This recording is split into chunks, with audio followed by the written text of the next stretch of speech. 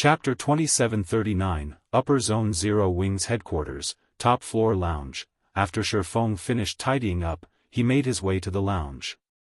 Upon entering the room, he noticed two girls sitting by the window and enjoying the scenery outside. Of the two girls, the elder one was Muxin, whom Feng had met quite a few times now. Muxin wore a purple cyan one-piece dress. Like the summer sun, she exuded an indescribable warmth. Her aura in the real world was quite unlike the solemn aura she had in God's domain. The younger girl, sitting beside Muxin, wore a white sweatshirt and a pair of jeans. Although the younger girl gave off a sense of purity and sassiness, her petite figure only made her look like a little girl pretending to be an adult. This younger girl was someone else Feng had met in God's domain before. She was Kurue, Muxin's younger sister. Feng, you finally decided to show up. Do you know how long you made us wait here? Kurue said, her face full of resentment as she looked at Feng. Don't listen to her. We didn't wait very long, Muxin said, shaking her head. My sister and I can also take advantage of this time to relax and appreciate the city scenery in the outside world. And from what I've seen thus far, I have to say that this is quite an enjoyable feeling. Muxin's words confused Feng a little. Appreciate the outside world's city scenery? Oh, right. I haven't told you about it yet. Noticing the confusion on Feng's face, Muxin smiled faintly and said, my sister and I have always lived in the upper zone, and we very rarely come out from there. I see. Feng nodded. However, Muxin's answer only served to confuse him further. Miss Muxin, is there no urban landscape inside the upper zone? All upper zones were established in first-tier megacities. Logically, urban landscapes should be very common in such cities. In fact, the scenery these megacities offered should be much more spectacular than what was visible from Zero Wing's headquarters. You'll understand once you visit the upper zone, Muxin said, a friendly smile appearing on her face. The upper zone is different from other places. Although Uncle Hong has given you the reserve slots, you still need to register with the upper zone first before you can enter. However, you're probably unfamiliar with the upper zone, so Uncle Hong sent me to escort you so that you can avoid any unnecessary troubles. That's right. If you don't have the guidance of veterans like us, you'll face a lot of trouble once you enter the upper zone, Kurue said delightedly. You might even get kicked out of the upper zone because of a single mistake. Muxin did not refute Kurue's words. Looking at Muxin, Feng said, I'll have to trouble you, then. It's no trouble. Muxin shook her head. She then continued softly, it is only thanks to you that Frost Heaven has managed to become a reserve guild. After saying so, Muxin picked up the black briefcase beside her seat. There are 50 bottles of S-rank nutrient fluid here. You should store them well, Muxin said after opening the briefcase. She then warned, however, while the S-rank nutrient fluid is indeed an excellent product, it's best to avoid overusing it, as it is still incomplete. It isn't a finished product?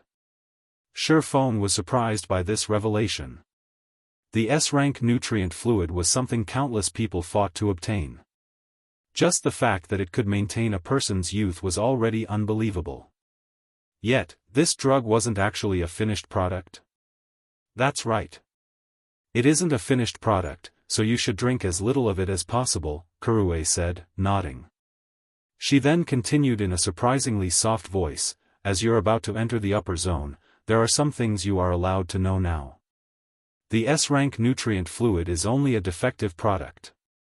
However, as it indeed has amazing effects on the human body, the Green God Company sells it in small quantities. Nonetheless, in the upper zones, drinking it isn't recommended. Muxin nodded in support of Kurue's words.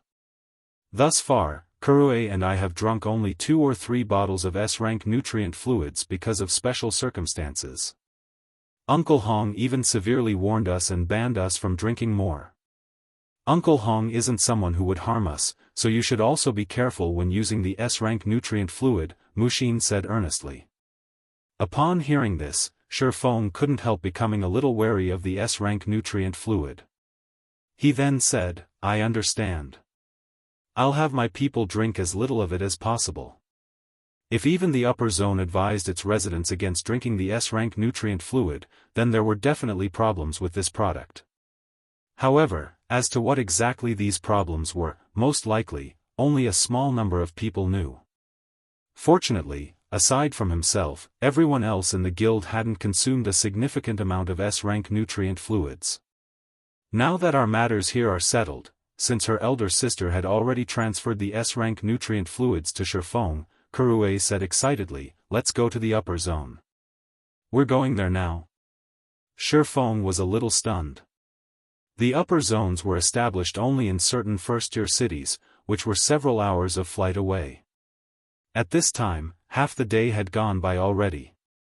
Of course. We have a supersonic jet ready, Kurue said nonchalantly.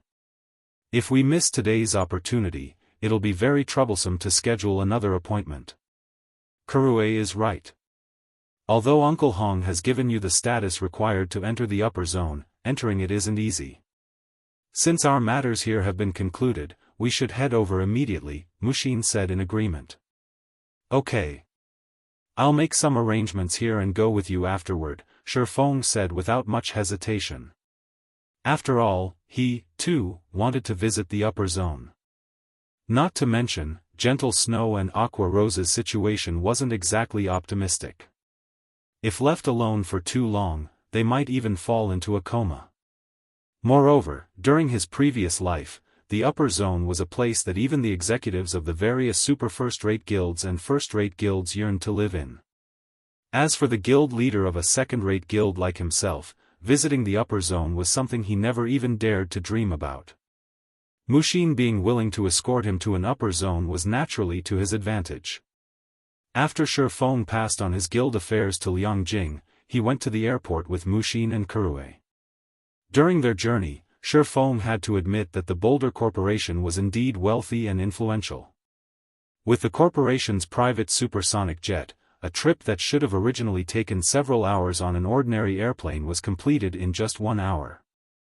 At the end of the flight, the trio found themselves in Yuantian City, one of only 3 first-tier megacities within the country to house an upper zone. While crossing the city districts on a high-class maglev train, Feng couldn't help lamenting ruefully. As a megacity with a population of more than 100 million, Yuantian City far outstripped other cities in terms of prosperity. It was also one of the cities Feng had always wished to develop Zero Wing in, as it had many important resources rarely found in the outside world. In fact, almost all super first-rate guilds and super guilds operating in the virtual gaming industry had their headquarters in cities hosting an upper zone. This was because the upper zones would occasionally release some of its resources to the outside world. The various corporations based in the megacities hosting the upper zones would quickly divide these resources among themselves, and very rarely would any of these resources leave the city limits. It wasn't an exaggeration to say that only corporations that had set roots in an upper zone city could be considered a truly top-tier corporation. The road before Zero Wing was still very long.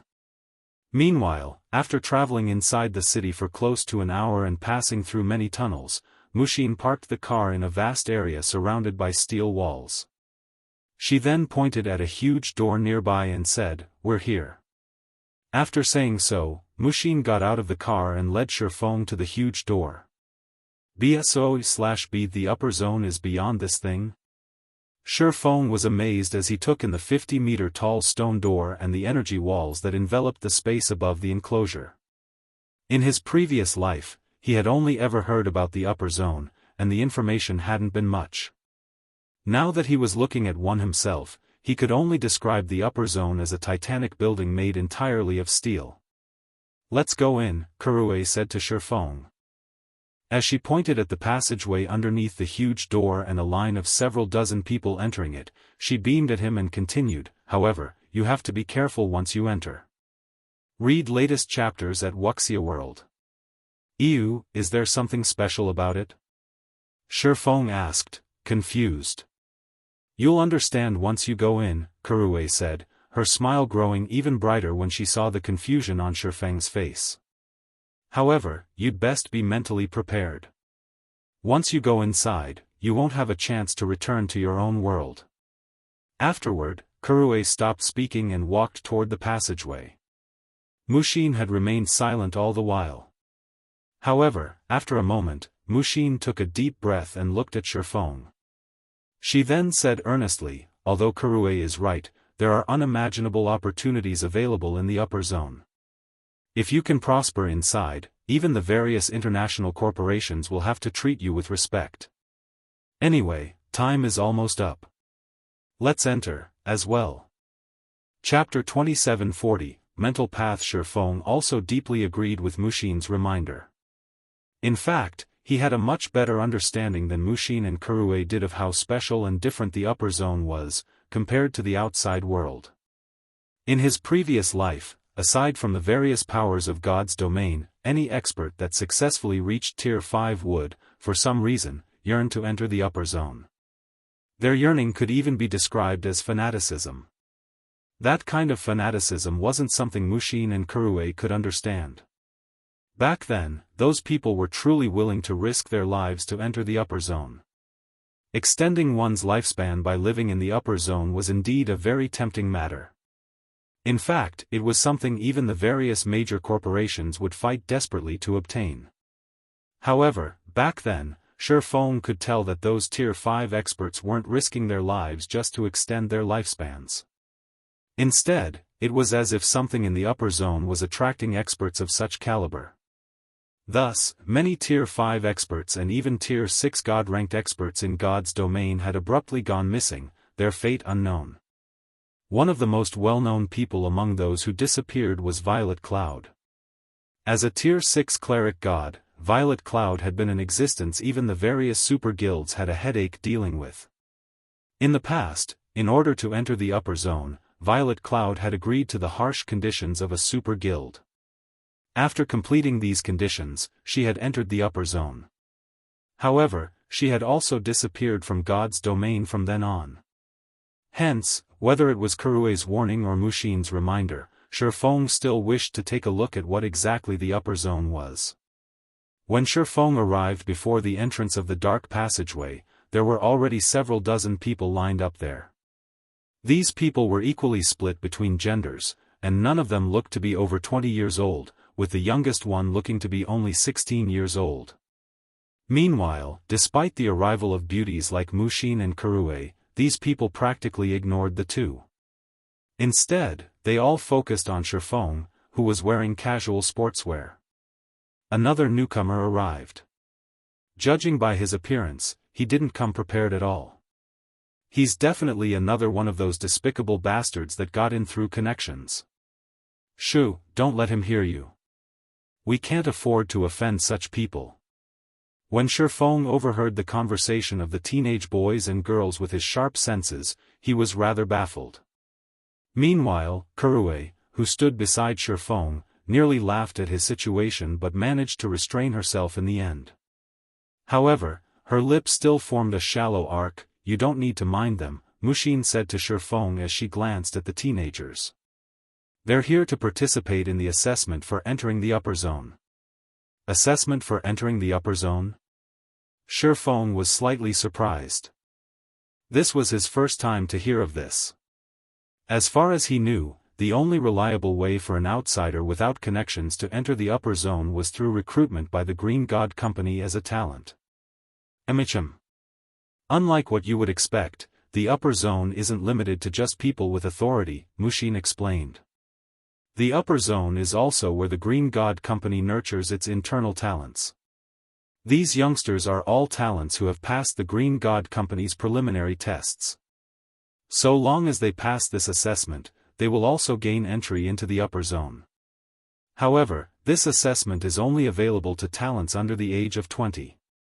Talents past this age can only work outside. As for the assessment's content, it is simply to get through this passageway and enter the upper zone. Pass through this passageway? Feng asked in confusion as he pointed at the dark tunnel ahead. That's right. This passage is nicknamed the Mental Path, and it tests and tempers a person's mental strength. The mental path is normally closed, so it doesn't have any significant effect on people. However, when the mental path is activated, only 3 to 5 people get through it every year. Very few among those who participate in the Green God Company's test actually pass it, Mushin said, nodding. However, so long as one passes the test, not only will they receive priority training from the Green God Company, but they will also receive a significant reward. Kurue nodded in agreement with Mushin's words. She then said pridefully to Feng, I passed this mental path last year. Big Sis is even more of a genius, and she passed it at the age of 15. She caused quite a sensation in Yuantian City's upper zone back then. While Mushin was giving Feng an explanation, a young man walked out of the passageway. This man wore a tight-fitting t-shirt that thoroughly revealed his skeletal structure and muscles. His physique was elegant and full of power, like a cheetah's. However, despite his apparent youth, his aura suggested that he had experienced the vicissitudes of life. It was evident he wasn't as young as he looked. Upon noticing this man's arrival, the teenagers, Mushin, and Kurue promptly tensed up. Huh? Another newcomer? The young man was slightly surprised when his gaze fell on Feng. Supervisor Luo, you misunderstand. He is here to register. He's not an examinee, Mushin explained. Oh, so Hong Xinyuan gave his reserve slot to him? Suddenly, a trace of disgust flashed in the young man's eyes as he took a second glance at Feng. What a lucky kid. However, the Green God Company is conducting an assessment today. If you want to enter, you'll have to go with these youngsters.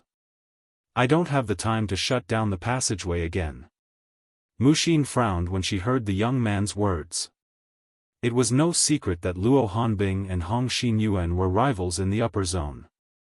However, she never thought that Luo Hanbing would use this opportunity to publicly retaliate against Hong Xinyuan. One needed to make an appointment to register with the upper zone. Normally, waiting several months for an appointment wouldn't be strange. This time, it was only thanks to Hong Xinyuan's connections that Feng could get registered so soon. However, if he didn't register today, he would have to wait for several months for another opportunity to do so. Meanwhile, those unregistered with the upper zone wouldn't be able to live there. Supervisor Luo, he is someone with a reserve slot. He has the right to freely enter the upper zone. Mushin said in a low tone to express her dissatisfaction. I never said I was stopping him from entering, Luo Hanbing sneered. He can enter whenever he wants. If he can't enter now, he can just enter tomorrow. As soon as Luo Hanbing finished speaking, the teenage examinees nearby nodded in agreement. That's right. The passageway is always open. Since he already has identification in the upper zone, can't he enter whenever he wants? Supervisor Luo is right. If he can't enter now, he can just enter tomorrow. Why must he compete with newcomers like us? The teenage newcomers instinctively despised people who entered the upper zone through connections. After all, they had gone through great difficulties to reach this point. They even had to walk through the activated mental path to secure identification in the upper zone. In comparison, Feng could obtain identification without having to do anything. He made their efforts look like a joke. Kurue also couldn't help glaring at the supervisor surnamed Luo. She then whispered to Mushin, saying, Big Sis, why don't we come back at another date? That bastard clearly won't let us in today. As one of the upper zone supervisors, Luo Hanbing wielded greater authority in the upper zone than Hong Xinyuan. Even if they reported this matter to their uncle, they wouldn't be able to do anything about this situation. After all, Luo Hanbing's actions were not completely unreasonable. Alright, if you don't want to enter, don't get in the way, Luo Hanbing said impatiently. The newcomer assessment this time is very important. If it gets delayed, even Hong Xinyuan won't be able to bear the consequences. However, just as Mushin wanted to say something, a voice suddenly entered everyone's ears. Supervisor Luo, so we can enter right away? The owner of this voice was none other than Feng, who had remained silent all this time. Feng? Mushin stared at Feng in stupefaction. She never thought Feng would actually consider challenging the mental path. Let alone Mushin, even Luo Hanbing and the others were surprised. "Kid, it seems you're quite bold," Luo Hanbing said as he looked at Feng. Chuckling, he continued, "Go on in, then. However, let me give you a warning. You're not an examinee, so even if you lose consciousness inside, nobody will come to rescue you. If you stay inside for too long, it wouldn't be strange if you end up hospitalized for a few months. Don't mess around, Feng. The mental path has a limit. It's several times more difficult for those over the age of 20. This is why the Green God Company has set the assessment's age limit at below 20 years old, Mushin said hurriedly. Not many people knew this, but the Green God Company had previously allowed people over 20 years old but under 25 years old to participate in the assessment as well. However, not a single person from this age group had managed to pass the assessment. As a result, the company limited the assessment to only people under the age of 20. Meanwhile, Luo Hanbing also knew this point, which was why he was certain they wouldn't be able to enter the upper zone today.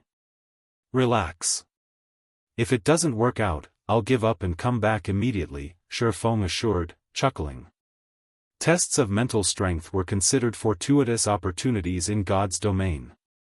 After all, the promotion quests for Tier 4 and above set an incredibly high requirement for players' mental strength.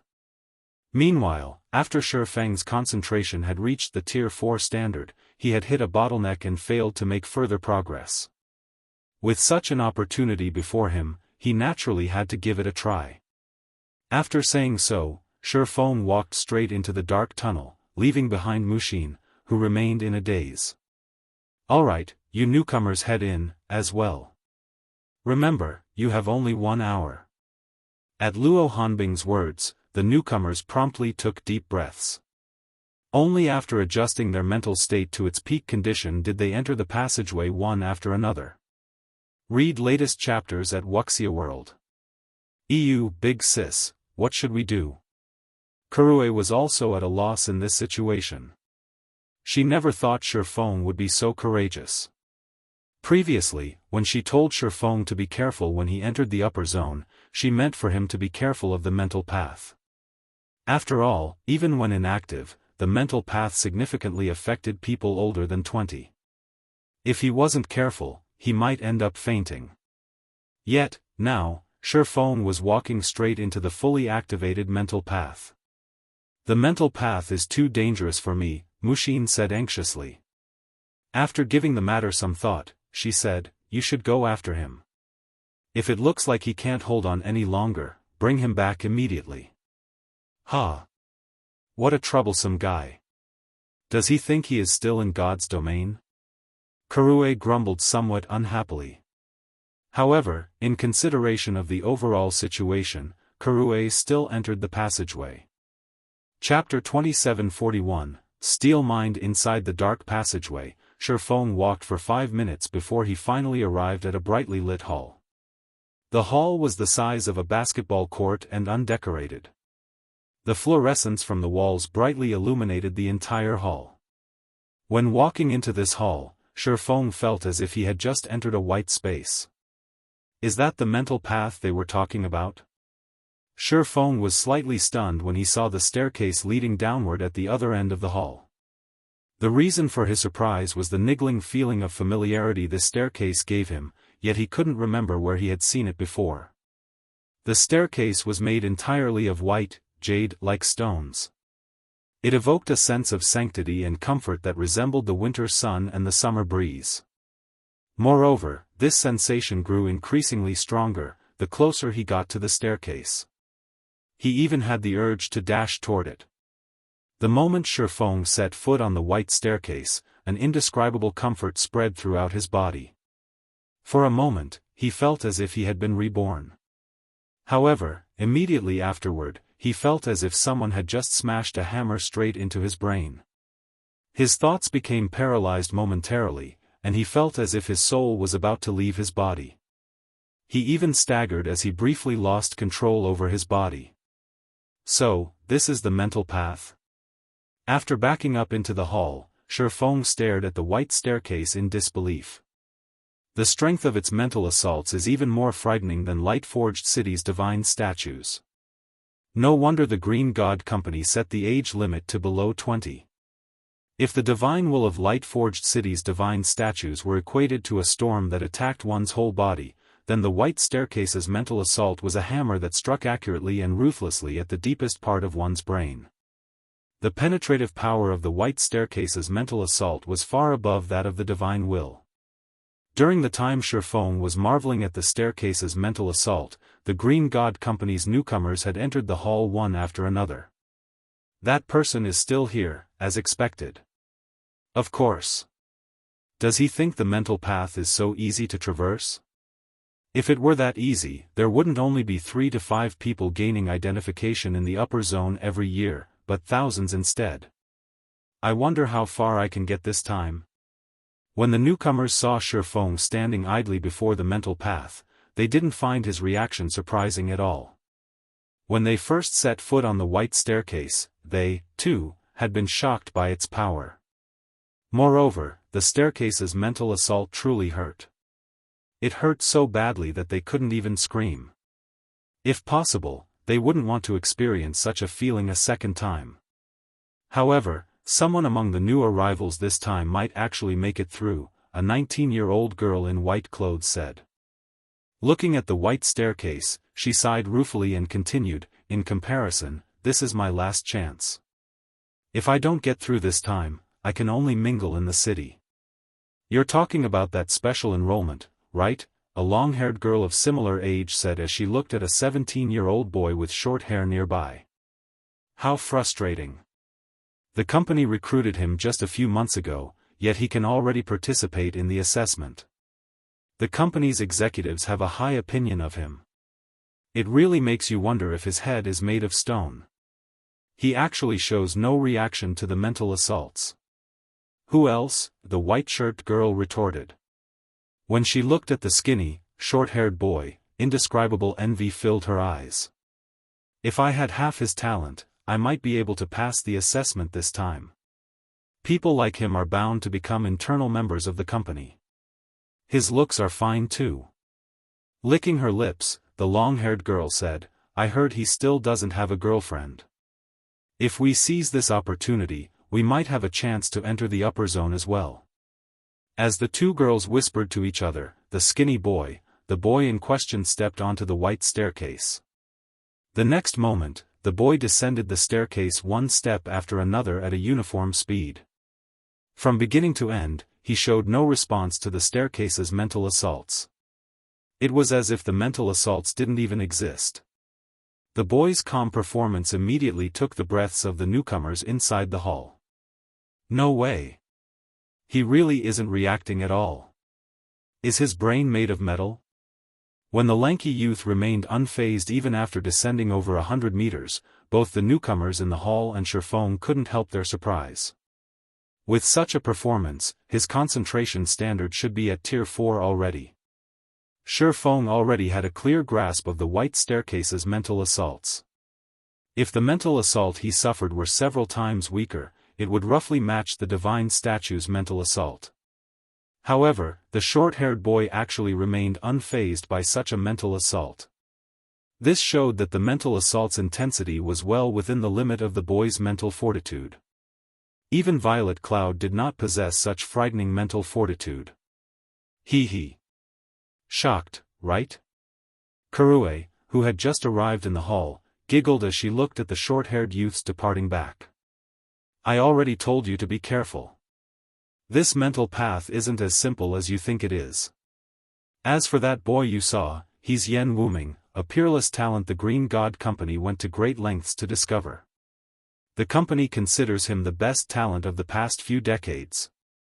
Even my elder sister is far behind him. Yen Wuming? Feng suddenly recalled something. He is that Yen Wuming? That's right. He's Yen Wuming. What's the matter? Kurue was confused as she looked at Feng's surprised expression. I see. So that's why his concentration standard is so high. Feng chuckled. Everyone in God's domain had known Yan Wuming's nickname in the past. Invincible Swallow. He was a master among magical classes, and he could cast spells as easily as speaking. He was an overlord of magic, and he had fought countless PvP battles without suffering defeat during his career in God's domain.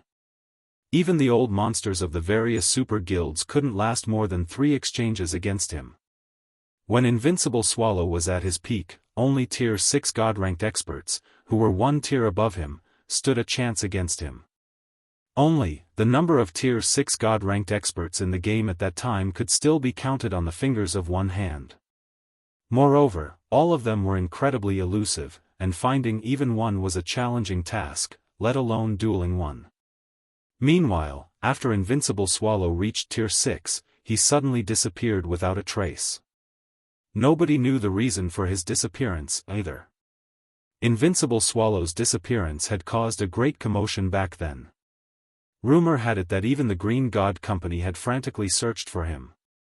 However, he remained missing. This is interesting. Feng never thought that he would actually meet the legendary Invincible Swallow here today. You're not thinking of challenging the mental path, are you? Kurue was stunned when she saw Feng's mood suddenly brightening. She had a strong suspicion that the mental path had driven Feng crazy. Challenge? Feng shook his head. I don't plan on challenging it. I just plan to take a look inside the upper zone. Is there a difference? Kurue was a little puzzled. If Feng didn't cross the mental path today, he shouldn't even think of entering the upper zone. Of course, there is. Taking a deep breath, Feng said, it means I don't intend to bear the mental assaults anymore. Kurue grew even more confused.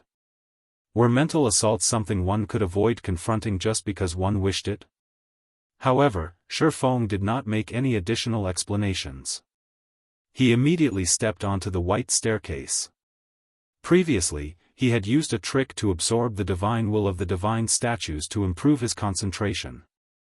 This time, he also planned to use a similar trick. Only, the white staircase's mental assault had also given him some new ideas. And that was how to enhance his mental control. Since the white staircase's mental assaults possessed great penetrative power, he would gather all his focus into a single point instead of elevating his control over his whole body. He would turn his mind into steel and defend only the deepest part of his brain. The next moment, Feng took his first step on the white staircase and paused. However, unlike before, his expression did not change at all.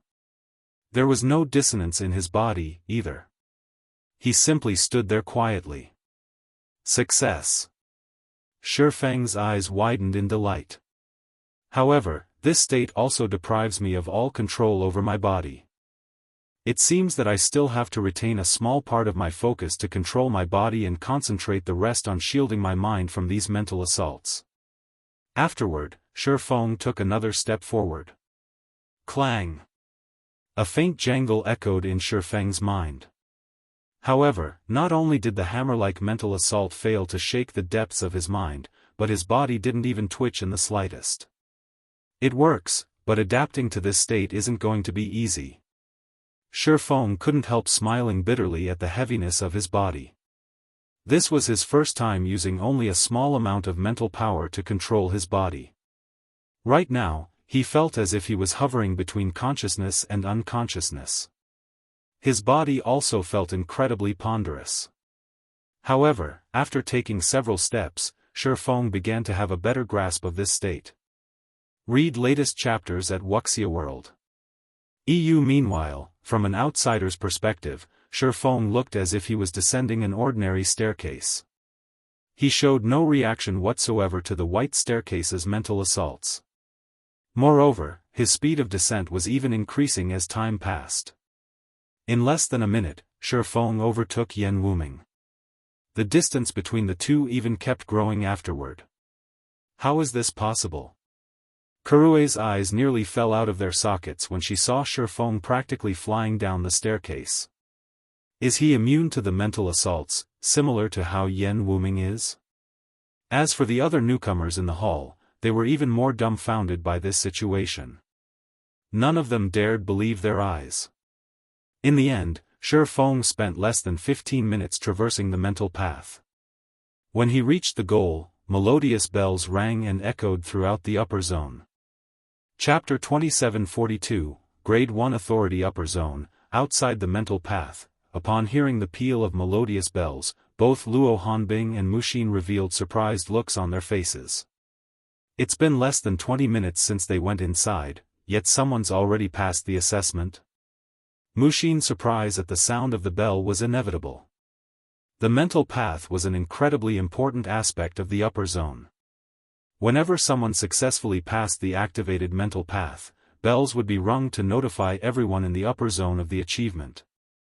The mental path's bell's peal proved that someone had cleared it already. However, the speed at which they cleared it was simply unbelievable.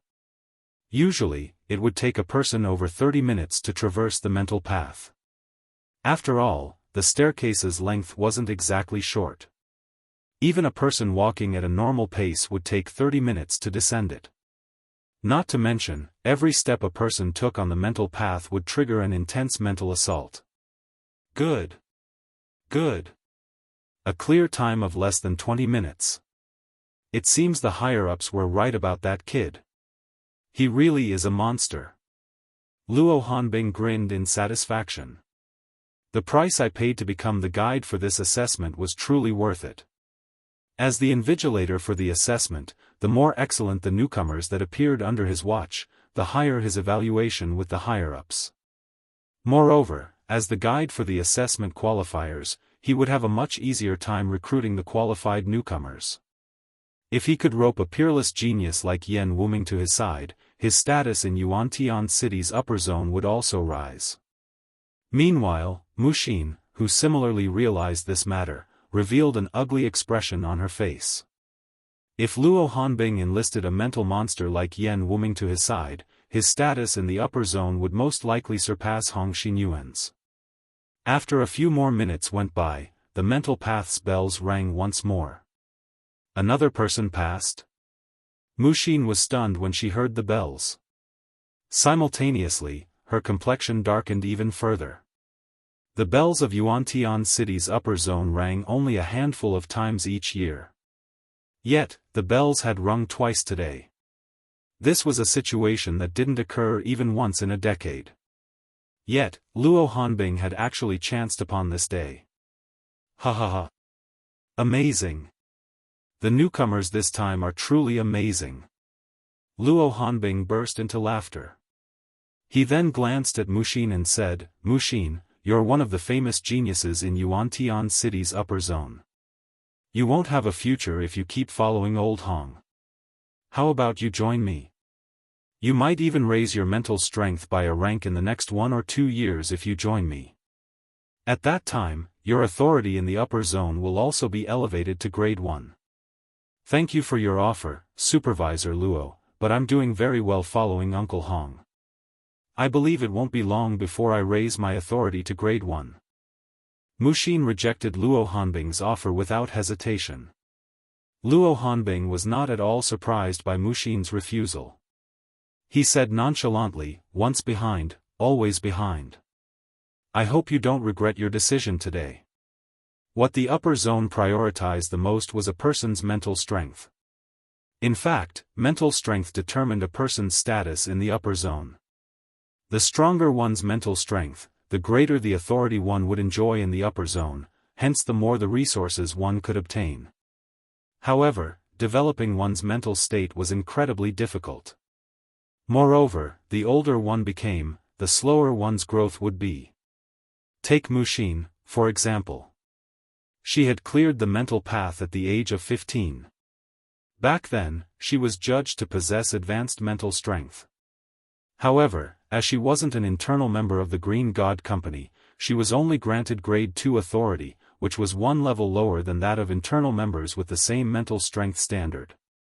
Back then, the other individuals unaffiliated with the Green God Company who had passed the mental path had been granted only Grade 3 authority.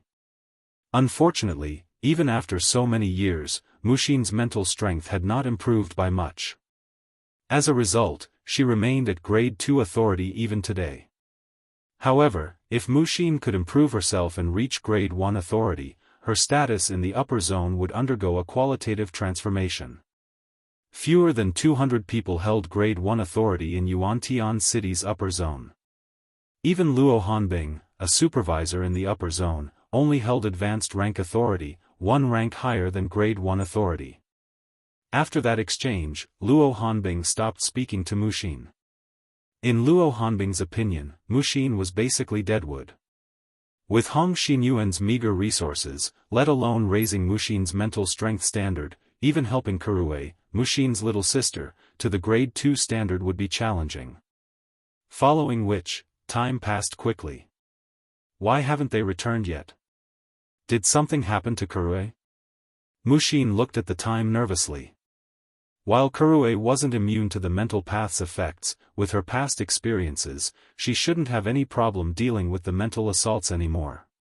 The pain inflicted by the mental assaults should be well within her range of tolerance. It's been almost an hour now, yet they still haven't come out. They must have met with an accident, Luo Hanbing said as he glanced at his watch.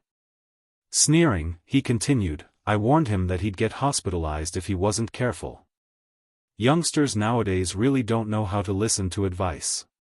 It's a pity, but they'll have to stay in there for a few hours.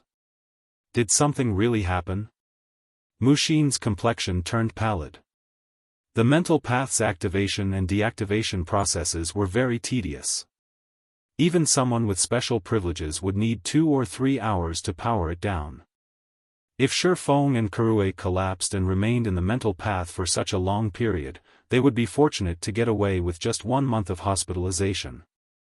If their condition was serious, they might end up with their future progress cut short. Just when a wave of panic overwhelmed Mushin, the quantum watch on her wrist suddenly rang, notifying her of a call. Meanwhile, the caller was none other than Kurue. Kurue, what's the situation on your side? Mushin couldn't help getting angry when she saw Kurue's face on the screen. Why haven't you come out yet? Sis. That's not important anymore. A major event happened on the mental path. Kurue said excitedly. A major event? What is it? Are you talking about the two that passed the mental path? Mushin couldn't help feeling frustrated at Kurue's words. She couldn't believe her little sister was in the mood to care about incidental matters in this situation. Yes, Feng actually passed the mental path.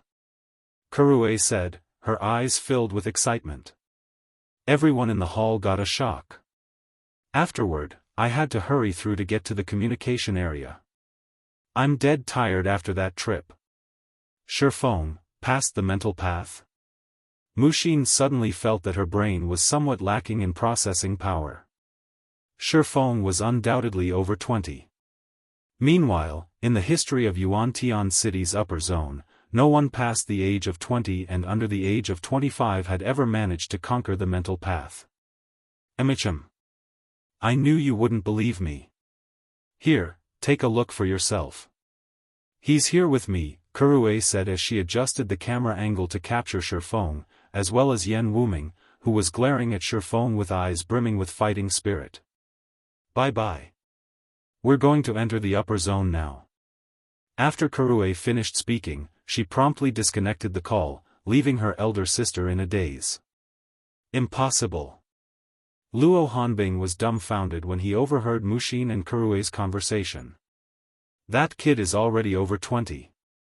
How can he possibly get through the mental path? No sooner had Luo Hanbing thought this than a notice popped up on his quantum watch. The next moment, his quantum watch projected a holographic table containing the data of the mental path's qualifiers this time. First, Feng clear time, 13 minutes 41 seconds age, under 25 years old affiliation, non-member mental strength appraisal, special grade upper zone authority, grade 1 second, Yen Wuming clear time, 18 minutes 33 seconds age, under 20 years old affiliation, internal member mental strength appraisal, advanced grade upper zone authority, grade 1 special grade. Muxin was dumbfounded when she saw the tabulated data. Although Feng's performance in God's domain was indeed astonishing, she never imagined his mental strength would be equally astonishing special grade. This was a mental strength she was striving to attain. However, no matter how much effort she put in, she remained far from reaching this standard. At some point, she had even begun losing hope of further progress. Damn it! How could this be? Luo Hanbing's face turned ashen when he saw the results.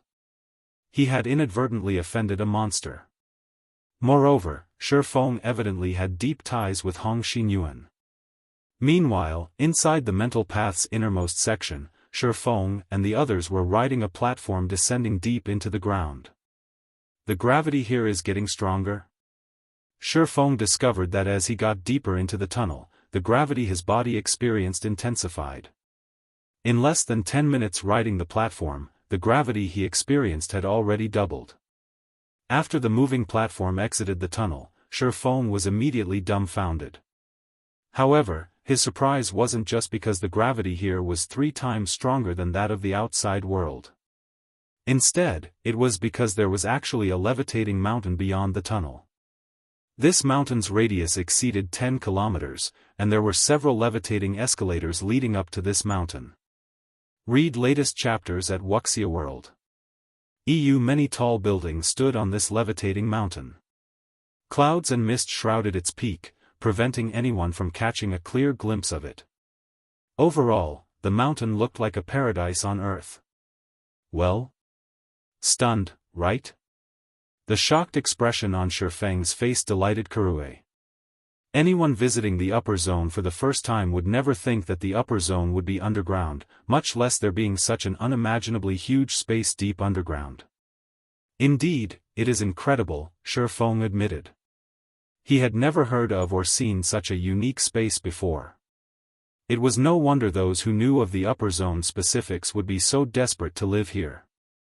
Just breathing the air here gave him a refreshing feeling. If he could reside here long-term, achieving longevity indeed wouldn't be a dream. When Kurue saw that the moving platform had stopped at the foot of the mountain, she promptly opened the platform's gate and stepped off the platform. However, when she saw that Feng remained standing idly on the platform, she urged him excitedly, "Quick! You have grade 1 authority now. Let's go to the registration office and take a look. There might be some good rewards waiting for you." Chapter 2743, Astonishing Upper Zone. Feng was curious about the upper zone. Hence, he did not hesitate to respond to Kurue's urging. However, just as he was about to step off the platform, a voice came from behind him. "Wait a minute." The owner of this voice was none other than the short-haired youth, Yen Wuming. "What do you want?" Feng asked, puzzled. Feng was relatively curious about Yen Wuming's existence, as well. In the past, Yen Wuming had been a high and mighty existence in God's domain, like a god of war that overlooked all life. Yet, now, he was only a young boy, a boy whose eyes blazed with intense fighting spirit as he looked at Feng. "What's your name?" Yen Wuming asked. Feng responded curtly. "Feng? I'll remember that." Yen Wuming silently repeated Feng's name in his mind several times. He then looked at Feng and said earnestly, "Although I lost to you in the mental strength competition today, I will quickly reach the special grade standard. I will challenge you again at that time."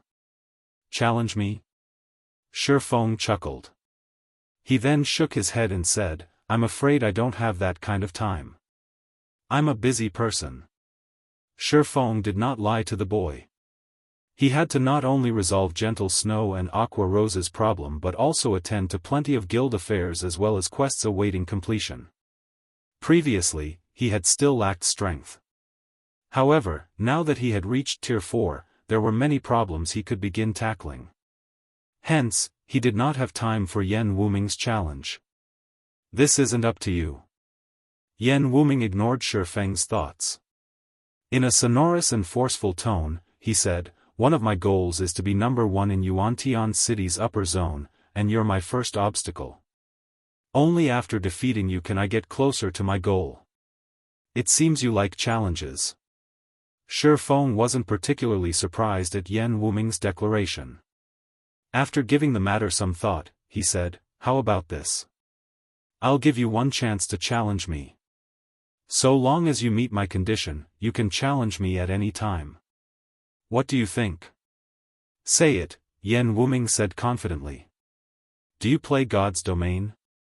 Feng asked. "I've been playing it for some time now." Looking at Feng strangely, Yan Wuming asked, "Are you telling me to defeat you in God's Domain?" Kurue, who stood nearby, heard Yan Wuming's words and couldn't help snickering. "You must be confident in yourself, huh? Do you even know who he is? You want to defeat him in God's Domain?" Kurue scoffed at Yan Wuming. "No matter who he is, I will win." Yan Wuming did not waver in the slightest. Although he started having some doubts about Feng's identity, these were all trivial matters. What was most important to him was defeating Feng. "No, you misunderstand." Feng chuckled. "I'm not requiring you to defeat me in God's Domain. You just need to beat a friend of mine." "Sure." Yan Wuming nodded. "Tell me their name. Once I reach Tier 3, I'll beat that friend of yours in no time. Then, I'll come to challenge you. Her name in God's Domain is Violet Cloud." Feng inwardly breathed out a sigh of relief when he heard Yan Wuming agree to his suggestion. "You can head to Silverwing City to look for her. So long as you defeat her, I'll accept your challenge." Since a talent like Yan Wuming had come knocking on his door, Feng naturally wouldn't let this opportunity slip by. If he could rope Invincible Swallow into 0 wing, it would be akin to adding wings to a tiger. The overall strength of the guild's top combatants would soar. "No problem. I'll seek her out afterward." Yan Wuming responded without hesitation, his expression still as confident as before. However, after hearing Feng's suggestion, Kurue looked at Yan Wuming with slightly different eyes. Now, there was a hint of pity in her gaze. "I hope you don't despair too much when you meet with Violet Cloud," Kurue silently prayed for Yan Wuming. Kurue had witnessed Violet Cloud in action. Even the old monsters of super guilds couldn't outmatch her. In fact, even mythology's divine spear demon only managed to fight her to a draw. At this time, there were most likely only a handful of people capable of defeating Violet Cloud. "Let's go." Feng couldn't help shaking his head and chuckling when he noticed Kurue secretly praying for Yan Wuming. He then walked toward the distant street. When Feng said he would get himself registered now, Kurue's face immediately shone with excitement. She then dragged Feng toward the tallest building, situated at the foot of the mountain. Yan Wuming remained by the platform, waiting for someone to guide him. As Feng walked along the streets on the levitating mountain, he could feel his mind and body being enriched. He also started adapting to the tripled gravity here. So, this is the real upper zone? Feng couldn't help his shock. Ordinary people would have difficulty even moving their bodies under tripled gravity. Feng could shrug off the effects of the higher gravity due to his astonishing physical fitness. Even so, he still felt very uncomfortable in such an environment. However, after stepping onto the mountain, the discomfort disappeared. It was as if there was a special energy source constantly enriching his weakened body. Meanwhile, this steady cycle of exhaustion and replenishment also served to strengthen his physique continually. His arduous physical training regimen in the outside world was basically a joke in the upper zone. If all upper zone residents experienced such strengthening effects, so long as they did not suffer any injuries, they shouldn't have any problems living up to 120 years old. Do you now understand how different the upper zone is from the world you know? Kurue asked, smiling. Everyone living here is growing physically stronger by the moment. Even without intensive training, the physical fitness of people living here can quickly rival that of Honglian masters. According to the rumors floating about in the outside world, the lifespan of people living in the upper zone has reached 150 years. In reality, that is only the lifespan of those living in the upper zone's base layer.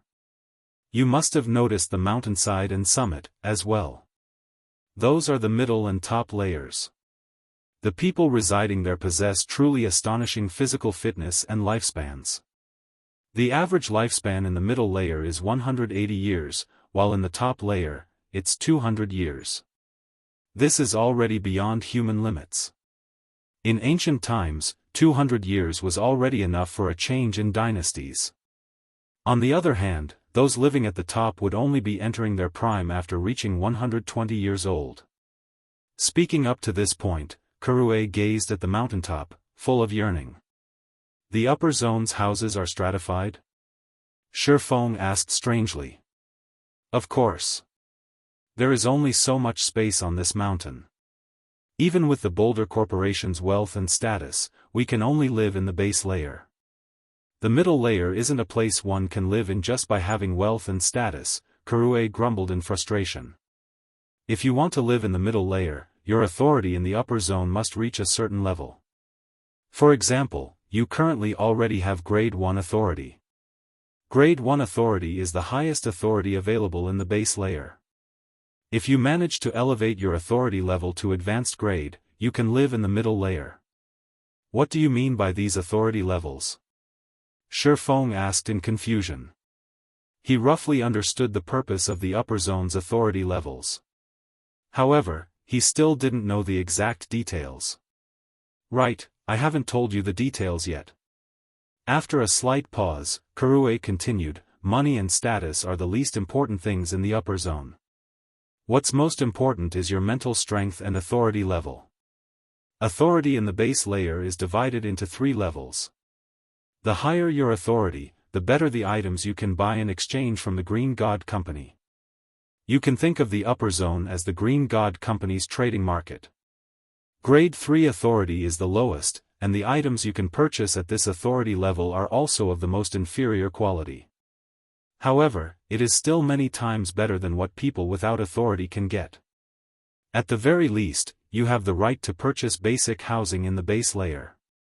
You won't need to pay astronomical prices to rent a house. After reaching Grade 2 authority, you can purchase items that normally are not available in the outside world, for example, the life potion that only appears during the Green God Company's auctions. At Grade 2 authority, you can also purchase villas in the base layer and have an independent private space. At Grade 1 authority, things start to get amazing.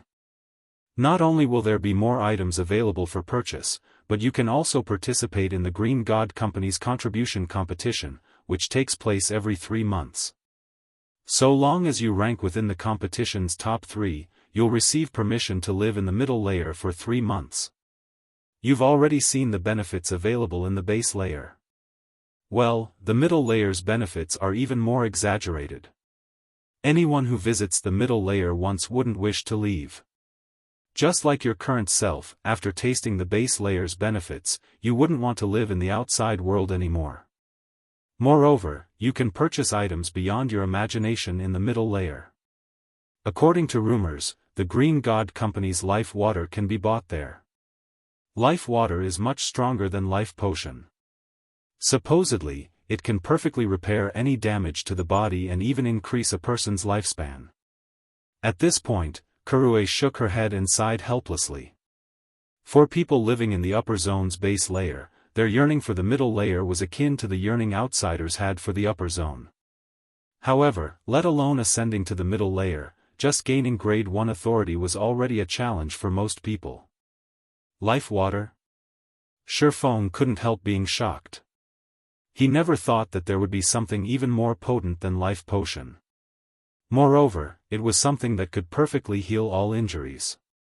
If that's true, healing Gentle Snow's and Aqua Rose's mental injuries shouldn't be a problem. How do I participate in this contribution competition? Feng asked Kurue. Initially, he only guessed that the upper zone would have a way to heal Gentle Snow and Aqua Rose. He hadn't been confident before. Now that he knew there was a way to do so, what he needed to do next was simple. You want to take part in it? Kurue was stunned by Feng's question. Do you know what kind of people participate in that competition? What? Feng asked curiously. Almost every one of them is the heir of a major corporation. Moreover, they are the best among their generation, Kurue said slowly. You can't even begin to imagine the resources they have at their command. Currently, you don't even have the 1 million trade points required to purchase an ordinary house in the base layer, let alone obtaining the Green God Company's contribution points. At Grade 1 authority, you can exchange up to 1,000 trade points per day for 10,000 credits per point. You can also find work in the upper zone or complete tasks to earn trade points and minimal contribution points. Do you know how difficult it is to earn the Green God Company's contribution points? That's not something that can be bought with money. You have to trade rare resources or help the Green God Company discover exceptional talents to obtain these points. It's impossible for you. Feng had a headache when he heard Kurue's explanation. He never thought that the competition's difficulty would be so high. For the current Zero Wing, securing rare resources in the real world was simply a dream. As for helping the Green God Company discover talents, that was most likely even more difficult than securing rare resources. Wait, no. It's not absolutely impossible, Kurue said after something occurred to her. Recently, the Green God Company suddenly began purchasing God's Domain's 7 luminaries crystals in bulk. Moreover, they're offering lucrative exchange rates. 1 unit of 7 luminaries crystal can be exchanged for 1,000 trade points and 10 contribution points. However, for the current Zero Wing, ranking in the competition is still a pipe dream. The current competition has been going on for nearly a month already. The last place participant has accumulated 16,000 contribution points, while the first place participant has accumulated 110,000 points. Even if you sold Zero Wing now, you still wouldn't have enough 7 luminaries crystals to rank within the top 3. No wonder so many corporations suddenly decided to enter God's domain. So, they did it for the 7 luminaries crystals? Feng suddenly had an epiphany and inwardly celebrated this discovery. For the various major corporations, money wasn't a problem. However, money wasn't enough to enter the upper zone's middle layer. Various rare resources were necessary. Meanwhile, God's Domain's 7 luminaries crystals were undoubtedly easier to obtain than the various rare resources the Green God Company required. Read latest chapters at Wuxia World. EU. Upon seeing that Feng still hadn't given up, Kurue shook her head and pointed at the 100-story building nearby, then said, if you are intent on participating, you can register there. The staff at the registration area will tell you how exactly you can acquire contribution points. Feng nodded in response, a plan having formed in his mind already. If it were any other item, he would indeed have difficulty fulfilling the Green God Company's requirement. However, 7 luminaries crystal was a different story. While acquiring 7 luminaries crystals wouldn't be easy for him, he wasn't exactly without options. Afterward, Feng followed Kurue into the Green God Company's office building in the base layer. The Green God Company's building had very few people inside. Even after arriving in the second-floor registration area, Feng had come across only 2 other people. One of them was a 26-year-old beauty, while the other was Hong Xinyuan. From the humble way Hong Xinyuan was conversing with the woman, it was evident she held a higher position than Hong Xinyuan. Hong Xinyuan's eyes even carried a hint of respect as he looked at her. Kurue, you're finally here. Hong Xinyuan breathed out a sigh of relief when he saw Kurue and Feng enter the registration area. He then asked strangely, where's Mushin? Didn't she come with you? Chapter 2744, Half-Step Master, my sister? Kurue smiled at Hong Xinyuan's question, then answered joyfully, I'm afraid she won't be able to enter today. She'll have to wait until tomorrow to do so. She can't enter? Hong Xinyuan grew even more confused at Kurue's words. Why can't she enter? She has grade 2 authority. Who dares stop her? Normally, Anyone with formal identification in the upper zone could enter and leave the upper zone freely. Although some circumstances could result in residents being prohibited from entering or outright banned from the upper zone, once someone reached Grade 2 authority, even the base layer's supervisors wouldn't have the courage to stop them from entering the upper zone. No. Nobody stopped her. Kurue shook her head, then giggled and said, "It's just that the mental path is activated today." The mental path? Realization dawned upon Hong Xinyuan. However, he quickly noticed a problem. He then turned to Feng and asked, "How did you come in, then?" "He must have cleared the mental path, right?" the woman seated beside Hong Xinyuan said leisurely as she glanced at Feng. "He cleared the mental path? How is this possible?" Hong Xinyuan stared at Feng in disbelief. No matter how Hong Xinyuan looked at it, Feng was definitely past the age of 20. If Feng wanted to conquer the mental path, the young man's mental strength needed to be of a similar grade to his own, which was the special grade. However, in the Yuantian City Upper Zone's history, never had a youngster with such monstrous mental strength appeared before. That's right. Uncle Hong, Feng indeed cleared the mental path. You should have seen it for yourself. Everyone in the entrance hall was dumbfounded, Kurue said, nodding, with an excited expression on her face. When Kurue finished speaking, the seated woman stood up and approached Feng. "Hello, I am Xianxia, the general manager of the base layer," the woman introduced herself to Feng. "I didn't expect that the person old Hong mentioned would actually possess special grade mental strength." Xianxia's sudden actions gave Hong Xinyuan a fright. Despite being only 26 years old, Xianxia was the general manager of this upper zone's base layer. Her authority was among the top 3 in the base layer. Her identity and status were astonishing. Xianxia's taking the initiative to introduce herself to Feng was 10 times more shocking than Feng's achievement of having cleared the mental path. After a moment of surprise, Hong Xinyuan hurriedly stepped forward. "Feng, General Manager Xia is a busy person. Normally, even the base layer's supervisors have a difficult time meeting her. She deliberately made time today to personally help with registering your identity and authority," Hong Xinyuan explained. Xianxia wasn't an individual just anyone could meet. Now that Xianxia was taking the initiative to befriend Feng, Hong Xinyuan naturally had to get him to seize this opportunity. This way, the young man would face fewer troubles when residing in the upper zone. "Hello, General Manager Xia," Feng said, nodding. "I will have to trouble you today." Feng naturally understood what Hong Xinyuan meant in his explanation. At the same time, he felt grateful to Hong Xinyuan. "It's no trouble. Such matters originally fall within my purview as a general manager. Only, I am usually busy, and there are very few people who come to register.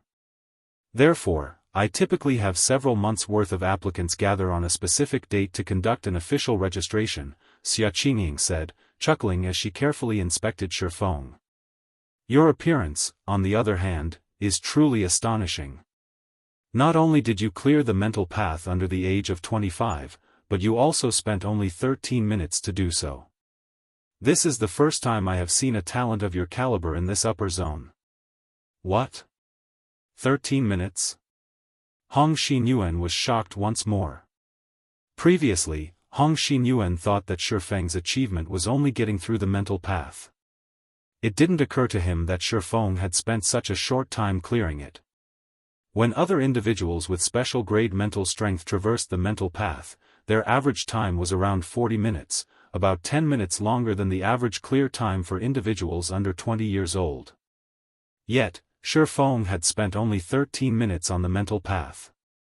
For a moment, Hong Xinyuan couldn't help wondering whether Xianxia was playing a joke on him. "That's right. This person here has broken the Yuantian City Upper Zone's mental path clear record for those under the age of 25. Xianxia nodded. She then looked at Feng and smiled. "If I don't hurry to register talents like yourself, I'm afraid those old fellows above will nag me to death." At Xia Qingying's words, realization also dawned upon Hong Xinyuan. With such frightening mental strength, Feng's standard was most likely close to that of mental strength masters. Mental strength masters. There was not a single mental strength master residing in the base layer of Yuantian City's upper zone. The middle layer only had several of such individuals. Moreover, every one of these individuals possessed identities and statuses that even the Boulder Corporation feared.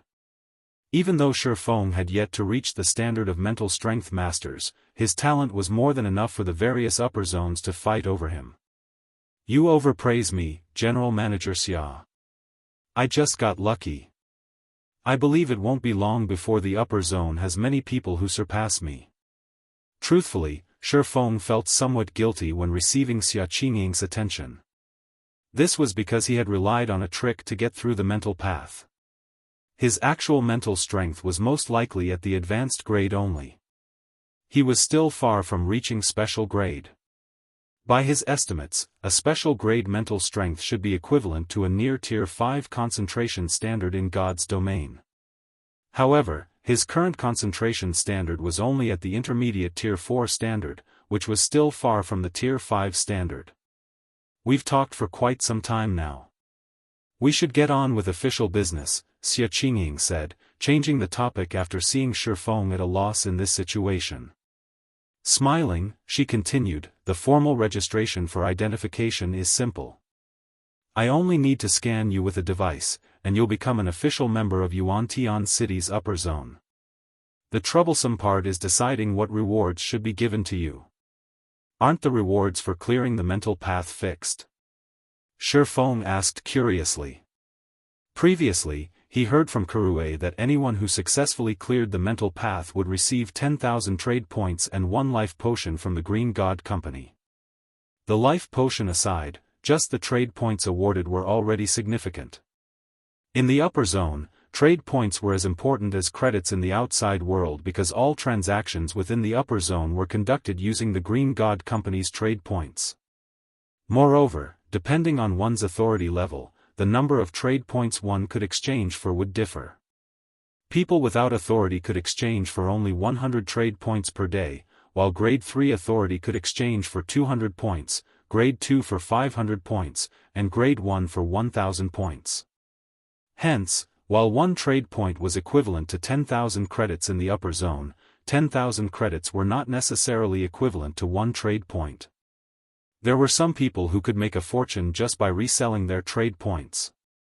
However, those who would actually do this were generally crazy, and the various corporations operating in the upper zone were more than happy to see such fools. After all, a standard meal prepared by the Green God Company already cost 30 trade points. People without authority could have only 3 standard meals per day. That was equivalent to 300,000 credits per meal. Just hearing about this made Feng think that the upper zone was really a different world from the world he lived in. Although his physique had improved significantly and he now required higher quality food to support his body, 300,000 credits could still buy him several months' worth of food. However, in the upper zone, he could only get 1 meal for such a sum. Meanwhile, this was only board.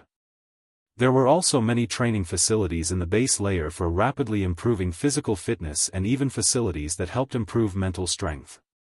All these facilities cost trade points to use. Basic training facilities cost 20 points per hour, while advanced training facilities cost 50 points per hour. It was no exaggeration to say that only people with Grade 2 authority or higher could satisfy their daily needs in the upper zone. Of course, so long as one had sufficient authority, one could also accept work from the Green God Company to earn some points and maintain their daily lifestyle in the upper zone. Take Feng, for example. With 0 wings fortune, he was basically a pauper who couldn't afford even ordinary housing. Hence, 10,000 trade points was a huge fortune to him. It's fixed, but that reward is only meant for those under the age of 20, Xia Qingying said, nodding. There is no fixed reward for people who clear the mental path above the age of 20 and under the age of 25. Not to mention, you managed to break the under 25's clear record. Can I ask for life water, then? Feng couldn't help asking. Life water? Xianxia smiled all of a sudden. Do you know that life water is incredibly precious even in the Green God Company?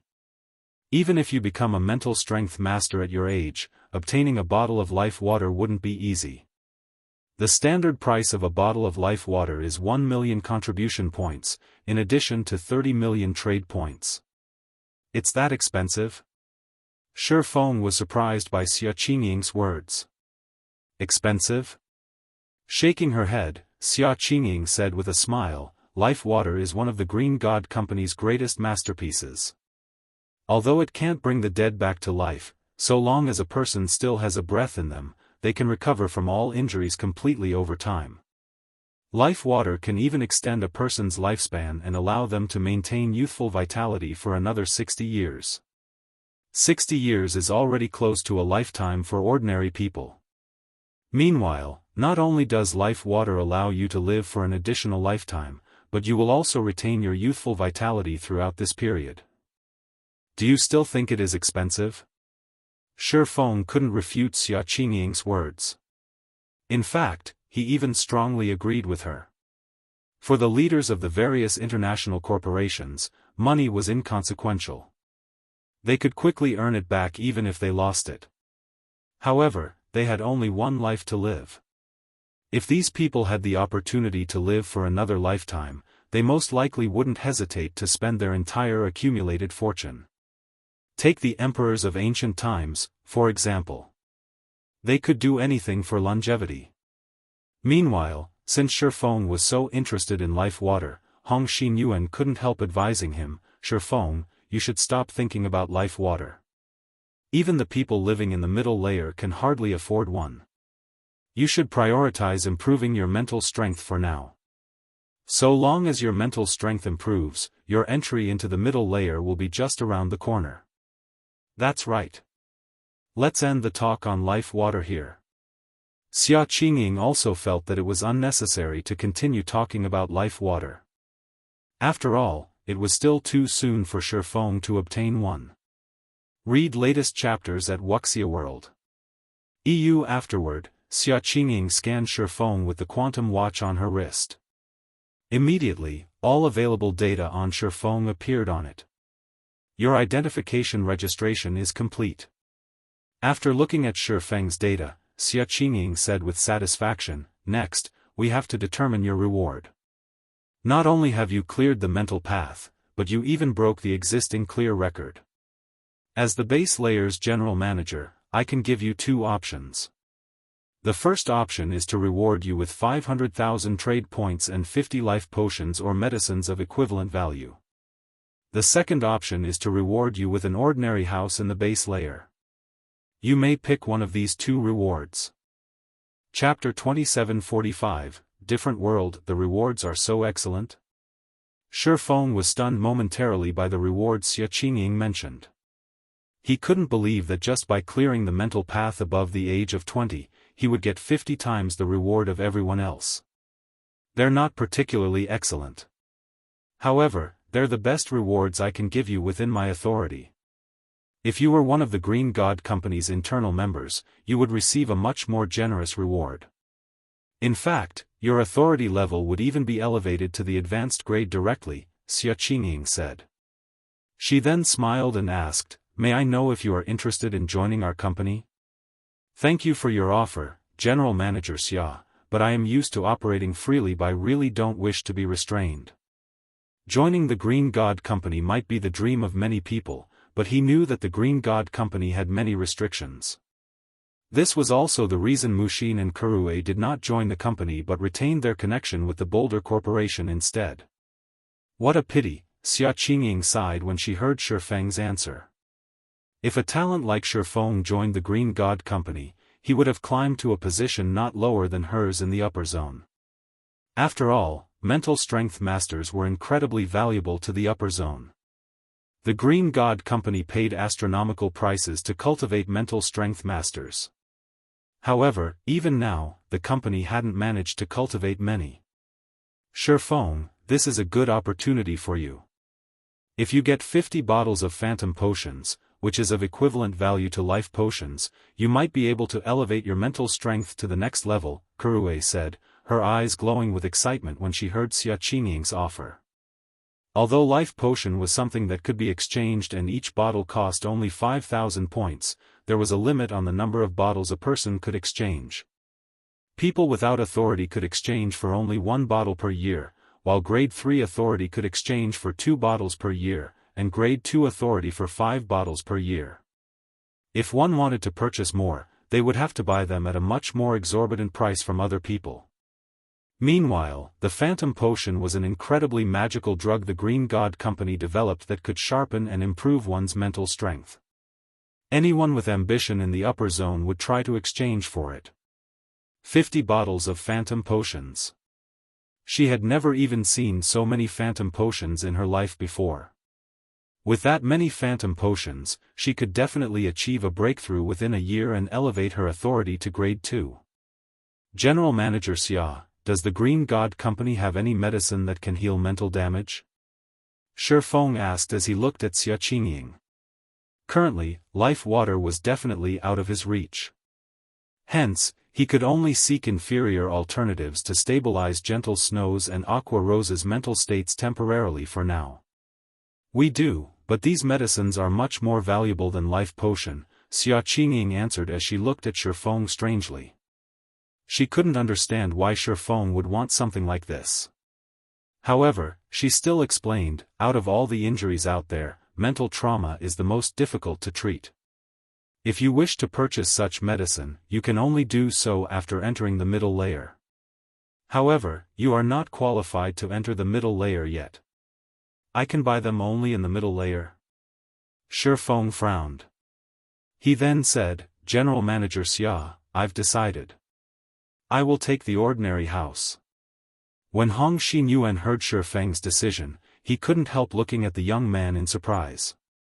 Hurriedly, he dissuaded Feng, you're crazy. It's not easy to get 50 bottles of Phantom Potion. Even with your Grade 1 authority, you'd need 5 years to redeem that many. The Green God Company has a completely different evaluation for those who reach advanced grade authority before and after the age of 25. Before the age of 25, humans would still be in their growth stage. Reaching the advanced grade authority before 25 meant they still had potential for growth. The Green God Company would prioritize nurturing such talents even if these talents were outsiders. An example of this would be how Xianxia was showing so much care for Feng right now.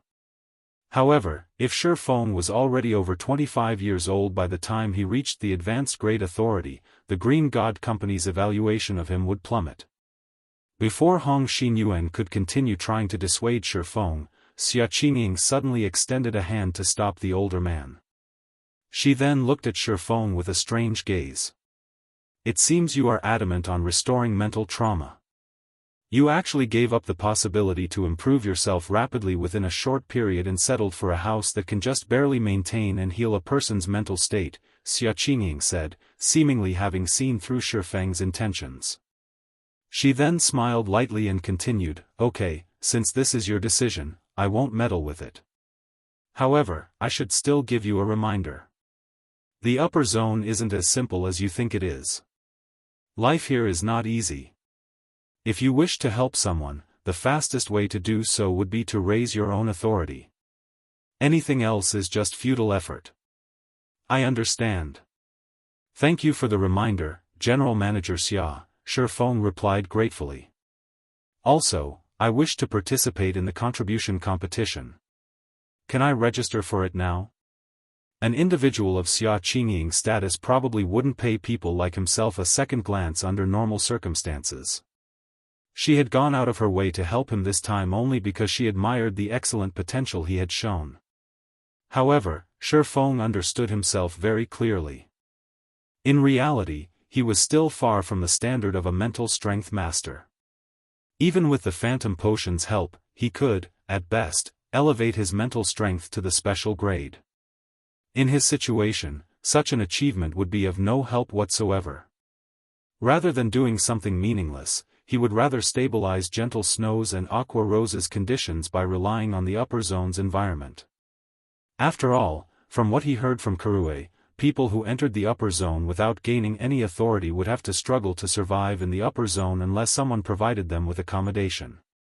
However, obtaining a residence in the upper zone was easier said than done.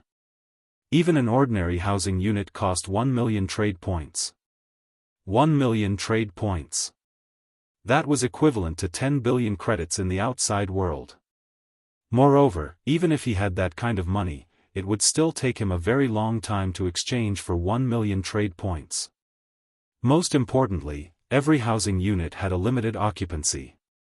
An ordinary housing unit could accommodate 5 people at most, whereas the independent villas could have up to 20. For the various major corporations, let alone 20 slots, even 100 slots wouldn't be enough. After all, who didn't have close friends? Who didn't have sons and daughters? Who wouldn't wish to live in the upper zone forever? Hence, he would be dreaming if he thought he could borrow other people's houses. It might be fine if he were alone, but if he wanted to help other people, he would need an ordinary housing unit of his own. The contribution competition? It seems you're more extraordinary than I thought. In that case, I have nothing more to say, Xianxia said, nodding. She then transferred a message from her quantum watch to Feng's and said, "This housing unit in the 6th Southern District will be yours from now on." Feng was overjoyed when he saw the information displayed on his quantum watch. Although it was called an ordinary house, its floor area was still more than 200 square meters, definitely enough for 5 people to live comfortably. "I have registered you for the contribution competition. However, I'm afraid the likelihood of you catching up with the other participants is low, especially if you are aiming for the top 3. Every one of the top 3 participants has more than 100,000 points already. I heard they have the backing of God's domain super guilds. It's impossible for you to catch up to them now," Xianxia said as she looked at Feng. "However, you can try competing for the top 20 positions. Our company plans to offer the top 20 winners the right to purchase 3 items from the middle layer. You can give it a try at that time." Feng was slightly surprised by Xianxia's words. Hurriedly, he thanked her. "Thank you, General Manager Xia." Afterward, Xianxia spoke a few words with Hong Xinyuan before departing the building. From her haste, it was evident she was truly busy. Meanwhile, Kurue was greatly angered and frustrated by Feng's decision. She never thought that Feng would give up on such an excellent opportunity to improve himself.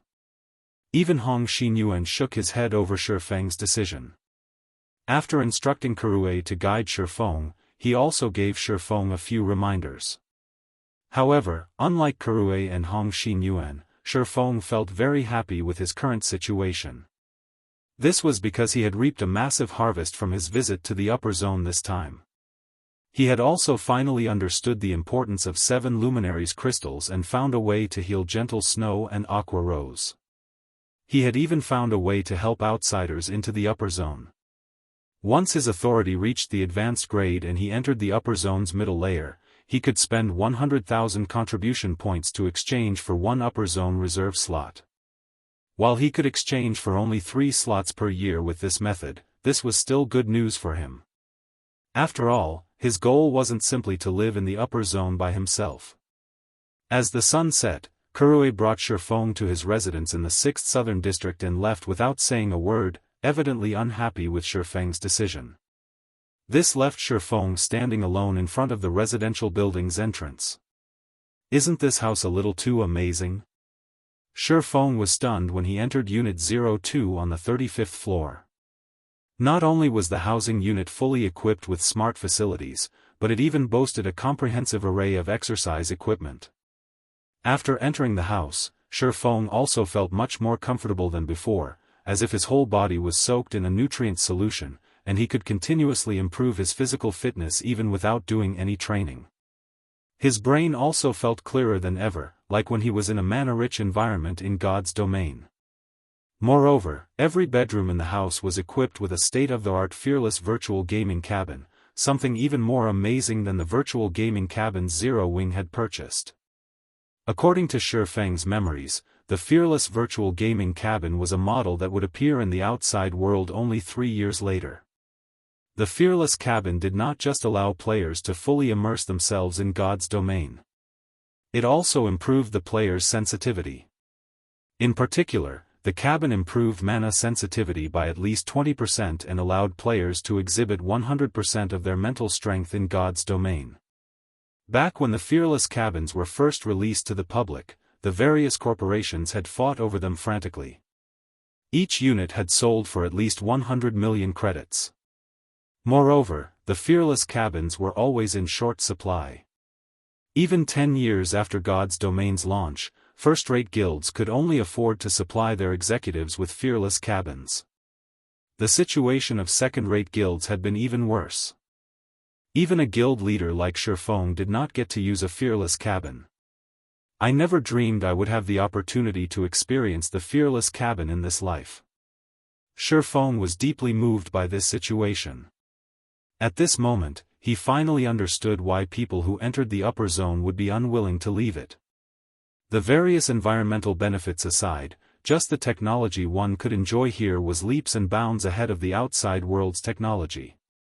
Read latest chapters at Wuxia World. A 20% increase to mana sensitivity. Even ordinary Tier 3 experts would experience a huge boost in combat power if they received such an improvement, what more peak experts and apex experts. The increase in mana sensitivity would also help players tackle their future promotions. After all, mana was the foundation of everything in God's domain.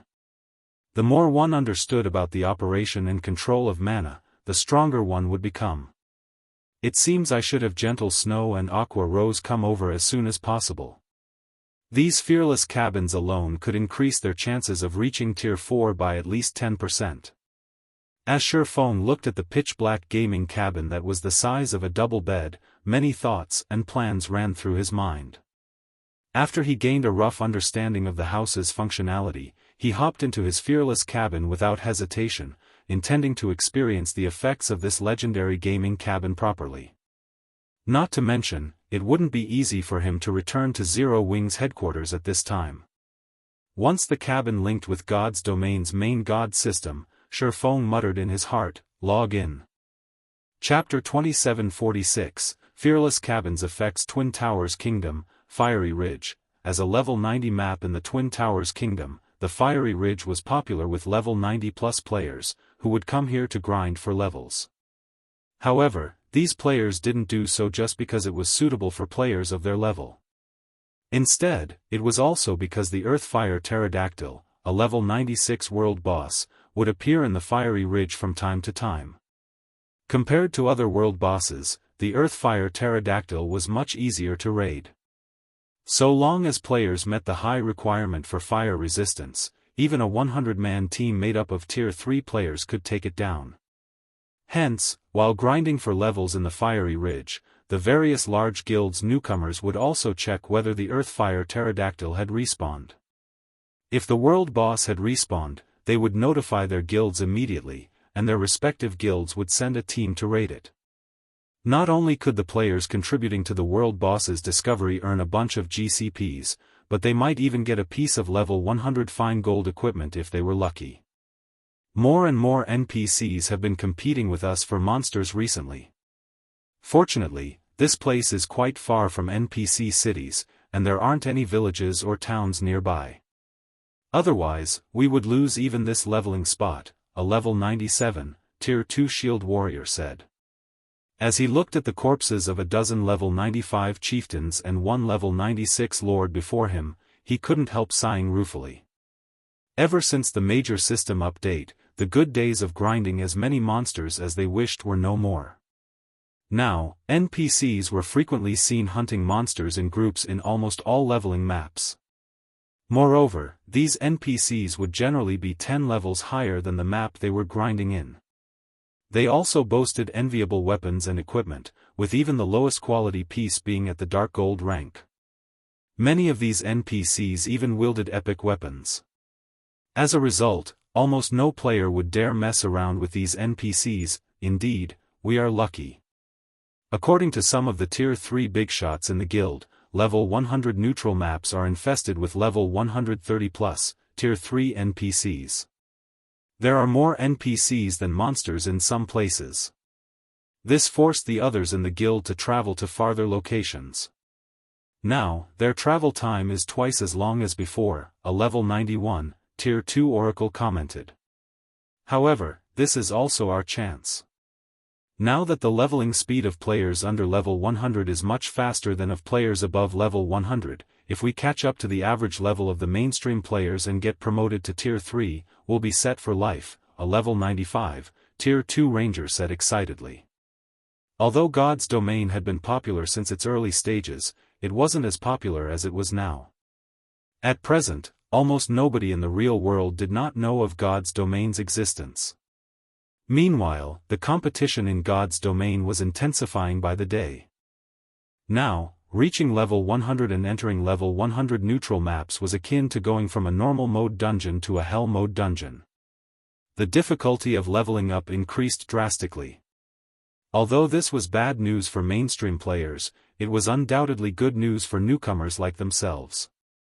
As they had joined God's domain much later than mainstream players, they had missed out on plenty of opportunities during the game's early stages. Now was the perfect opportunity for them to catch up. At present, the various guilds were frantically recruiting tier 3 experts, with some guilds even promising a considerable monthly income. Some students that played God's domain were currently earning more money than society's white-collar elites. This situation drew more and more working-class members and elderly people into joining God's domain to earn extra income to subsidize their living expenditures. As the members of this six-man party were conversing among themselves, a sudden shockwave swept over them. Boom! The intense shockwave made the surrounding trees sway and shake. Even the earth shuddered slightly. What's going on? The level 97 Guardian Knight looked toward the shockwave's source in astonishment. However, before anyone could react to the situation, a high-pitched noise forced the 6 players to shield their ears. This is definitely the Earthfire Pterodactyl's screech, the young ranger said, his eyes glowing. So long as they reported this piece of news back to the guild, they would make a great contribution. The Earthfire Dragon should be in that location, the Guardian Knight said, pointing toward a valley in the west. Quick! This thing won't wait for anyone. After briefly exchanging looks, the 6 players dashed toward the valley. Although they didn't know who angered the Earthfire Pterodactyl, all they needed to do now was locate the world boss and wait for the guild to send a tier 3 team to raid it. As for the possibility of other guilds discovering the Earthfire Pterodactyl first, that did not matter. After all, the level 96 world boss wasn't such a pushover that tier 2 players could take it down, especially after monsters in God's domain gained a semblance of sentience. Now, smarter monsters would even flee for their lives when the situation looked bad for them. The process of chasing these monsters down would be incredibly troublesome and time-consuming. This would give their guild's tier 3 team more than enough time to arrive. The Earthfire Pterodactyl's screech attracted player teams to its location in the dozens. All of these teams reported the world boss's appearance to their respective guilds, and they were all adamant in securing the Earthfire Pterodactyl's kill. After all, as a world boss, the Earthfire Pterodactyl's loot was extraordinarily good. It would drop not only inferior legendary materials but even epic weapons and equipment that could be used up to level 120. If one were lucky, one could even get fragmented legendary items. Less than a minute after these dozens of teams began running, they arrived before the valley where the pterodactyl was. However, when these teams saw the Earthfire Pterodactyl, they gasped involuntarily. The world boss before them right now was completely different from the Earthfire Pterodactyls they had seen before. Why is this Earthfire Pterodactyl so big? Why does it have 9 HP bars? A 50-meter-tall pterodactyl was hovering inside the valley. The pterodactyl's body burned with ethereal flames, and its flapping wings generated powerful gales that shredded the surrounding terrain. Just its roar was enough to send players stumbling backward. It had transformed the environment into a scorching field that could burn players with fire resistance below 400 points to a crisp instantly. Earthfire Pterodactyl, World Boss, Mythic, Realm Lord, Level 99 HP 3,300,000,000. The players that arrived before the valley fell into fear and despair when they saw the Earthfire Pterodactyl's massive frame. After all, the World Boss had flattened the terrain with just a flap of its wings. At this moment, they would most likely turn into ashes just by approaching the Earthfire Pterodactyl, let alone fighting it. In fact, they even doubted that the Tier 3 players of their respective guilds could go up against this behemoth before them. Wait! It's injured, a level 97, Tier 2 ranger exclaimed after carefully inspecting the Earthfire Pterodactyl. At this Tier 2 ranger's shout, everyone noticed the many bone-deep wounds on the World Boss's body. They realized that the World Boss had less than half of its HP remaining. While everyone was shocked by the Earthfire Pterodactyl's injuries, a figure suddenly descended toward the World Boss from the sky. Not only did this figure send a sword light cutting at the Earthfire Pterodactyl's wing, but the sword light even cleaved the ground, opening a 150-yard-long fissure. Immediately afterward, a mind-blowing number appeared above the World Boss's head. -5,157,624. Over 5 million damage in one attack? Is he an NPC? No. Although we can't see his information, that person has a player icon above his head. He should be a player. How is this possible? How can a player be so strong? Is he trying to solo the Earthfire Pterodactyl? The players present couldn't help gaping when they saw the results of the slash, their minds refusing to believe their eyes. However, before anyone present could snap out of their daze, the figure that attacked the Earthfire Pterodactyl executed another slash with his sword. Immediately, a phantom greatsword manifested in the air and sliced down on the World Boss's wing. Slash! The next moment, the Earthfire Pterodactyl let loose a heaven-shaking shriek as one of its 30-meter-long wings fell to the ground. Golden blood then poured out of the World Boss's wound, splashing all over the ground and creating a sea of flames. -31,544,734. The next moment, the Earthfire Pterodactyl's HP fell by a visible chunk. Is he even human? He dealt over 30 million damage in one attack. He can't be human. Monster.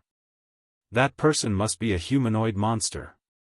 Everyone present fell into a daze once more when they saw the damage from the unknown person's second attack. Some players even pinched their own faces, thinking that everything in front of them was just an illusion. However, the unknown assailant in the air was not at all surprised at the power of his attack. Sure enough, it's easier to manipulate mana. The burden of using light shadow is even much less. As expected of the fearless cabin. It's no wonder all those superpowers had so many more Tier 4 experts than first- and second-rate guilds. Feng sighed ruefully as he looked at the dense mana condensed around the abyssal blade. Although the fearless cabin did not improve his basic attributes, it still increased his overall combat power by at least 20%. The refinement in his control over combat techniques and mana techniques was especially notable. With his ability to use 100% of his mental strength, the power of these techniques had risen to a whole new level. More and more people are gathering.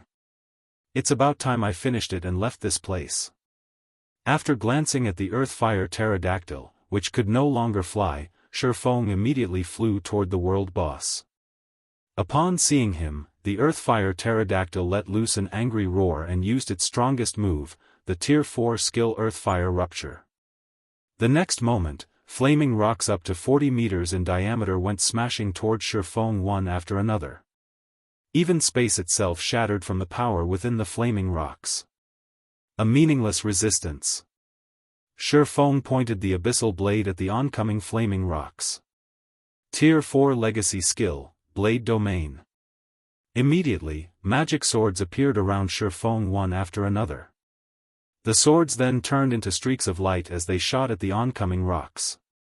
Boom! Boom! Boom! Read latest chapters at Wuxia World. A shattered space formed above the battlefield. Before the spectating players could return to their senses, the magic swords had already shattered all of the flaming rocks the Earthfire Pterodactyl summoned. Afterward, more magic swords formed around Feng and subsequently shot at the world boss itself. -21,346,544 to 43,671,216. Damages exceeding 20 million appeared above the Earthfire Pterodactyl's head one after another. No matter how much the world boss struggled, even to the point of turning the surroundings into a sea of flames and void, its HP still decreased rapidly. Less than a minute later, the Earthfire Pterodactyl let out one last agonized screech before collapsing into the sea of flames. From start to end, the world boss had not inflicted a single point of damage on Feng at all. Chapter 2747, Crazed Eastern Continent. The Earthfire Pterodactyl collapsed to the ground and shook the entire valley. However, despite witnessing the world boss's death, none of the spectating players charged forward to try to steal some of its loot. Silence enveloped the valley, a silence so overwhelming that it felt as if time had stopped inside the valley. When the various spectating players looked at the cloaked man wielding the runic black sword, fear and awe filled their eyes. It was as if they had just seen a god. Is he, really a player? Such thoughts surfaced in the spectating players' minds as they looked at Feng hovering in midair. Feng had killed a level 99 mythic-ranked world boss, just like that. Rather than a world boss, it looked more like some elite monster he found by the roadside, one that was utterly incapable of putting up any resistance. Who is he? There's no way a player can be this strong. That's a level 99 world boss we're talking about. Even a 100-man, tier 3 team wouldn't necessarily be able to take it down. He must be an NPC in disguise. When looking at Feng's hovering figure, some players even hugged their heads and began laughing maniacally. They simply couldn't bring themselves to believe that such a massive gap between players could exist. However, Feng paid the shocked players and the maddened players no heed whatsoever. Instead, he arrived beside the Earthfire Pterodactyl's corpse and began collecting its loot.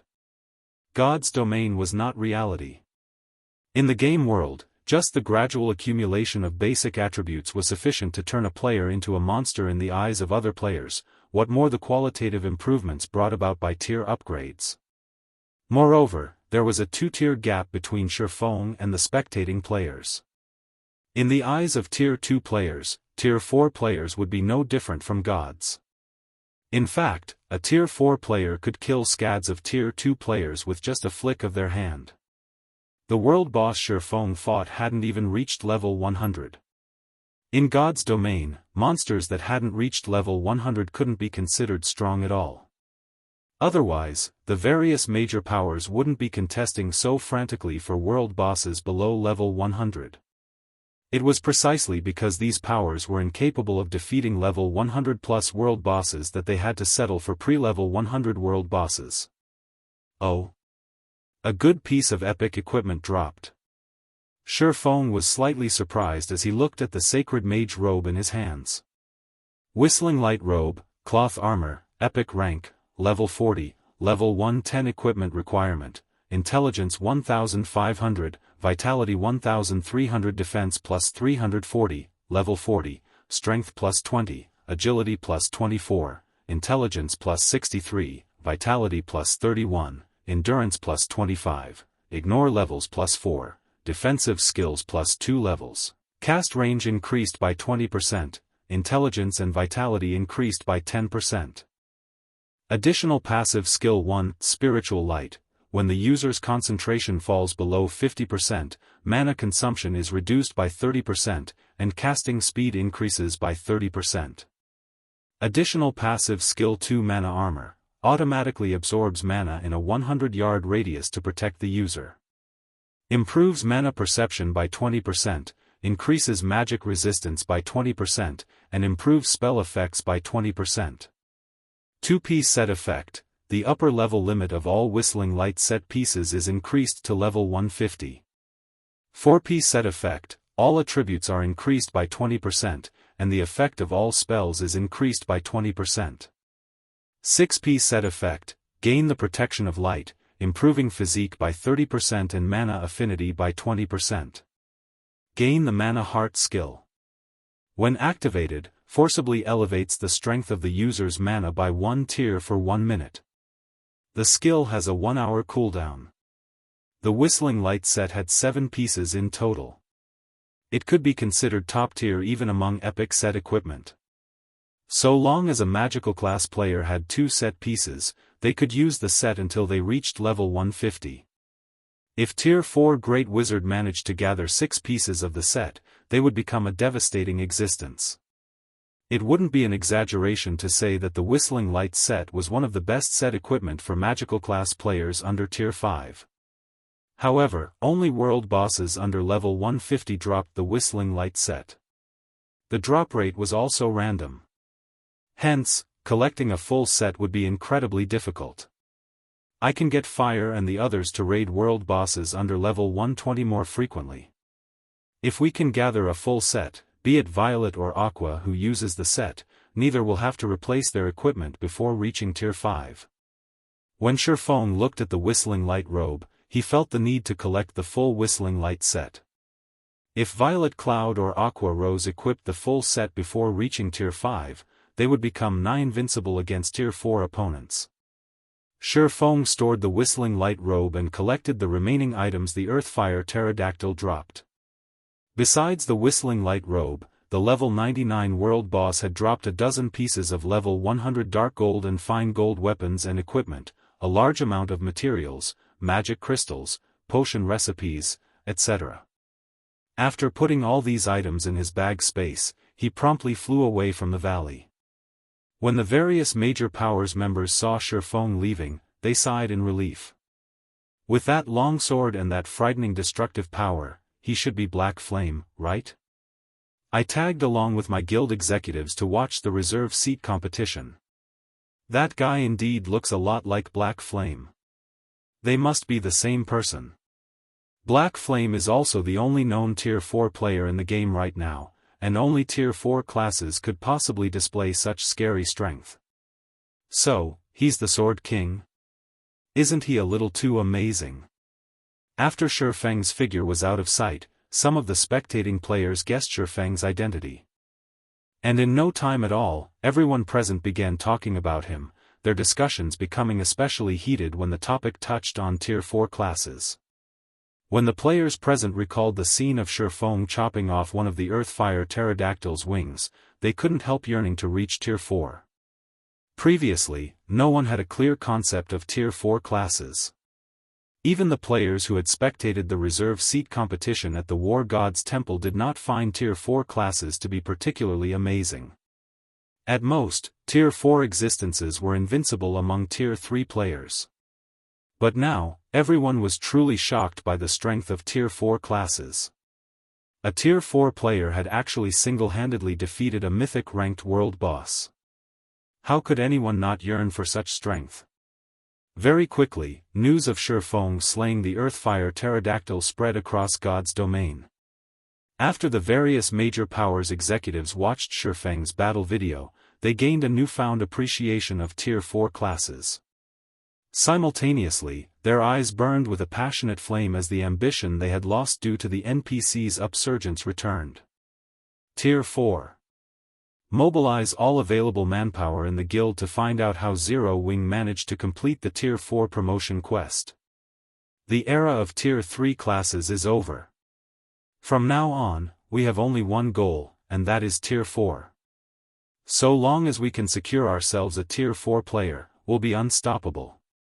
For a time, the various powers searched frantically for information relating to Tier 4 legacies, going as far as trying to plant spies in Zero-Wing.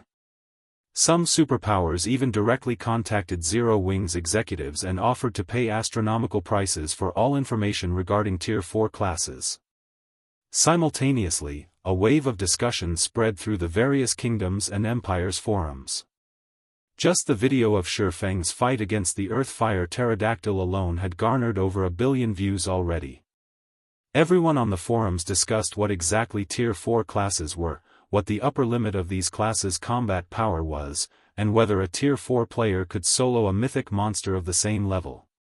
The topic of Tier 4 swept across the entire eastern continent, setting off a craze.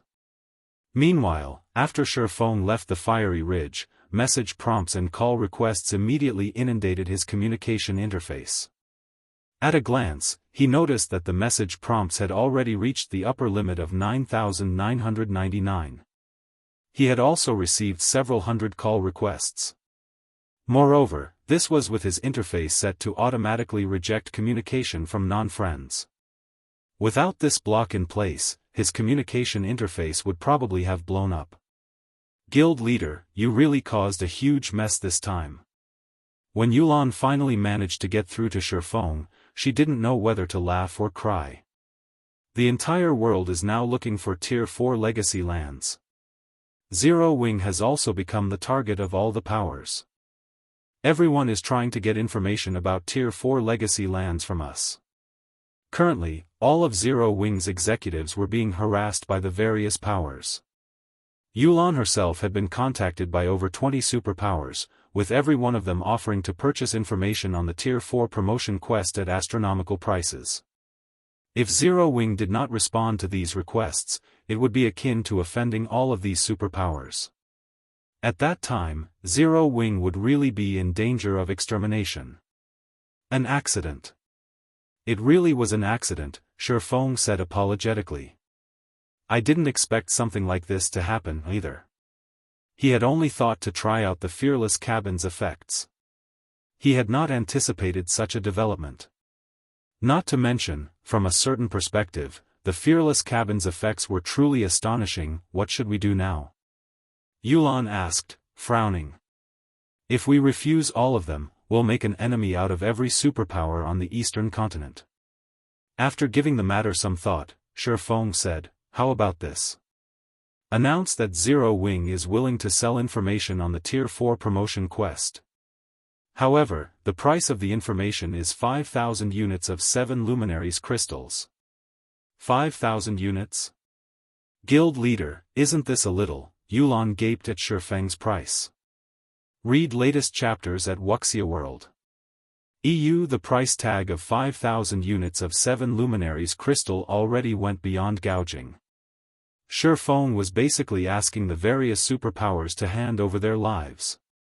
A superpower could be considered wealthy if they even had 3,000 or 4,000 units of 7 luminaries crystal on hand. With many superpowers having participated in the recent reserve seat competition, they definitely would have much fewer 7 luminaries crystals available than before. Hence, the price of 5,000 units of 7 luminaries crystal would be beyond most superpowers right now. Just notify them, Feng instructed, having no intention whatsoever of compromising. I've already set my price. As for their willingness to purchase the information, that is none of our business. Alright, but I won't care for what happens next, Yulan said as she nodded her head helplessly. Afterward, she publicized Feng's price to the various powers.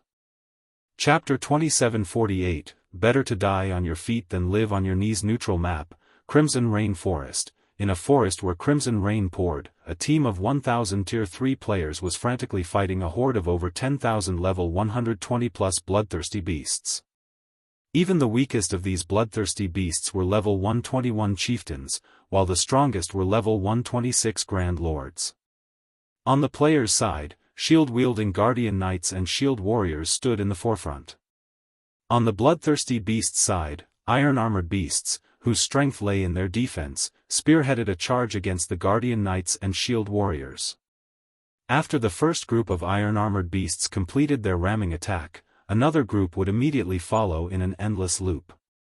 Meanwhile, the Herculean beast standing at the rear of the bloodthirsty beasts' formation would uproot the crimson trees around them and hurl the trees at the players, the trees dyeing the sky an extra tint of red.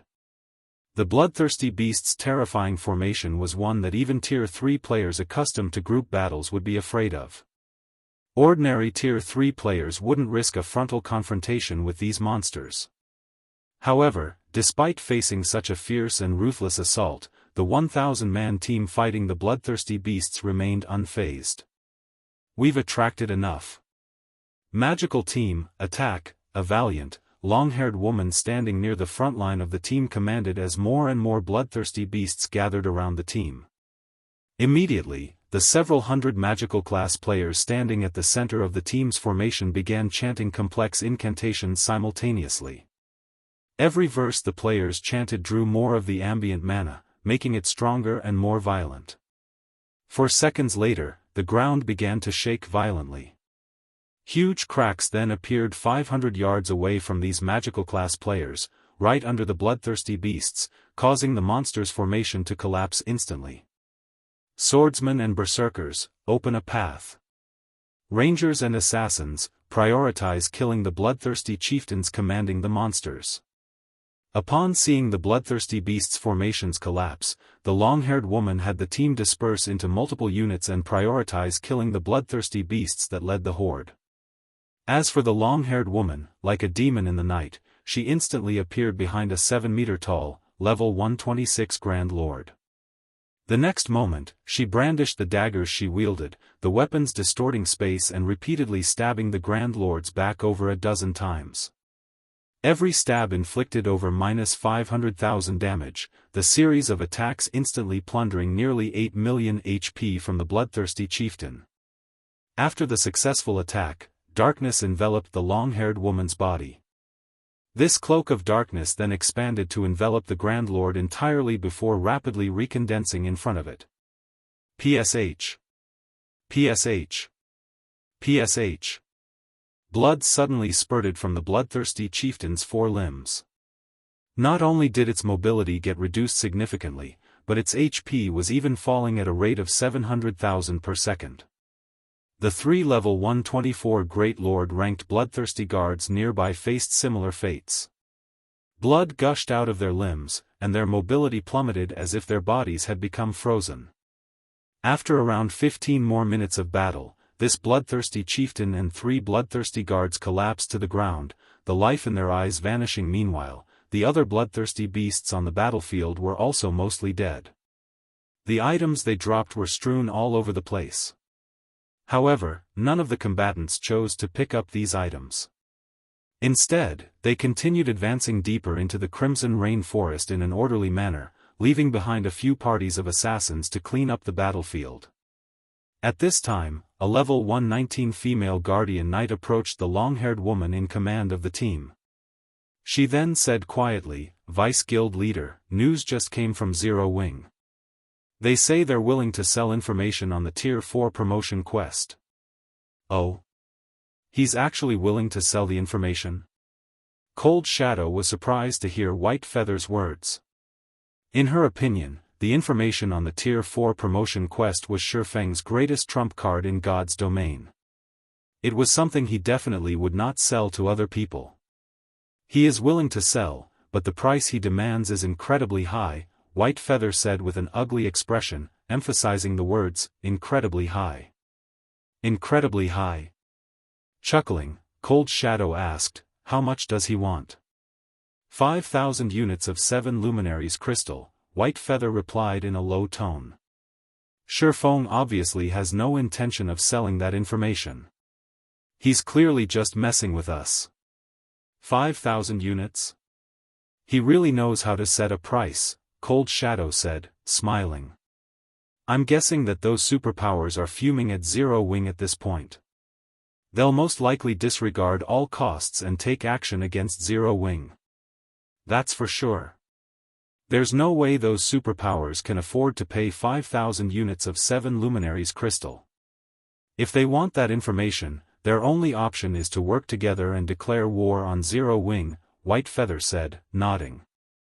Feng was basically treating the various superpowers as fools by demanding such an exorbitant price. The various superpowers would be insane to go along with him. Fine. Go and notify Zero Wing that I'm buying it. Cold Shadow said, smiling. You're buying it?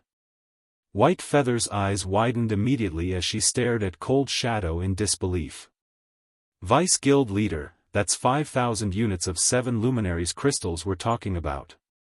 While mythology could indeed disperse 5,000 units of 7 luminaries crystals, it would still suffer from the loss. Not to mention, the guild's higher-ups kept reiterating that the 7 Luminaries crystal was the guild's most important resource and must not be used randomly. That's right. I'm buying it. Cold Shadow nodded. She then asked White Feather, do you think Zero Wings people are fools? After giving the matter some thought, White Feather answered, they shouldn't be, but they're still too arrogant. Yes. Zero Wing was arrogant to the bones. The guild was not taking the various superpowers seriously at all. That's enough, then. Since they're not fools, they should be aware of the consequences of pulling such a stunt. In a slightly resentful tone, Cold Shadow added, although I detest Zero Wing, the fact that Zero Wing has survived until now shows that the guild isn't as simple as we think it is. Even Sir Odin gave up on killing Feng. You can tell how extraordinary he is. But that's 5,000 units of 7 Luminaries crystal. White Feather couldn't help repeating herself. The guild definitely won't agree to this transaction. I already said that I would buy it, not the guild, Cold Shadow said, shaking her head. So, we don't need to worry about what the guild will say about this. Vice Guild Leader, if you buy it, you'll be giving away all the 7 Luminaries crystals you've saved to Zero Wing. White Feather was even more shocked at Cold Shadow's words.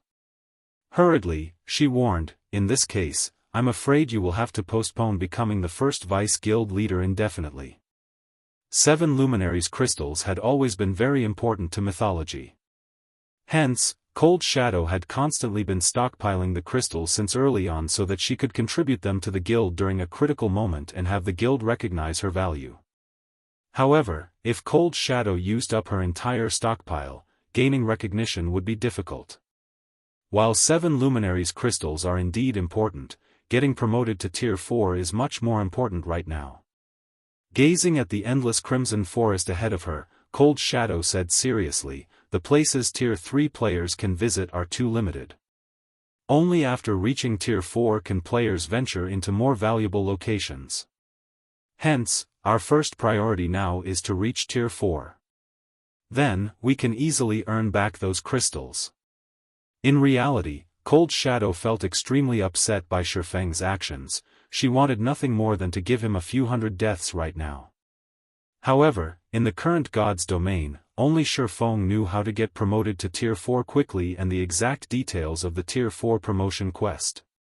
Getting her hands on this information would be equivalent to securing herself an absolute advantage. After all, she had reached level 120 already with Zero Wing's information. She could undoubtedly reach Tier 4 ahead of everyone else in the guild. She could be the first to venture into places that players currently considered taboo and continuously strengthen herself. At that time, even becoming the strongest expert of mythology's younger generation wouldn't be impossible. I understand. I'll make the necessary preparations now. Seeing the determination in Cold Shadow's eyes, White Feather understood that there was nothing she could say to dissuade Cold Shadow from her decision. At present, the various superpowers should already have players at level 120. If Cold Shadow could reach Tier 4 ahead of everyone else, her authority in the guild would definitely increase. Of course, Cold Shadow was also making a gamble. She was betting that Zero Wing would not lose to the various superpowers and that Zero Wing could survive the upcoming battle. In that case, she would obtain an absolute advantage. However, White Feather wasn't aware of how crazy Cold Shadow actually was. In Cold Shadow's opinion, it did not matter whether Zero Wing could survive or not. She would be satisfied so long as she could get her hands on this opportunity. Orc Empire, Silverwing City, damn it. Zero Wing is clearly toying with us. That's right. We are kindly offering to purchase his information on the Tier 4 promotion quest, yet he's repaying us like this. Let's just join hands. So long as we join forces to hinder Zero Wing's operations, Zero Wing will have to yield to us. Yes. With our combined strength, there's no chance whatsoever that Zero Wing will survive. Many of the superpowers operating in Silverwing City secretly came to an agreement to suppress Zero Wing. They began targeting Zero Wing's members to force Zero Wing into obediently surrendering the information on the Tier 4 promotion quest. Meanwhile, inside Zero Wing's residence, Feng received a call from Xianxia. Guild leader Black Flame, you've gone too far this time. Even if you want to sell the Tier 4 promotion quest's information, you could have just asked for 1,000 units. I believe most superpowers would be willing to pay such a price. You will also get to make a big profit. Why must you have Zero Wing make an enemy out of the superpowers? Xianxia said in exasperation. For the various superpowers, paying 5,000 units of 7 luminaries crystals was akin to forking over their lives. However, a price of only 1,000 units would still be palatable to many superpowers. At that time, not only would Zero Wing earn a bunch of 7 luminaries crystals, but the various superpowers also wouldn't seek trouble with Zero Wing. It would be the best of both worlds. Yet, Feng had chosen to take the worst possible action. Make enemies?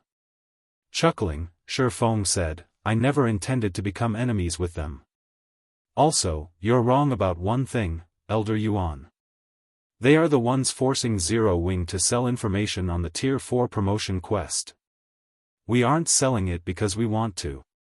I've given them my price. If they can't afford it, how is it my fault? What you say is indeed correct. Xianxia naturally understood Feng's take on this situation. However, Zero Wing's circumstances were inferior to the various superpowers. Meanwhile, having wealth without the strength necessary to protect it became a sin. But those superpowers won't share your way of thinking. They will definitely cooperate in secret to target Zero Wing's members. At that time, Zero Wing's members will shed a river of blood. The various superpowers might be incapable of breaking through the defenses of Zero Wing's guild cities right now, but having people target Zero Wing's members out in the fields would be a piece of cake. There was no way Zero Wing's members could avoid going out to grind for levels. There was also no way Zero Wing could have peak experts escort and protect every guild member. Once the various superpowers took action, Zero Wing would eventually lose members in large numbers. Read latest chapters at Wuxia World. As for Zero Wing retaliating against the various superpowers? The superpowers scheme wasn't going to be something as straightforward as a frontal confrontation. Instead, they would be taking covert action against Zero Wing. In that case, how could Zero Wing possibly determine which superpower was actually taking action against it? Moreover, even if Zero Wing managed to identify the superpowers responsible for the attacks, with there being so many superpowers, could Feng possibly win against them all? He would exhaust himself to death just by running about the numerous maps. However, in response to Xianxia's words, Feng said calmly, we'll shed rivers of blood, then. Chapter 2749, Tier 4 Promotion Quest Secret. This is madness. He has truly gone mad. After hanging up the call, Xianxia fell speechless. He never thought that Feng would be so stubborn. Feng clearly could have settled things easily so long as he made some concessions, yet he had adamantly refused to do so. Uncle Yuan, many of those superpowers have already begun joining forces. When they find out that Zero Wing is unwilling to concede at all, they will definitely take action, Purple Jade said as she read the report her subordinate just sent her. Zero Wing's present situation could be said to be very bad. According to the report, over 15 superpowers had already agreed to work together to deal with Zero Wing. Forget it. He can do whatever he wants.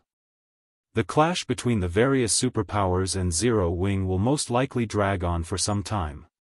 After all, Zero Wing's 3 cities are too difficult to take down. We'll see who can last until the end, Xianxia said, shaking his head.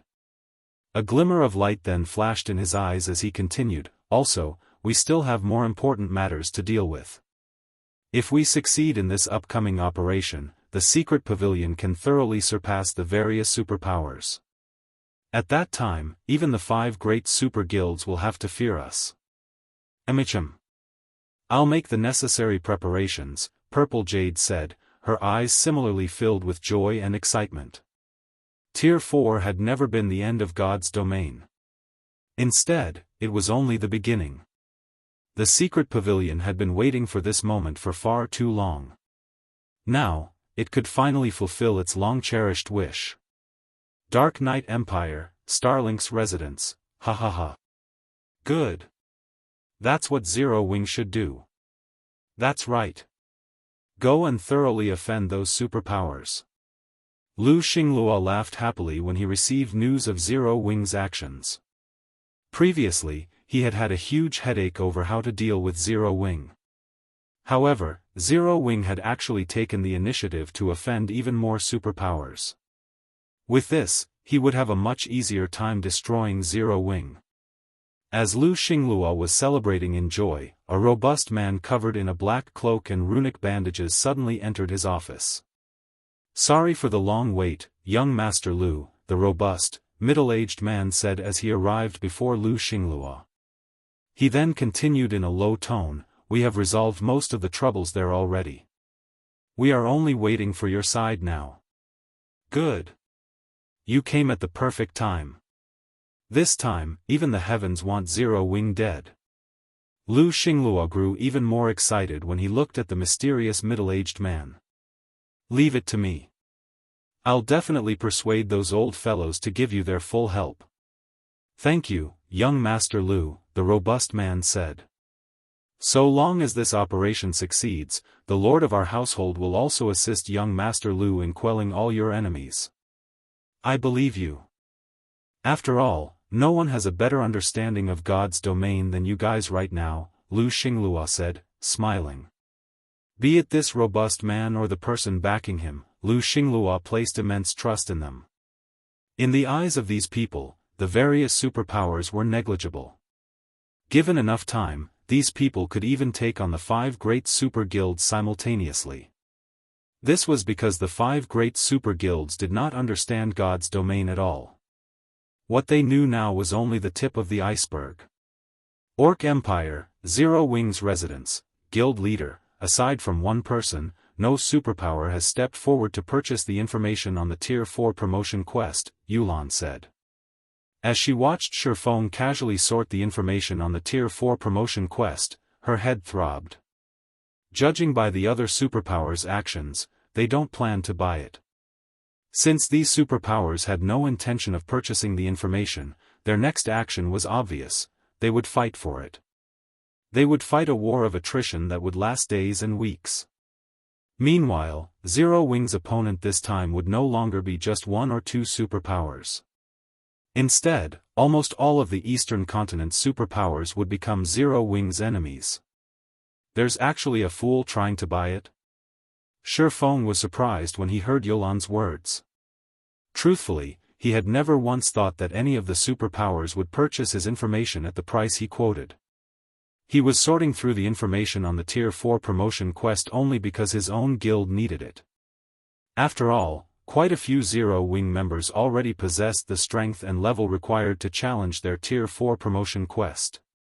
All they lacked was the knowledge of how to search for their respective Tier 4 legacy lands and the process of obtaining their Tier 4 legacies. Yulan was momentarily rendered speechless by Feng's response. After hesitating for a moment, she said, "You know this person, guild leader?" "I know them. Is it the secret pavilion's Yuan Tiexin?" After giving the matter some thought, Feng felt that among his acquaintances, only the secret pavilion's Yuan Tiexin could afford to purchase his information. As for Frost Heaven, the guild had just participated in the reserve seat competition. It definitely did not possess 5,000 units of 7 luminaries crystals at this point. No, it's mythology's cold shadow, Yulan said, shaking her head. She then asked hesitantly, "Guild leader, are you really planning to sell it to her?" Due to the reserve seat competition, Zero Wing was now on mythology's radar. If they sold information on the Tier 4 promotion quest to mythology now, it would be incredibly disadvantageous for Zero Wing. Of course. Why wouldn't I sell it? Feng answered without hesitation. We already announced our intention to do business. Since we said we would sell the information, we naturally can't go back on our word. Otherwise, the various superpowers will have even more reason to target us. He was in urgent need of 7 luminaries crystals right now. Although he had some methods for obtaining a large amount of the crystal, these methods required a lot of time to execute. He wasn't certain he could collect enough 7 luminaries crystals to surpass the top 3 rankers of the upper zone's contribution competition within the next 2 months. At best, he could secure one of the top 20 positions. Gaining 5,000 units of 7 luminaries crystal now would save him a lot of trouble. However, White Feather has stated that we cannot mention this transaction to anybody else, Yulan said. They want this to be a secret between only our 2 sides. They also want to sign a contract to this effect. That won't be a problem. Even if they didn't suggest it, we would have asked them to sign a confidentiality agreement that restricts them from sharing the information with outsiders, Feng said. Information on the Tier 4 promotion quest was like a hot potato right now. Anyone holding it would be struck with misfortune. Even a super guild like Mythology wouldn't be safe. Hence, it was very normal for Mythology not to want outsiders to find out about this transaction. Make a copy of everything here and give it to them, Feng instructed as he handed the compiled information on the Tier 4 promotion quest to Yulan.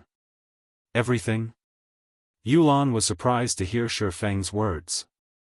The players of God's domain were still ignorant of the Tier 4 promotion quest. In fact, even Zero Wing's members knew nothing about it. If they sold all this information to Mythology, that would be akin to throwing away all their advantages. Everything. Feng nodded. Since the other party is willing to pay an astronomical price for this information, I naturally won't be stingy. Not to mention, the secret to the Tier 4 promotion quest isn't a secret at all. Once the various superpowers learn about it, we can let them know how ridiculous their fantasies about the secret are. Information on the Tier 4 promotion quest was indeed incredibly precious.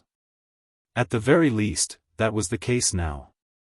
However, once one of the various superpowers experts successfully reached Tier 4, the information he was selling would be worthless. Yes. It didn't matter how much information he provided about the Tier 4 promotion quest. The real value of his information was simply in helping to produce the first Tier 4 player as quickly as possible.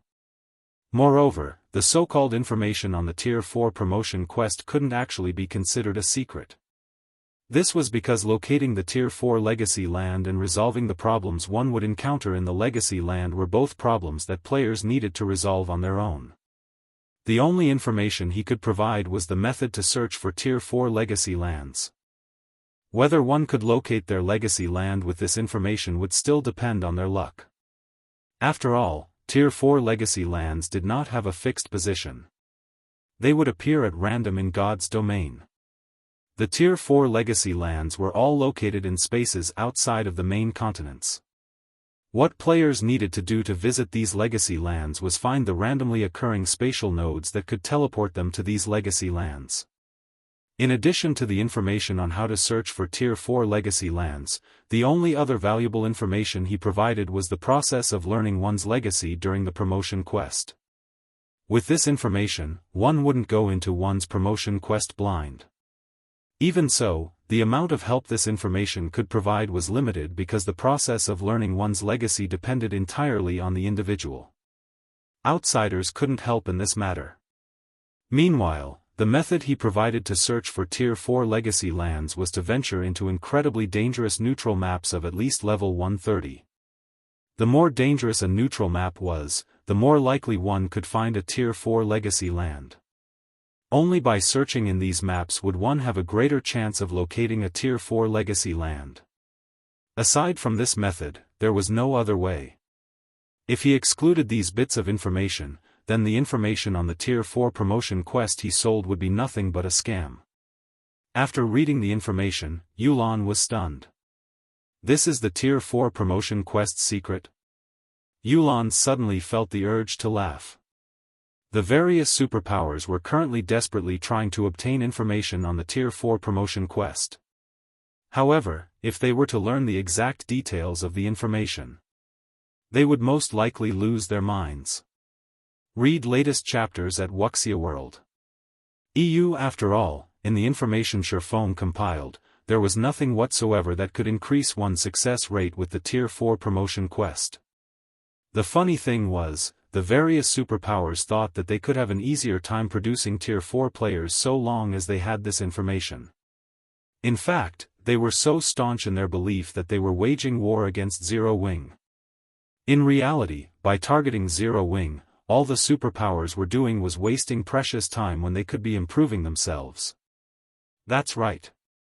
This is the information on the Tier 4 promotion quest, Feng said, chuckling. I can even announce to those superpowers, right now, that they have already been eliminated from the struggle for hegemony in God's domain. As Feng and Yulan were conversing, Liang Jing suddenly entered the room. Guild Leader, Unyielding Soul and Crimson Emperor are ready. They can take action as soon as you give the command, Liang Jing said excitedly. Good. Have them start moving. Feng said, nodding. It's about time we let these so-called superpowers know how laughable their actions are. Chapter 2750, Daunting. Silverwing City, Business Plaza. Due to the news of the various superpowers targeting Zero Wing, the number of players occupying the city's business plaza declined. Many players were afraid of becoming collateral damage. The independent players that were initially planning on joining Zero Wing also began hesitating. And here I thought I could join Zero Wing and spread my wings after coming to Silverwing City. From the situation now, it seems I've made the wrong call. I heard that many Zero Wing members withdrew from the guild. The ones that chose to stay don't even dare set foot outside Zero Wing's guild cities. If I were to say which guild is the strongest right now, it would have to be Saint's Hand. Why don't we join Saint's Hand? If we do, we won't have to worry about those faux saint monsters. The players inside one of the city's bars inevitably discussed whether they should head to other places to develop themselves. At this point, they no longer held any hope for Zero Wing. Meanwhile, in a corner of the bar, several cloaked men listened quietly to these conversations. The younger men among them revealed sneers on their faces when they heard about Zero Wing's present situation. And here I thought the guild she joined was some powerful existence, a level 122, Tier 3 assassin youth, who radiated an aura that made even Tier 3 experts quail, said with displeasure. It seems we were being overly concerned. To think we even went out of our way to come to this backwater. Zero Wing isn't even comparable to one of the main continent's super guilds. I really don't know how it got so lucky to actually get her to join. Now, she's not even willing to join us. Old Six, don't say that. Although this place isn't much, I heard that those super guilds and super first-rate guilds have quite a few capable experts. We can use this opportunity to investigate these people and understand the standards of the experts here, a cool-headed, middle-aged man sitting at the head of the group said, chuckling. As for Zero Wing, we can just report the truth to the higher-ups once we return. At that time, she will definitely panic. I guess so. Smiling, the assassin youth said, if she's willing to join us, I wouldn't mind helping Zero Wing out a little. Just when the various superpowers and independent players thought that Silverwing City would become a ghost city, large groups of players suddenly appeared on the city streets one after another. These players filled the main streets and alleyways of the city, easily numbering in the hundreds of thousands. Moreover, every one of these players was formidable. What's going on? Why are Crimson Emperors and Unyielding Souls members coming here? Are those two guilds planning to work together with Zero Wing to oppose the various superpowers? The players and powers residing in Silverwing City were momentarily dumbfounded, unable to understand what had gotten into the two super first-rate guilds for them to garrison so many of their members in Silverwing City. Moreover, this number was still increasing as time passed. In just half an hour, the two guilds had gathered over 3 million members in the city, livening up the previously desolate city significantly. Heart. Has your guild gone mad? You're actually betting all your chips on Zero Wing? Is Crimson Emperor trying to make an enemy out of us? In this situation, the various superpowers had to contact Unyielding Heart and Illusory Words, who were in charge of the operation this time. Although they knew that Unyielding Soul and Crimson Emperor could be considered Zero Wing's allies, Zero Wing was currently going up against almost all of the Eastern Continent's superpowers. Standing with Zero Wing now was no different from suicide.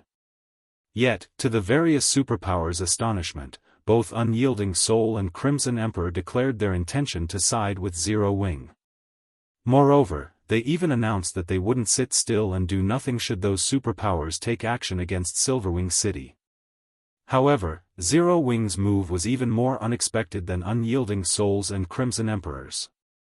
Zero Wing actually ordered all members above level 100 to gather in Silverwing City. More than 2 million Zero Wing members appeared in Silverwing City.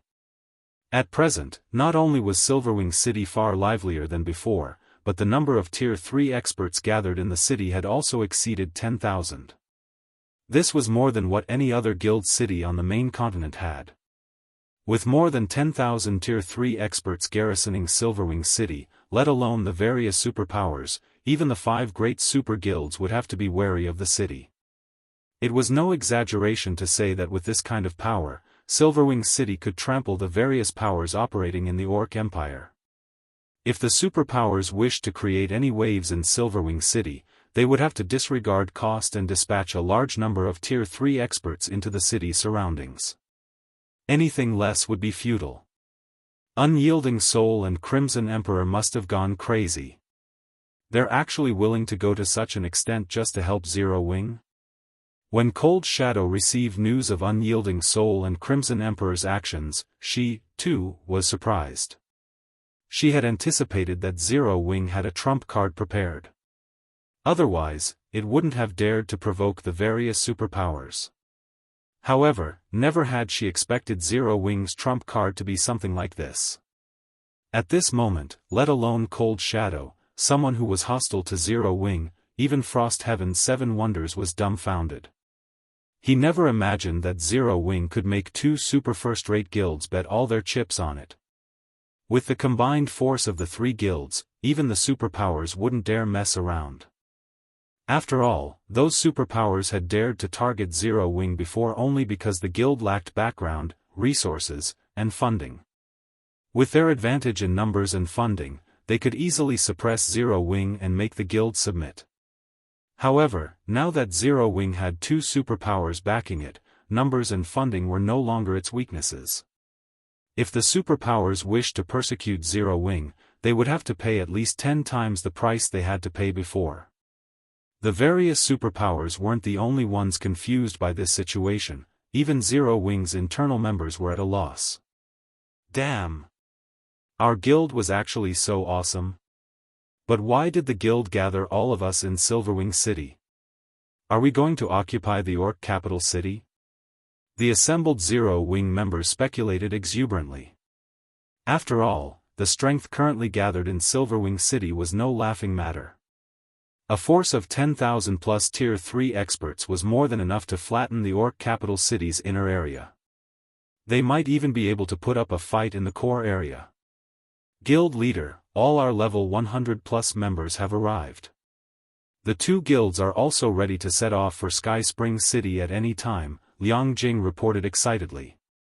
She had maintained her calm while everyone else in the guild was panicking over Zero Wing's predicament. This was because she had found out about the secret Covenant Towers matter ahead of time and Zero Wing's settlement into Sky Spring City. So long as Zero Wing sealed off Sky Spring City, outsiders would have difficulty setting foot out of the city. Meanwhile, Zero Wing's members could travel freely to the secret Covenant Tower to grind for levels. They wouldn't need to worry about heading elsewhere to level up.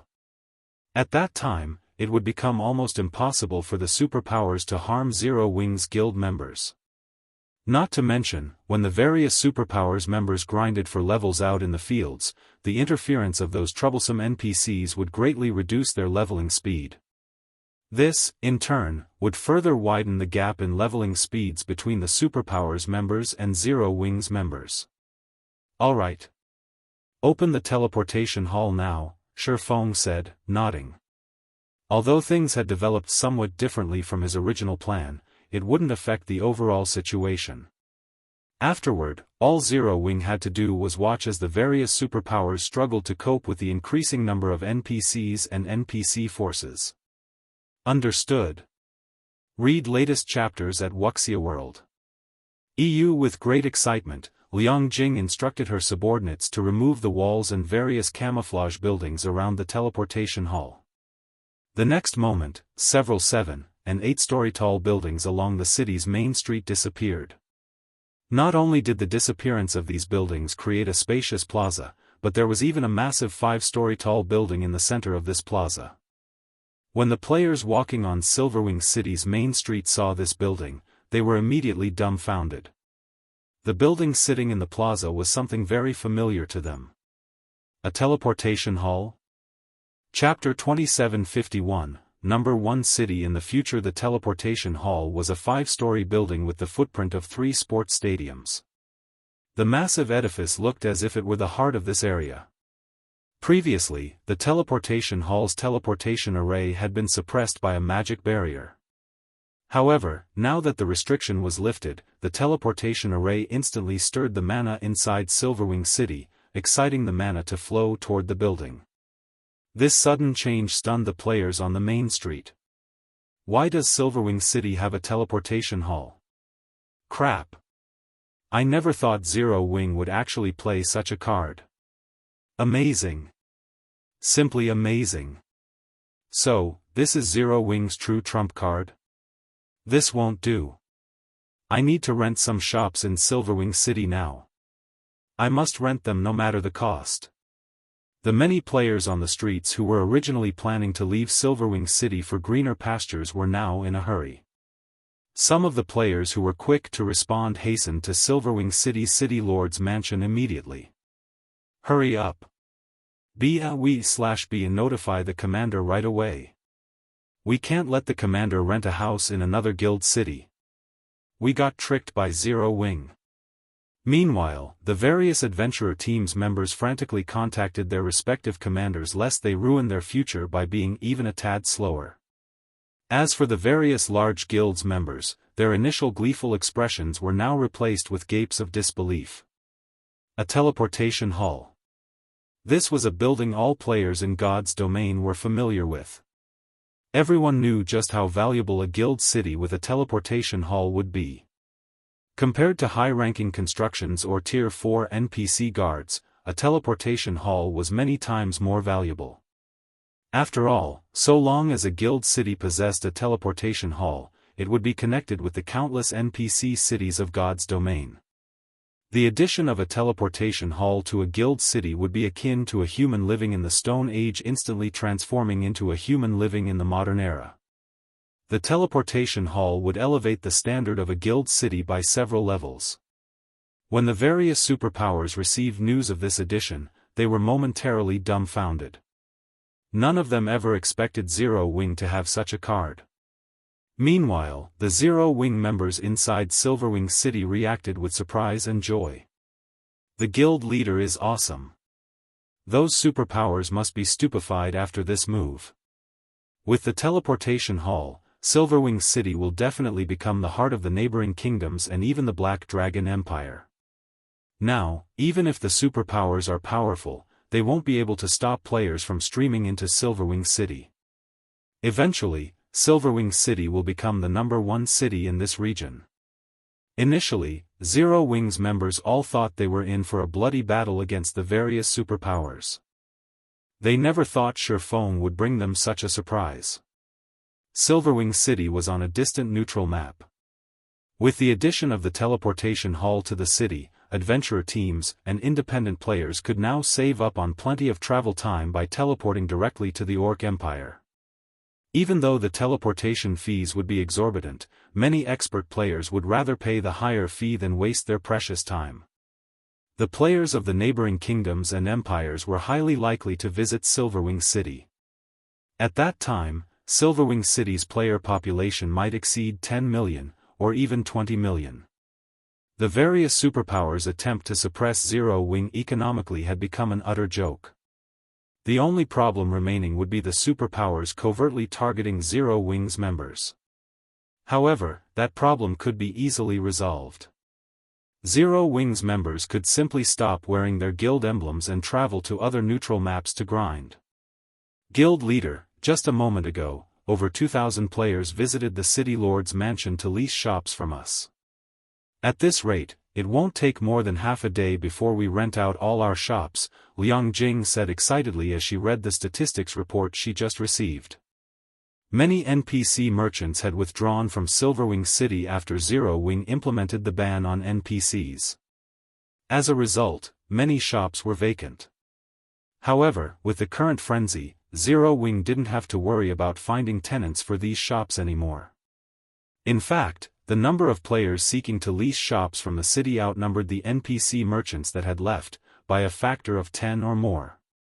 Now, Silverwing City's income surpassed even the previous total income of Zero Wing's 3 guild cities. Emicham. Feng nodded, not at all surprised by this situation.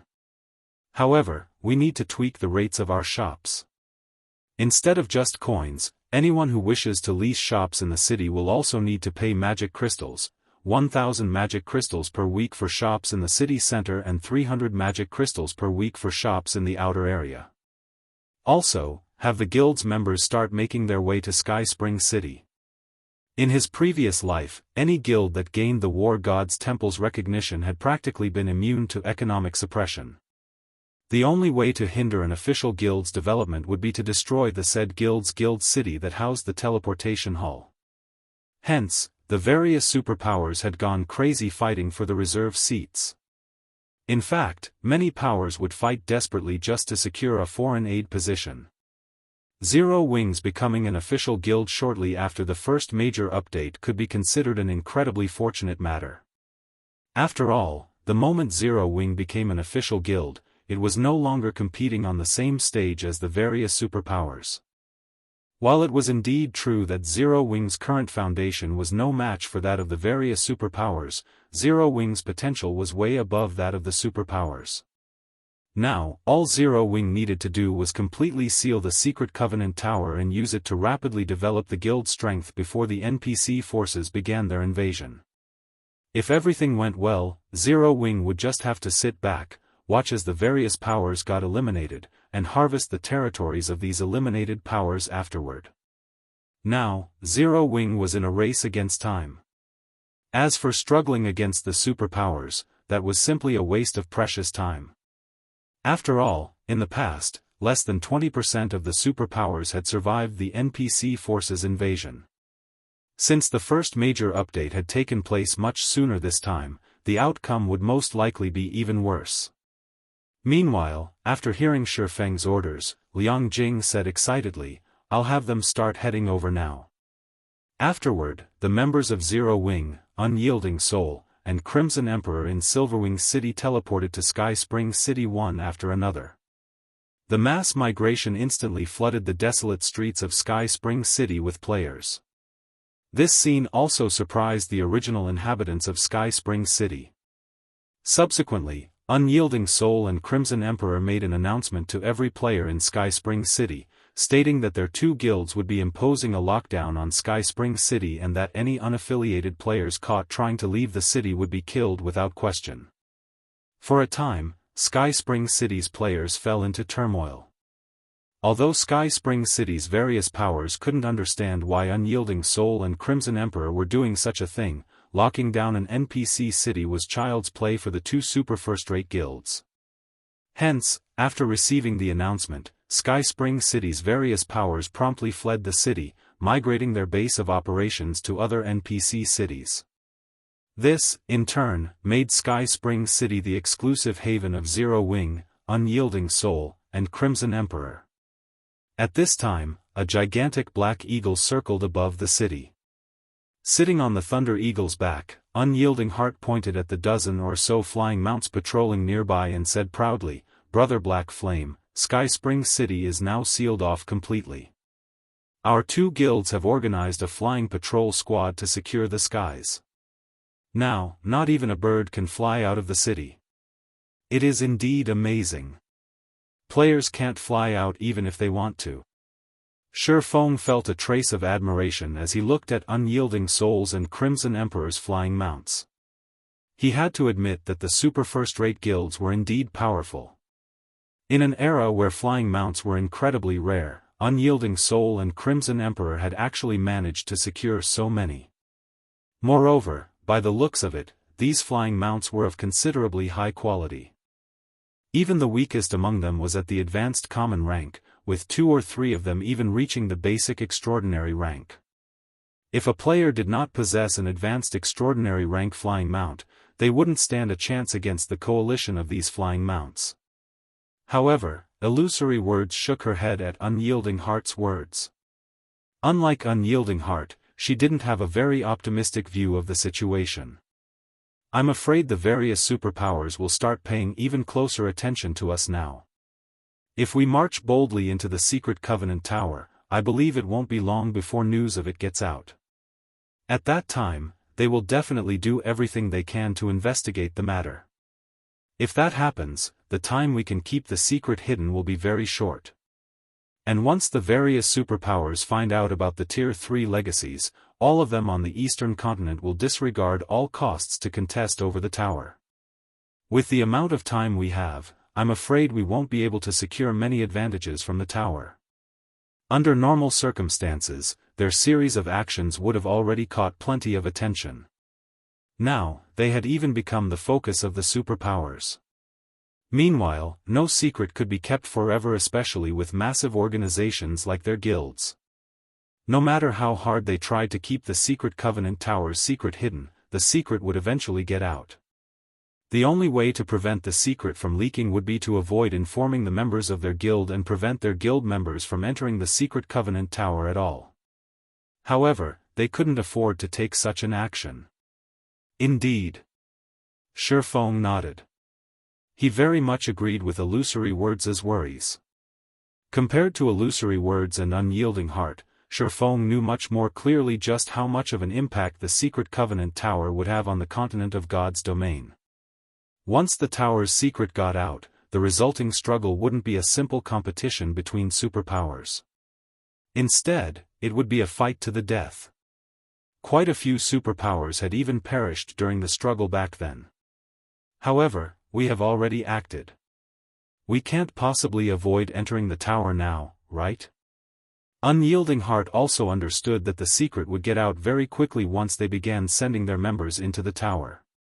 In fact, the secret would still leak even if they allowed only a small number of the guild's confidants into the tower's 30th floor and below.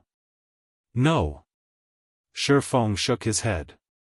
Smiling, he said, "We aren't exactly without options to take full control of the Secret Covenant Tower. What other options do we have?" Unyielding Heart asked as he looked at Feng curiously.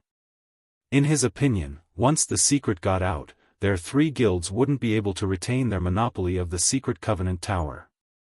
The only thing they could do now was grind for as many Tier 3 legacies as possible before the inevitable occurred. Illusory Words also turned to look at Feng, a trace of confusion in her eyes. "You'll understand once you take a look at this," Feng said as he sent a document to the 2 people. He then added, "You must keep this matter a secret. You absolutely cannot let other people know about it. Otherwise, you will no longer have any connection with the Secret Covenant Tower in the future. In contrast, if we succeed in this matter, your 2 guilds can each occupy 25% of the Secret Covenant Tower's shares." "What is it? Is this thing you speak of really so amazing?" Unyielding Heart felt that Feng was indulging in hyperbole. The latter spoke as if the Secret Covenant Tower was already in the bag. "You're not talking about the Tier 4 promotion quest information, right?" Illusory Words joked. Shaking his head, Feng said, "You'll understand once you see it. Read latest chapters at Wuxia World." Immediately, Unyielding Heart and Illusory Words stopped speaking and opened the file Feng sent them. However, as soon as they read the information, their jaws dropped, their eyes widened in disbelief, and their hearts pounded with shock. Looking at Feng, Unyielding Heart asked in a quivering voice, Is this real? The thing that Feng had just shown them completely exceeded Unyielding Heart's imagination. In fact, compared to it, the information on the Tier 4 promotion quest was worth less than dust. After all, the thing that Feng showed them could completely rewrite the status quo in God's domain. A small mobile fortress. Chapter 2752, Feng's Madness. So, this is your true trump card? When Illusory Words looked at the information displayed before her, she couldn't help finding Feng beyond her ken. First, it was the teleportation hall. Then, it was the secret Covenant Tower. Now, there was even a small mobile fortress. Not only did Feng reveal one secret after another, but every secret was also more amazing than the other. At this point, she even wondered whether Feng still had more astonishing secrets and trump cards hidden. She got the impression he was simply waiting for his enemies to come at him so that he could use them as Zero-Wing stepping stones. Simultaneously, she felt fortunate that Crimson Emperor did not oppose Zero-Wing. Otherwise, the consequences would be unimaginable. Sort of, Feng said, chuckling. May I know if you two are interested now? In reality, even Feng coveted the small mobile fortress. However, although he had the design for it now, he barely had any of the necessary materials to construct it. Incidentally, he could pull two wealthy guilds into the endeavor. Taking a deep breath, Illusory Words turned to look at Feng and demanded, Out with it. How do you want to do this? Unyielding Heart also nodded in agreement with Illusory Words' question. He wanted to hear Feng's plans. You've seen the small mobile fortress's basic information already. Smiling faintly, Feng said, the wealth needed to construct it is astonishing. I can confidently say that even if we empty out your two guilds, we still won't have enough resources to build it. Neither Illusory Words nor Unyielding Heart refuted Feng's words. Although Feng did not show them the requirements for constructing the small mobile fortress, even a fool could tell that the cost of such a terrifying sky fortress would be astronomical. It definitely wasn't something current superpowers could afford. I don't need you to pay for the fortress's construction cost. However, I will need your two guilds to pay 2 million magic crystals and 5 million gold coins each for the secret Covenant Tower's shares. What do you think? Elaborating on his point, Feng said, once we fully occupy the secret Covenant Tower, we can collect entrance fees from other players. For example, we can charge 2 magic crystals or 1 gold coin. Your two guilds will each get 25% of the profits. Of course, before this, I still need your two guilds to lend me your help. Otherwise, it would be very difficult to accomplish this task. At Feng's words, Illusory Words and Unyielding Heart began pondering in silence. What Feng said was simply too astonishing. If they followed his plan, they would basically be declaring war on the Eastern Continent's other superpowers. Moreover, it would be irreconcilable. Of course, if Feng's plan succeeded, Crimson Emperor and Unyielding Soul would stand at the top of the Eastern Continent. To put it simply, this was a gamble. Feng was not at all surprised to see the two's reactions. In reality, he had planned to carry out such a plan since the very beginning. However, instead of revealing his full plan right off the bat, he had chosen to reveal it sequentially to the two guilds. Otherwise, they would most likely have rejected it then and there. Zero-Wing wouldn't be able to become a true titan in God's domain in that case. Only by securing the secret Covenant Tower could Zero-Wing continually produce Tier 3 players in large numbers. After all, a complete Tier 3 legacy could be used only 9 times, at most. In other words, a Tier 3 legacy could, at best, produce 9 Tier 3 players.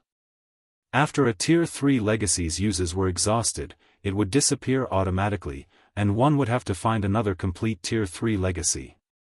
Hence, it was necessary to keep sending players to explore the secret Covenant Tower. However, if Zero Wing held the tower for only a short period, the small advantage it would gain wouldn't be enough for the guild to undergo a qualitative transformation. Only by having complete control over the tower would Zero Wing build a foundation solid enough to dominate God's domain. Now that Crimson Emperor and Unyielding Soul had seen the preliminary parts of his plan coming to fruition, the two guilds would also have more confidence in Zero Wing. Meanwhile, Illusory Words and Unyielding Heart simultaneously contacted their respective superiors and secretly discussed the partnership Feng proposed. At this time, Zero Wing had given them two options.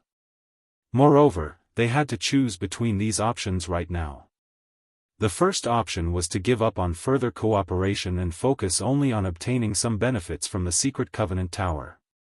Afterward, the tower would no longer have any connection with their two guilds, becoming the competition ground of the other superpowers, instead. The second option was to further their cooperation with Zero Wing, taking full control of the Secret Covenant Tower and making an enemy of every other superpower on the eastern continent. If their plan succeeded, their guilds would gain an endless stream of resources and Tier 3 players.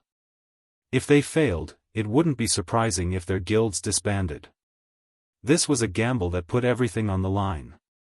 After discussing for more than 10 minutes, Illusory Words and Unyielding Heart simultaneously disconnected their calls and looked at Feng.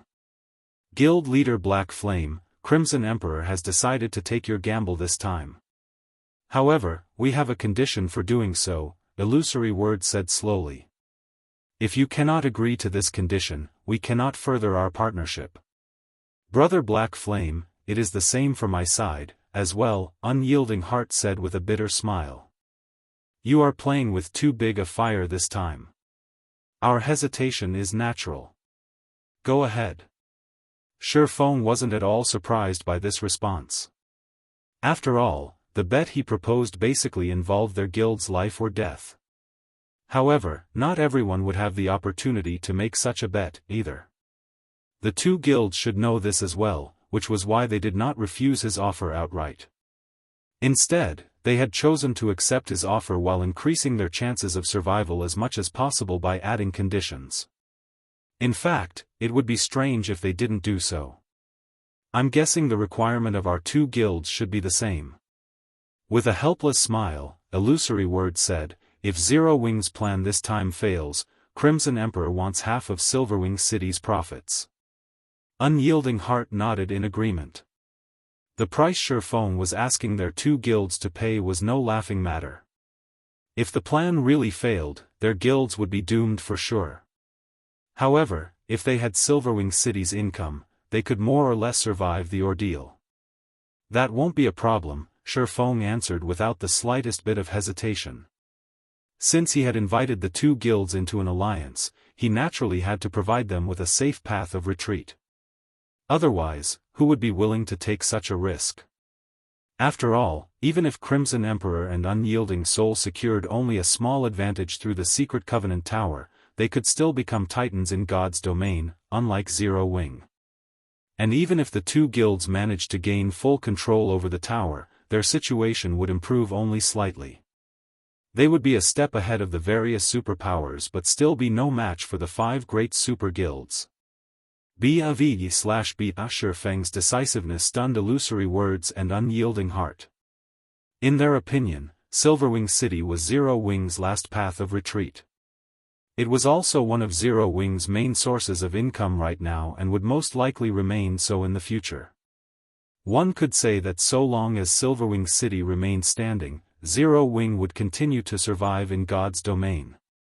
However, Feng had agreed to give its income away without hesitation.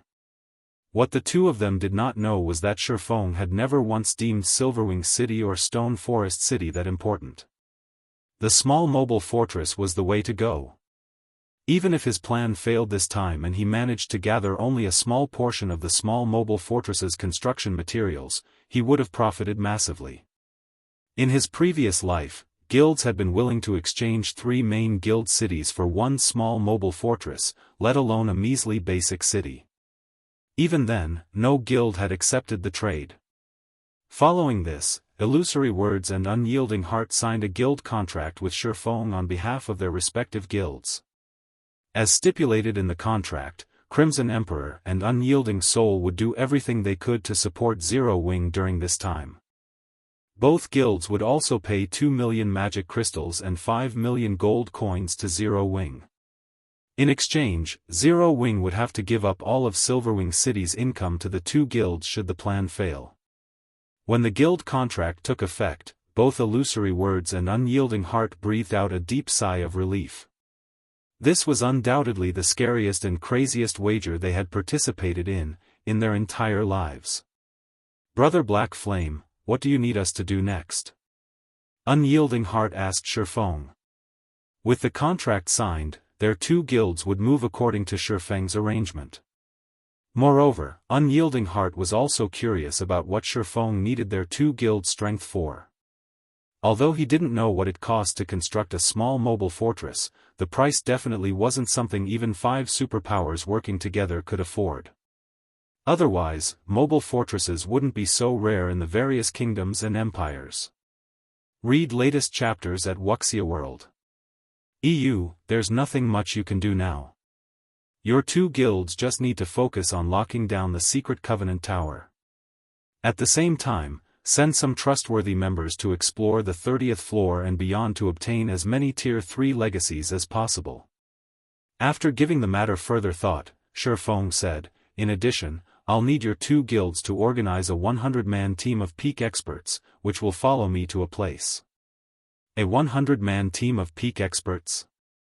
Feng's words shocked Unyielding Heart. Even working together, Crimson Emperor and Unyielding Soul wouldn't be able to form such a team. At best, they would be able to bring out 70 or 80 peak experts. "Can you tell us where we're going?" Illusory Words frowned at Feng's words. Peak experts were the pillars of their guilds. Fielding so many peak experts for one operation would place a heavy burden on their guilds. Chuckling, Feng answered honestly, "The Ruined Mountain Range." Chapter 2753, God Slayer's Treasure, the Ruined Mountain Range? Illusory Words and Unyielding Heart were stunned by Feng's answer, their complexions turning indescribably grim.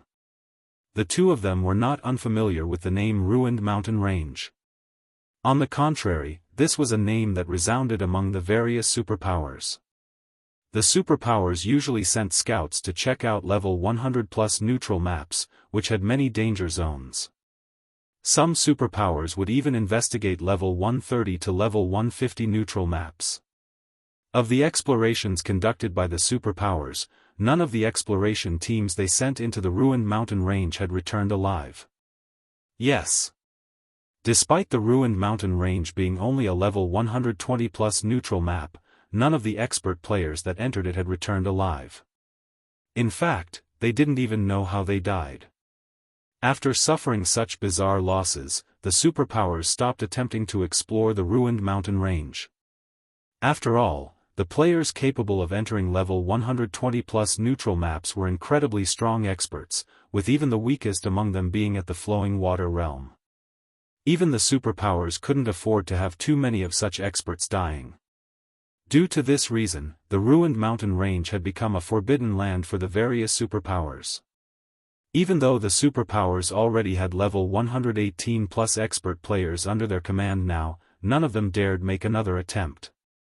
After a while, Unyielding Heart asked nervously, "Must we go in there?" Peak experts were the main pillars supporting their guilds. Even the death of one of these experts would distress them. It would be an absolute nightmare if several dozen of them died. We must.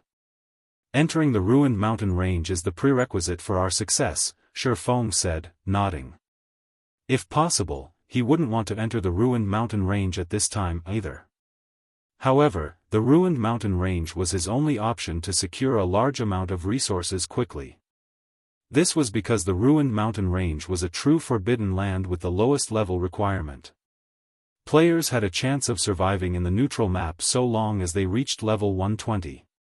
Moreover, the Ruined Mountain Range was also one of the most highly contested forbidden lands in his previous life. Although the ruined mountain range was labeled a forbidden land, it wasn't a forbidden land for all life. Instead, it was only a forbidden land for humans.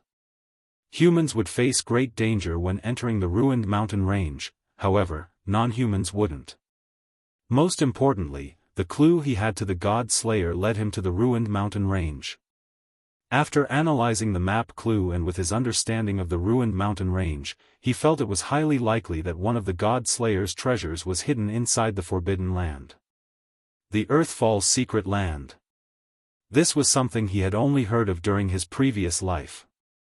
Although he didn't know who activated the Earthfall's secret land, what he did know was that the 5 great super guilds had dispatched over 40 Tier 5 experts to contest for it. The struggle between these experts had very nearly flattened the ruined mountain range's outer area. As to what the Earthfall's secret land contained, there had been all sorts of rumors about it in the outside world. However, nobody actually had a concrete answer. This was because shortly after the Earthfall's secret land appeared, 3 of the 5 great super guilds had joined forces to monopolize that place. The 3 guilds had prohibited not only outsiders from entering but even their own internal members. The minimum condition to enter the Earthfall's secret land had been being a Tier 4 core member.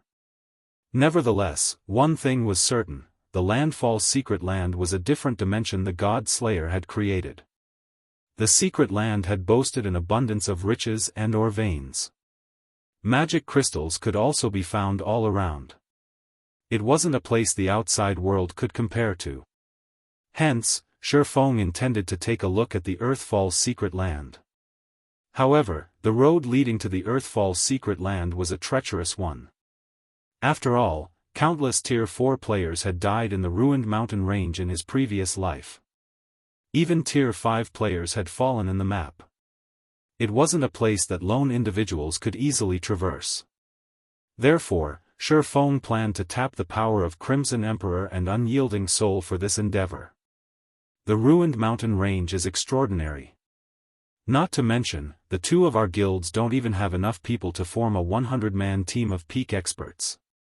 I'm afraid it's going to be difficult to survive there, Illusory words stated. How about we include some additional Tier 3 experts? That will increase our chances.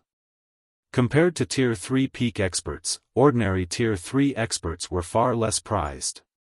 If they came across dangerous situations, they could have the ordinary expert scout ahead instead of putting the peak experts at risk. This method was frequently employed by superpowers when exploring forbidden lands. No.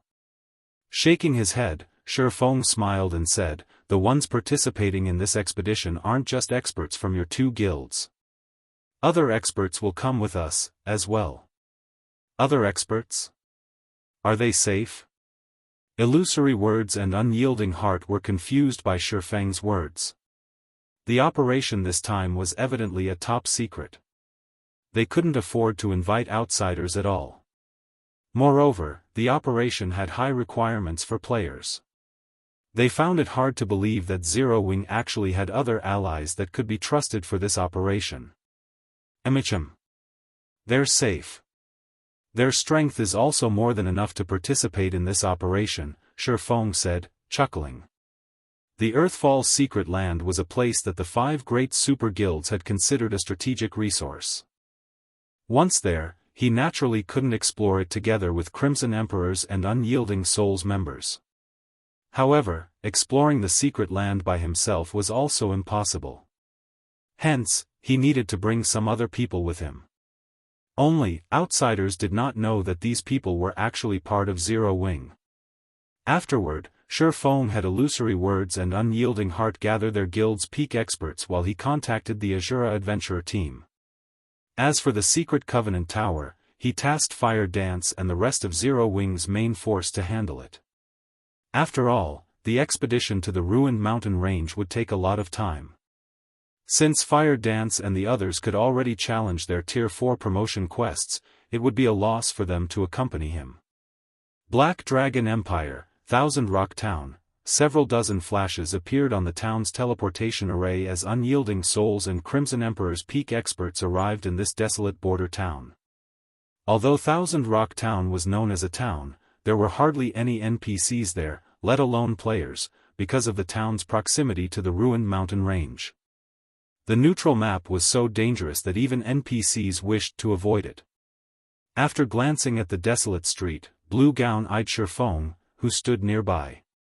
She then asked Illusory Words curiously through a private conversation, "Big Sis Illusory, who do you think guild leader Black Flame invited?" In her opinion, their team, which consisted entirely of peak experts or better, was incredibly rare even in the entire God's domain. She found it inconceivable that Zero Wing could invite another team capable of rivaling theirs. Aside from the many peak experts, their team had Illusory Words and Unyielding Heart. The former was a cleric who stood at the pinnacle of God's domain, while the latter was a berserker with defense rivaling MT classes. There was also Blue Gown herself, who was the third-ranked Guardian Knight in Crimson Emperor's main force. At this stage of the game, only the 5 great super guilds would be capable of fielding such a team. I don't know. According to the information we gathered, only the Dragon Phoenix Pavilion's Phoenix Rain might be of help. However, Phoenix Rain disappeared, so Zero Wing shouldn't have any other capable allies, Illusory Words replied, shaking her head. She, too, was curious about the allies Feng mentioned. Shortly after Illusory Words and Blue Gown spoke with each other, a dozen or so flashes appeared on the teleportation array once more. When these new arrivals walked out of the teleportation array, both Illusory Words and Unyielding Heart were shocked. Every one of these new arrivals radiated an astonishingly powerful aura. By the looks of it, not only had they unlocked their mana bodies, but their progress should have reached 100% as well. The callous man walking at the head of the group was someone even Illusory Words and Unyielding Heart had to be wary of. Lightning Demon Lifeless Thorn. Read latest chapters at Wuxia World. EU Lifeless Thorn was a ruthless person who persisted in challenging the various experts of God's domain. Some time ago, he had even fought Stalwart Sky, one of the Battle Wolves' Wolf Kings, to a draw and was labeled by the Secret Pavilion as one of the Eastern Continent's top 10 rookies. At this time, Lifeless Thorn boasted not only a high level of 122 but also 7 pieces of epic equipment. And although he had hidden the glow effect of the spear he carried on his back, the archaic magic patterns engraved on it betrayed the spear's superiority to ordinary epic weapons. The Azura Adventurer Team. Why are they here? Illusory Words and Unyielding Heart were dying of curiosity at the sight of Lifeless Thorn's group. After all, the Azura Adventurer Team was currently a top adventurer team in God's domain. Moreover, it possessed an incredibly mysterious background. Not only did the adventurer team conquer many high-difficulty, large-scale team dungeons, but the adventurer team's members also possessed unfathomable strength. Many of the adventurer team's members had even reached the spiritualization realm, 1, which allowed them to exhibit extraordinary combat power. Various superpowers had frantically tried to recruit the adventurer team. However, the Azura Adventurer Team had rejected all the offers. Although many superpowers had sent teams led by peak experts in retaliation, none of these teams succeeded. Moreover, these teams usually returned with heavy losses. Everyone's here. Let's go. Chapter 2754, Forbidden Land for Humans, Everyone's Here? Illusory Words and Unyielding Heart turned to Feng in astonishment. Could it be them? Not only did the Azura Adventurer Team possess a reputation on the eastern continent of God's domain, but according to rumor, the Adventurer Team also controlled more than half of the Ice Crystal world. All of the Adventurer Team's core members were incredibly mysterious. From time to time, unheard-of powerful geniuses would also appear in the Adventurer Team. It was also bruited about that the Azura Adventurer Team had an incredibly powerful commander. This commander was elusive and mysterious. Rumor had it that even Lifeless Thorn couldn't survive one hit from this commander and that Lifeless Thorn was challenging the various superpowers experts so crazily because he wanted to challenge Azura's commander once more. This situation instilled fear in the various superpowers. For this reason, God's domain superpowers suspected that the Azura Adventurer Team had the backing of a mysterious and powerful force. In fact, they even suspected that this mysterious backer was someone from the upper zone's top layer. The Azura adventurer team had arrogantly rejected many of the powers that wished to recruit it. This, in turn, resulted in many clashes between Azura and the various powers. And the more Azura fought, the more famous it became. Now, however, it was actually revealed that Azura had a good relationship with Zero Wing. "Emicham. They'll be moving with us later on," Feng said. He then nodded at Lifeless Thorn and the others in greeting. Actually, even Feng was somewhat surprised when he saw Lifeless Thorn and the others. He never thought that they would improve so much in the time he hadn't seen them. Now, Lifeless Thorn and the others surpassed Fire Dance and Zero Wing's other main force members in levels. Moreover, Lifeless Thorn's aura suggested that he was half a step into the domain realm already. Feng had to admit that the man was truly a battle maniac. Although his frenziedly challenging God's domain's various experts had earned him a lot of enemies, the experience he racked up allowed him to improve rapidly. As for Solitary 9, Xianxia, Cleansing Whistle, and the others standing beside Lifeless Thorn, they, too, had made significant improvement. It was evident they were at the flowing water realm already. Moreover, they weren't all that far from reaching the Void Realm either. If they received enlightenment now, they might very well break through to the next level immediately. Meanwhile, Feng's introduction of them rendered Lifeless Thorn and the others momentarily speechless. They nodded at Illusory words and Unyielding Heart in acknowledgement, none of them showing any intention of speaking to the two strangers.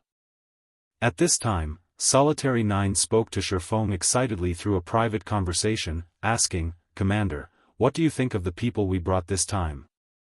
Everyone's combat power is on par with peak experts. We didn't shame you, right?" "Indeed. I never thought you would manage to recruit so many talents," Feng said in astonishment as he studied Azura's team members. Quite a few of the Azura members present were people he was unacquainted with personally. However, he had heard of a few of these people in his previous life. All of them had been well-known solo experts in the game. Two of them had even reached Tier 5, only slightly inferior to Lifeless Thorn, who had reached the demigod standard. Feng truly had not imagined that Lifeless Thorn and the others would be able to recruit all these people into the Azura adventurer team. Following this, Solitary 9 told Feng about recent events, mentioning that they had accidentally strayed into a magical place where time flowed at a completely different rate, and the players residing there were incredibly strong. In that magical place, Refinement Realm experts were considered third-rate, they were no big deal whatsoever. The players there were also very high-leveled, with some having even reached level 130 already. When Solitary 9 and the others visited that place, they had been utterly dumbfounded. During their stay in that magical place, they had frequently fought with the experts there. This allowed them to gain a lot of inspiration and improvement. Unfortunately, the system abruptly brought them back to the main continent for some reason. When they returned, their level surpassed that of the superpower's peak experts by a large margin. Solitary 9's tale surprised Feng. He never thought that God's domain would actually have such a magical area. However, when he remembered that Gentle Snow and Aqua Rose had fought in a different world for 80 years, he concluded that the situation Lifeless Thorn and the others had found themselves in was nothing to fuss about. Meanwhile, Crimson Emperors and Unyielding Souls members also finished their preparations to set off. Following which, everyone got on their flying mounts and flew toward the Ruined Mountain Range. The Ruined Mountain Range occupied a huge area on the continent of God's domain.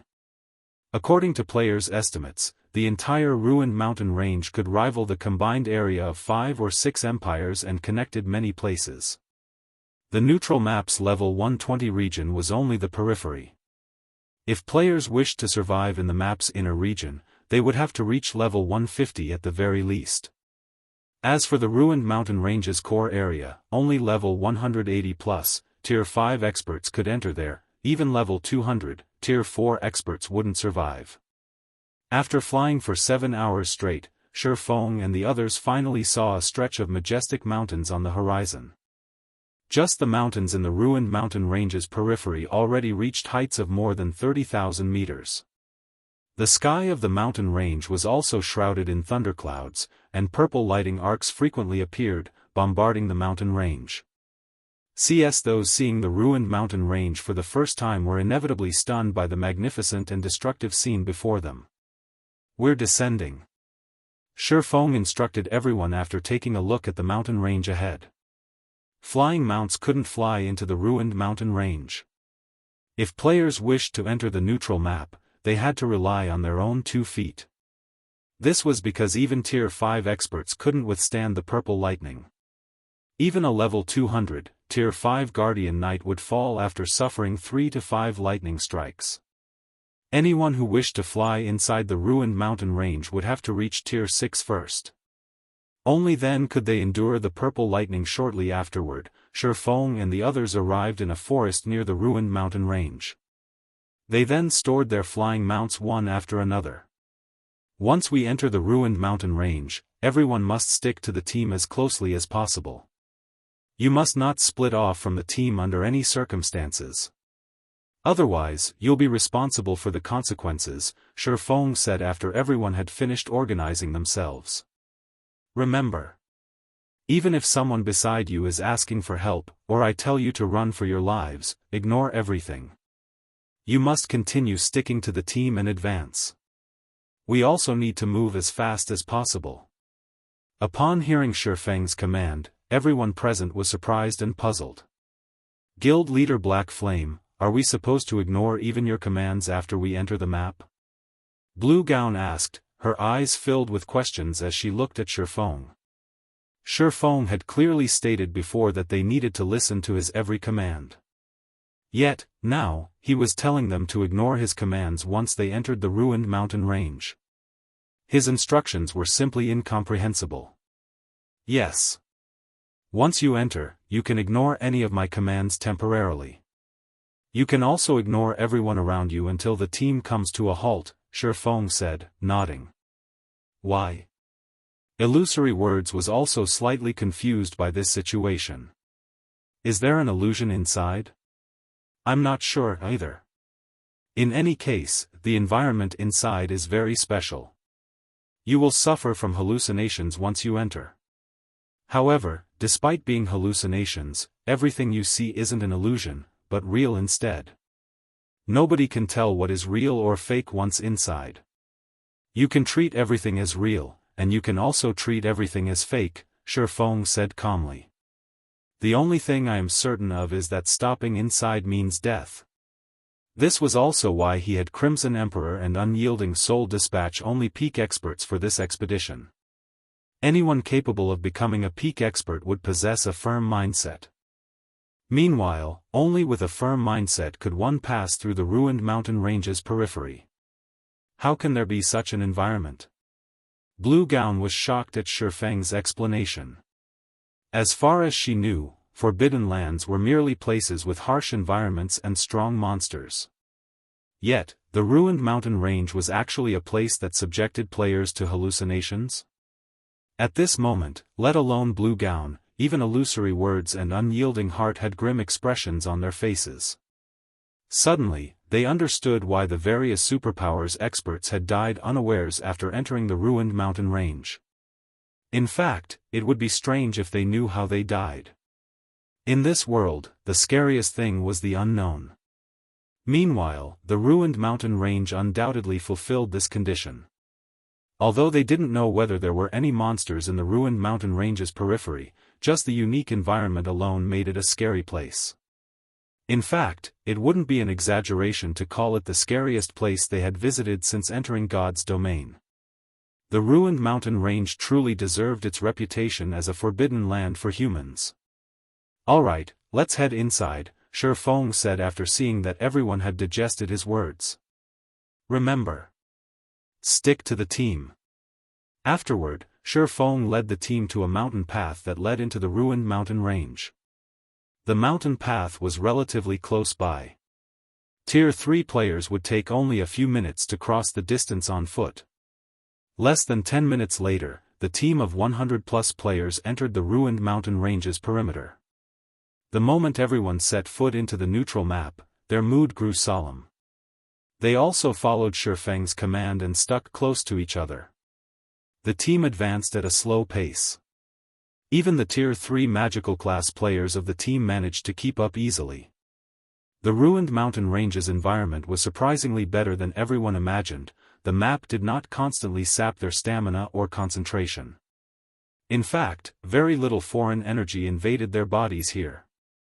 Around half an hour later, the team still had not come across a single monster. The whole mountain range was surprisingly safe and peaceful. Unlike what they imagined, the map wasn't infested with monsters that could easily trample over Tier 3 players. It seems the ruined mountain range isn't a big deal, after all, Blue Gown said as she observed her surroundings. Under the circumstances, her initial expectation had disappeared completely. At Blue Gown's words, everyone in the team also started to feel that Feng had blown things out of proportion. He had only made them needlessly anxious.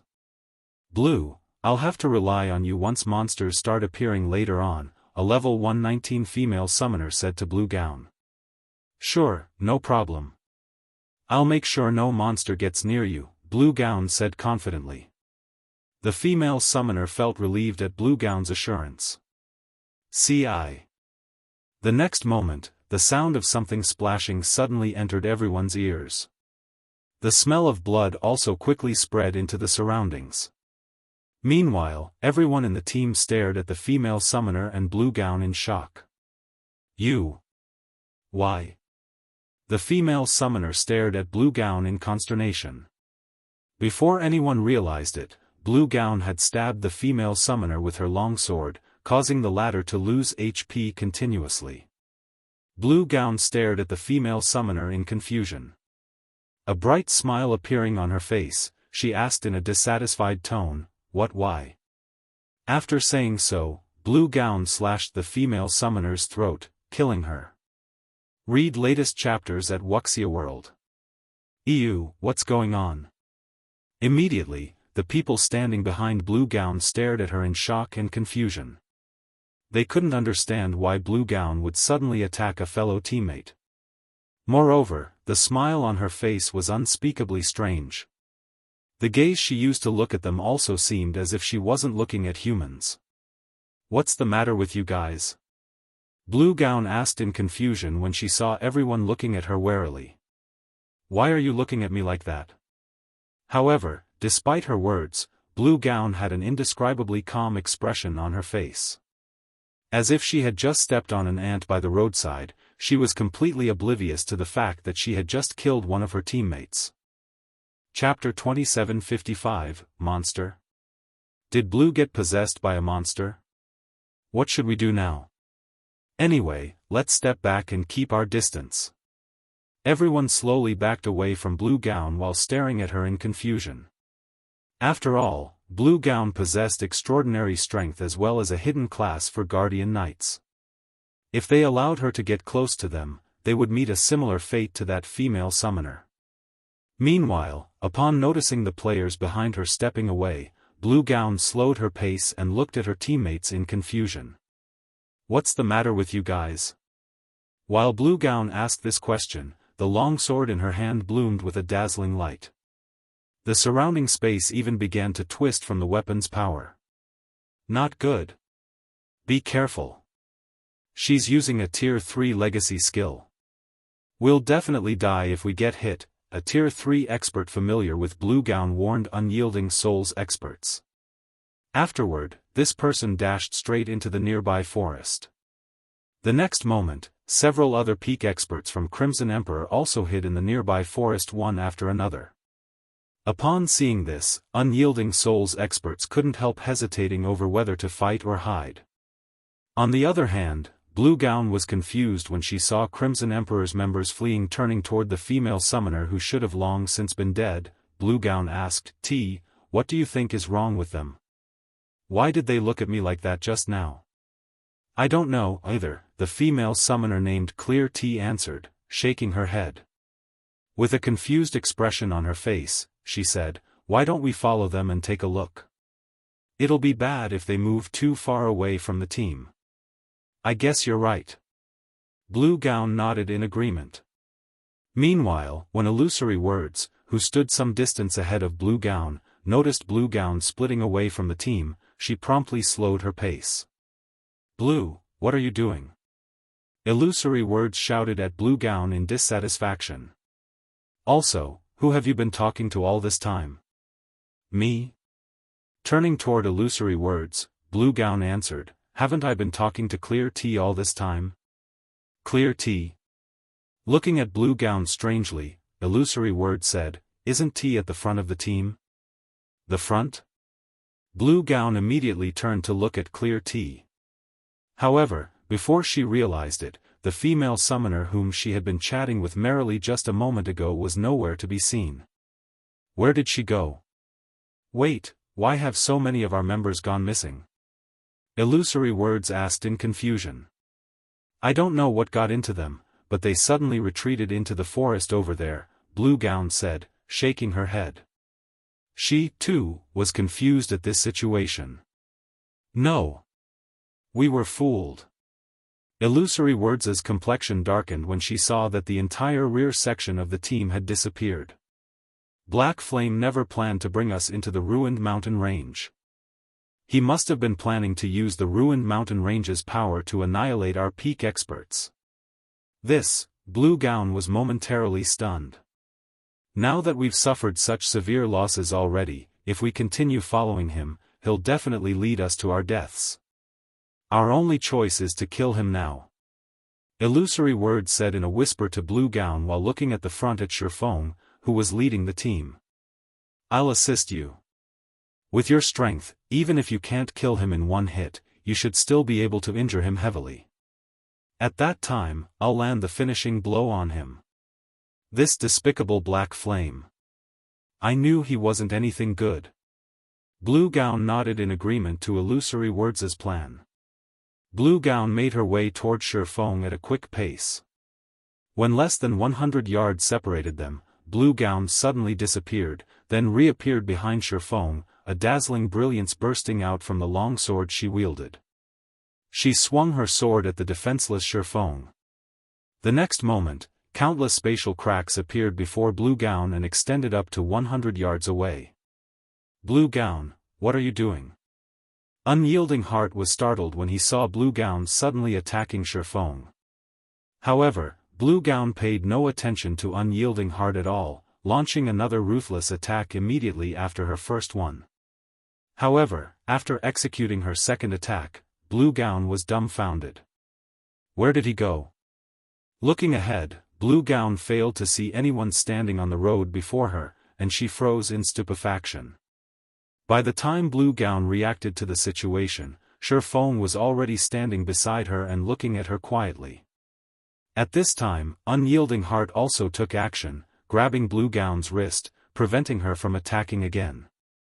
Blue Gown, what are you doing? Why are you attacking Guild Leader Black Flame? Have you lost your mind? Unyielding Heart questioned. Don't stop me. He's trying to kill us. Blue Gown said as she glared at Feng. He's trying to annihilate our peak experts using the ruined mountain range. If you don't believe me, look behind. Everyone at the back has disappeared already. Disappeared? Startled by Blue Gown's words, Unyielding Heart automatically turned to look to the team's rear. Upon seeing that fewer than 20 people remained in the team, Unyielding Heart paled. Guild Leader Black Flame, are you really, in this situation? Even Unyielding Heart couldn't help doubting Feng's motives. Are you really trying to annihilate us? Before Unyielding Heart finished speaking, Feng had already unsheathed the abyssal blade. Slash! Before Blue Gown could react, Feng had cleaved Unyielding Heart in half, killing the latter instantly. You! Blue Gown was momentarily stunned when she saw Unyielding Heart getting killed. She then bellowed at Feng, you really are trying to annihilate the peak experts of our two guilds. I'll fight you to death. After Blue Gown said so, the intensity of her aura skyrocketed until it rivaled that of level 120 mythic monsters. However, before she could take action, Feng used Darkness Bind. Several dozen chains promptly appeared and restricted Blue Gown's movements. Despite her strength rivaling Tier 4 mythic monsters, all she could do was glare at Feng. She couldn't move her body in the slightest. Looking at Blue Gown, Feng said evenly, "You need to calm down." "Calm down? You want me to calm down?" Blue Gown's eyes burned with a fiery rage. "You killed Vice Guild Leader Hart, yet you want me to calm down? Take a clear look at the situation." Feng shouted while releasing his killing intent and directing it at Blue Gown. The intense killing intent instantly shocked Blue Gown out of her anger. And as if having realized something, she then gawked at her surroundings. What the hell is going on with me? Before Blue Gown realized it, more people had appeared around her. Unyielding Heart stood among these new additions and was currently staring at her with a confused look on his face. "Blue, what's gotten into you? Why are you trying to kill Guild Leader Black Flame so desperately?" Illusory Words asked, similarly surprised by Blue Gown's actions. Everyone had been advancing carefully before. Yet, for some reason, Blue Gown had suddenly charged up to Feng and attacked him. Fortunately, Feng had reacted quickly and dodged her attack in time. An illusion? I got caught in an illusion? Blue Gown was stunned by this situation.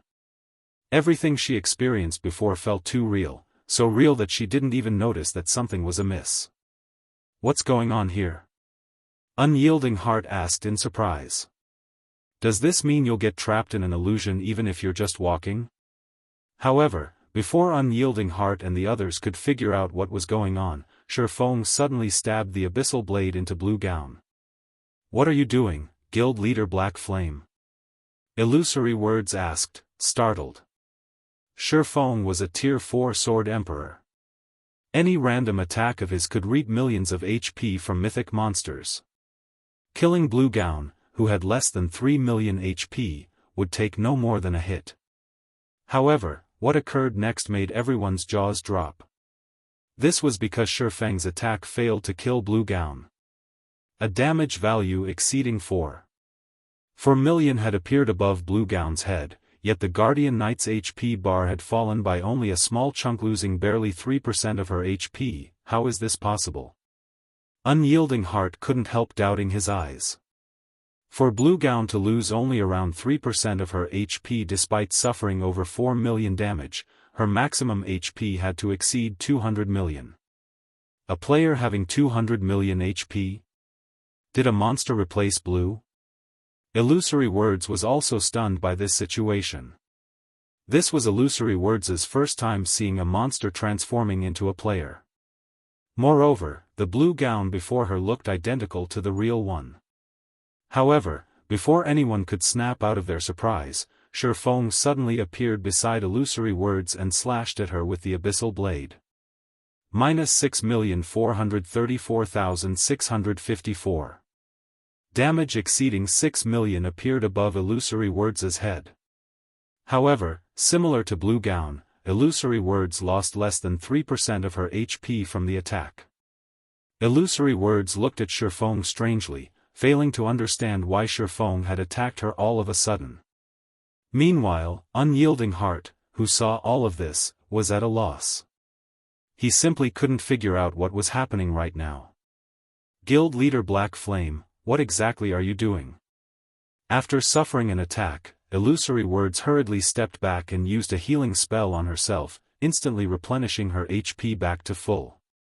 Read latest chapters at Wuxia World. Ew, what am I doing? Chuckling, Feng said, of course, I'm getting rid of you monsters. Monsters? What kind of joke are you making? How am I a monster? I'm a bona fide player. Illusory Words protested, her eyes wide with confusion as she looked at Feng. She then explained hurriedly, there must be a problem here. When everyone on the team saw that Illusory Words did not retaliate, combined with the sincerity in her voice, they had to nod their heads in agreement, feeling that there was definitely a problem here. If Illusory Words really were a monster, she should have retaliated after Feng attacked her. She wouldn't be trying to explain herself. In the meantime, Blue Gown looked at herself in shock. She couldn't believe that she had transformed into a monster. Am I actually the transformation of a monster? Chapter 2756, True Forbidden Land. Blue Gown and Illusory Words' bizarre performance and words stunned everyone. Were Blue Gown and Illusory Words monsters or not? Previously, when they came across monsters, all they needed to do was attack the said monsters. If they couldn't defeat the monsters, they could just run. Now, however, they couldn't even tell whether the monsters they faced were actual monsters. What were they supposed to do in this situation? Immediately, a deathly silence fell over the entire team as everyone turned to look at their teammates, afraid that the one standing beside them was actually a monster in disguise. Illusory Words and Blue Gown also warily eyed each other. This weird scene was definitely a first for everyone. However, after this strange atmosphere lasted for several seconds, the sunny sky suddenly darkened. Lightning and thunder filled the surroundings. Before Blue Gown realized it, the people around her had disappeared. Simultaneously, a 6-meter-tall monster with a huge mouth and ethereal body had appeared beside her, and it had devoured half of her soul already. Despite having noticed this monster, she could only stare at it quietly like an immobile puppet. She couldn't move her body even if she wanted to. However, the next moment, a magic blade pierced the heart of this monster. The monster let loose an ear-piercing scream that made Blue Gown feel as if her head would burst. What's going on? Blue Gown, whose body currently resembled an ethereal soul, was all at sea. Right now, she truly could not distinguish what was real from what was fake. It was as if she had woken up from a dream, only to end up in another dream. Before she could react to the situation, the injured monster pounced on her once more, intending to devour the delicacy before it. Meanwhile, Blue Gown, who had returned to her physical body, was utterly powerless against the monster. Just being close to it petrified her and gave her a pounding headache. She couldn't put up any resistance whatsoever. Soul Devourer, Soul Monster, Great Lord, level 124 HP 440 million. However, before the Soul Devourer could reach Blue Gown, several magic swords shot through it in rapid succession. Minus 71,514,654. Minus 35,164,412. Several dozen terrifying damage values flashed above the Soul Devourer one after another, the Great Lord's HP zeroing out straight away. The monster then dispersed into particles of light, leaving behind a dozen or so crystal fragments in its place. Black Flame? Blue Gown looked at Feng in confusion, having fallen into a mentally weakened state, her voice tremulous with uncertainty. You sustained some mental attacks. Nearly half of your concentration was consumed, as well. It's best if you don't move around recklessly, Feng said as he looked at Blue Gown. Fortunately, you managed to walk out of that area. I wouldn't have been able to save you otherwise. Mental attacks? Blue Gown was taken aback. How is this possible? This was her first time hearing this term. Moreover, everything she had experienced before felt real. Such a situation was simply unheard of. She had experienced earth-shattering battles in God's domain before, but never such a terrifying illusion. She found it hard to imagine that a monster was actually capable of executing such an attack. Nothing is impossible in God's domain, especially in this forbidden land for humans, Feng said as he met Blue Gown's incredulous gaze. Shaking his head, he said, monsters in God's domain aren't limited to physical and magical attacks. They have many unknown ways to attack and lay traps. Even if a player possesses combat power far surpassing a monster's, the player will still get killed if they aren't careful. Take these monsters that are capable of employing mental attacks, for example.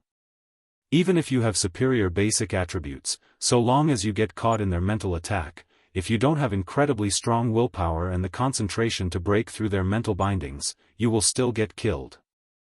This was also why it was important for players to improve not only their basic attributes but also their concentration. During the early stages of God's domain, players would rarely encounter mental attacks. Those that did wouldn't notice it due to their ignorance of mental attacks. However, past level 120 and after the first major update took place, mental attacks would appear much more frequently. Meanwhile, if players did not possess sufficiently strong willpower, they would still be helpless against mental attacks even if they had incredibly powerful basic attributes. Take Blue Gown, for example. She had been trapped inside the Soul Devourer's mental space and couldn't escape at all. Fortunately, she did not die inside the mental space. Otherwise, even if he managed to save her from the Soul Devourer, all he would have saved would be an empty husk. In God's domain, dying inside a mental space was no different from dying in the outside world. To put it simply, one would suffer a soul death. This was also why most players in his previous life dared not offend Tier 5 NPCs, as some of them wielded mental attacks. Meanwhile, suffering a soul death was much worse than a physical death. Worst case scenario, one would lose one's account and have to start all over again.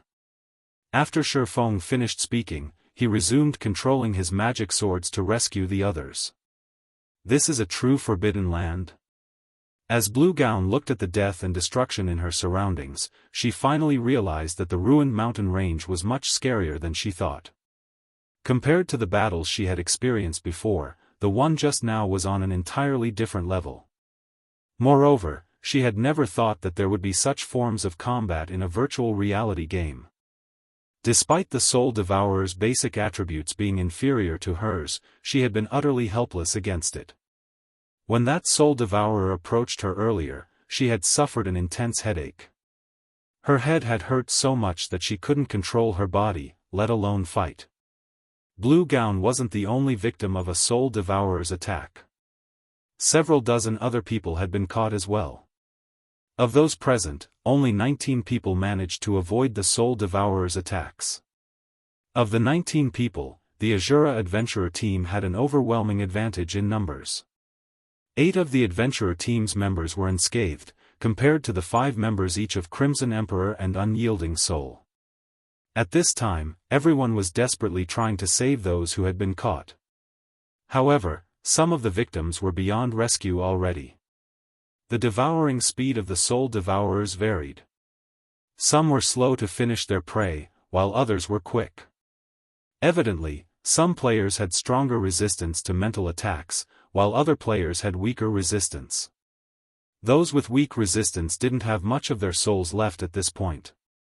When Blue Gown noticed Azura's cleansing whistle, who was roughly the same age as herself, fighting a Soul Devourer, she was stunned. Am I that much weaker than her? Blue Gown couldn't help her surprise and confusion as she watched Cleansing Whistle.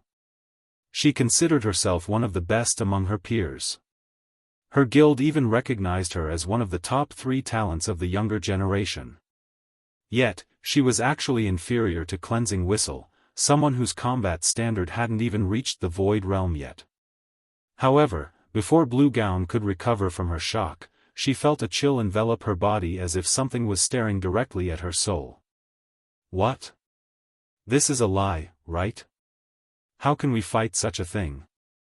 Read latest chapters at Wuxia World. Blue Gown wasn't the only person who felt this sensation, everyone experienced it. When Illusory Words and Unyielding Heart looked in the direction of this feeling source, they trembled in fear. A 30-meter-tall, 3-headed monster loomed over the team, and every step it took made everyone's soul shudder in fear. Tadelia the Soul Singer, Realm Lord, Superior Mythic, Level 128 HP 20,500,000,000. Chapter 2757, 15 seconds. Everyone gasped at Tadelia's appearance.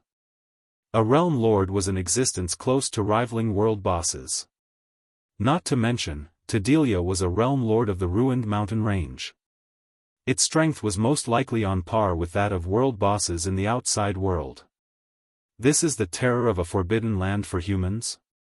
Mu Lingsha smiled wryly at the sight of the Soul Singer. She finally understood why none of the various superpowers expert teams managed to make it out of the ruined mountain range alive. It would be strange if they did. At this time, not only was half of their team dead, but they also had to fight a large number of Soul Devourers.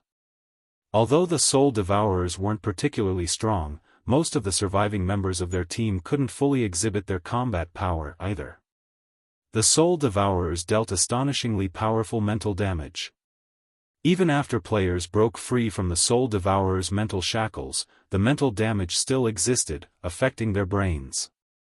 The consequent headaches prevented the players from executing delicate actions, which, in turn, lowered their combat standards by 2 ranks on average. Now, Void Realm experts could exhibit combat standards only at the Refinement Realm, while Domain Realm experts' combat standards were at the Void Realm. On the other hand, the Soul Devourers all had combat standards at the Trial Tower's 6th floor. They could undoubtedly be considered first-rate experts, not much inferior to ordinary Tier 3 experts in combat standards. With the addition of a Realm Lord, there was no way their team could get out of this situation alive. Among those still standing, only Lifeless Thorn, Solitary 9, Xianxia, and Cleansing Whistle remained relatively calm, continuing to systematically slay the Soul Devourers troubling the players around them. 9, Thorn, and Xianxia, help me hold the boss for 15 seconds. Feng said after saving another person from the Soul Devourers. Upon hearing Feng's command, Illusory words and unyielding heart couldn't help doubting their ears. They're still going to fight in this situation? Their opponents consisted of several hundred Soul Devourers and 1 Realm Lord. The only thing they could and should do now was run away. The battle recovery of a monster of Tedelia's rank allowed it to regenerate 2% of its HP every 5 seconds. In other words, the Realm Lord could recover 410 million HP per 5 seconds. That was basically killing a Great Lord of the same level every 5 seconds. If they couldn't accomplish that, they wouldn't even be able to get Tedelia's HP below 98%. Meanwhile, their team currently had fewer than 30 people alive, nearly half of them in a mentally weakened state and incapable of combat. With Tedelia's defense as a superior mythic thrown in, their team's attacks would, at best, give the Realm Lord an itch. 15 seconds?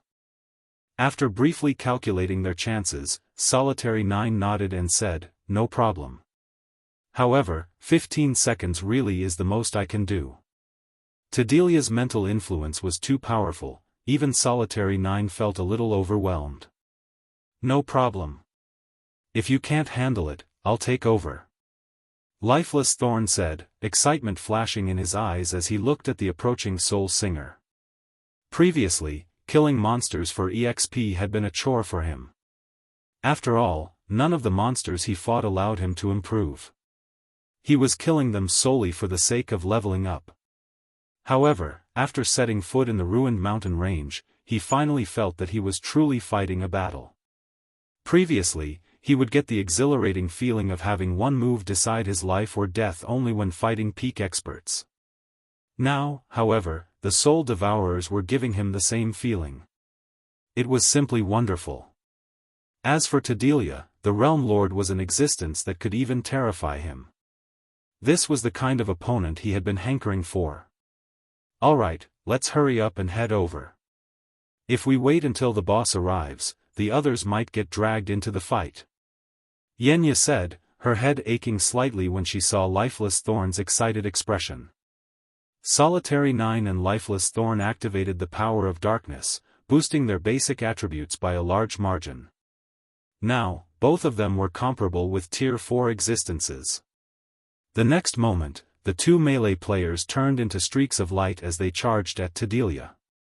Meanwhile, Xianxia, a druid, chanted an incantation and flew toward the Realm Lord. Simultaneously, she cast a layer of life protection on both Solitary 9 and Lifeless Thorn, the spell capable of absorbing some of the damage they took and converting it into HP. Roar. Tedelia bellowed in anger when it saw 2 ants charging at it, its roar echoing throughout the ruined mountain range's outermost area. As its roar spread, an invisible mental attack struck everyone. Aside from Feng, everyone present groaned in pain. Good. You really are powerful. After suffering Tedelia's mental attack, which was much stronger than its ever-present mental influence, Lifeless Thorn turned deathly pale. However, when he looked at the 30-meter-tall Realm Lord, not only did he not grow fearful of the boss, but the fighting spirit in his eyes even burned brighter. He raised his spear and transformed into a lightning bolt shooting at Tedelia. Tier 3 Legacy Skill, Lightning Flash. With the power of darkness as buff, this attack pierced through space itself. As if he had teleported, Lifeless Thorn instantly appeared before the Soul Singer. So fast. This scene surprised Unyielding Heart. There had been a 200-yard gap between Tedelia and Lifeless Thorn, yet the latter had crossed this distance instantly. Unyielding Heart wasn't sure he could react to such a speed even if he activated his Berserk skill. Boom! A deafening boom echoed throughout the mountains. The next moment, a black shadow fell from the sky and struck the ground heavily, the impact of the collision creating a crater over 24 meters in diameter. Inside the crater, Lifeless Thorn stood, propping himself up with his spear. His hands on the spear trembled, and blood leaked out from a corner of his mouth. It was evident he had sustained a major blow. His HP had fallen by more than 460,000. What happened? Blue Gown, who was watching the clash from a distance, was dumbfounded. Lifeless Thorn's attack carried incredible power and speed. Even an actual Tier 4 mythic monster should have suffered a serious injury from it. Yet, not only did Lifeless Thorn fail to inflict any damage on Tedelia, but he had even taken damage. Moreover, Lifeless Thorn had lost close to 10% of his HP despite the life protection cast on him. At this rate, without additional healing, he would definitely die after 6 or 7 more exchanges. Is this monster really just a superior mythic? Everyone couldn't help doubting their eyes as they stared at the intact Soul Singer. They had seen superior mythic monsters before. Some of them had even killed one before.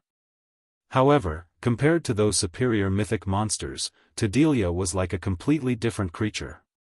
However, when Feng, who was currently incanting, saw this scene, he wasn't surprised at all.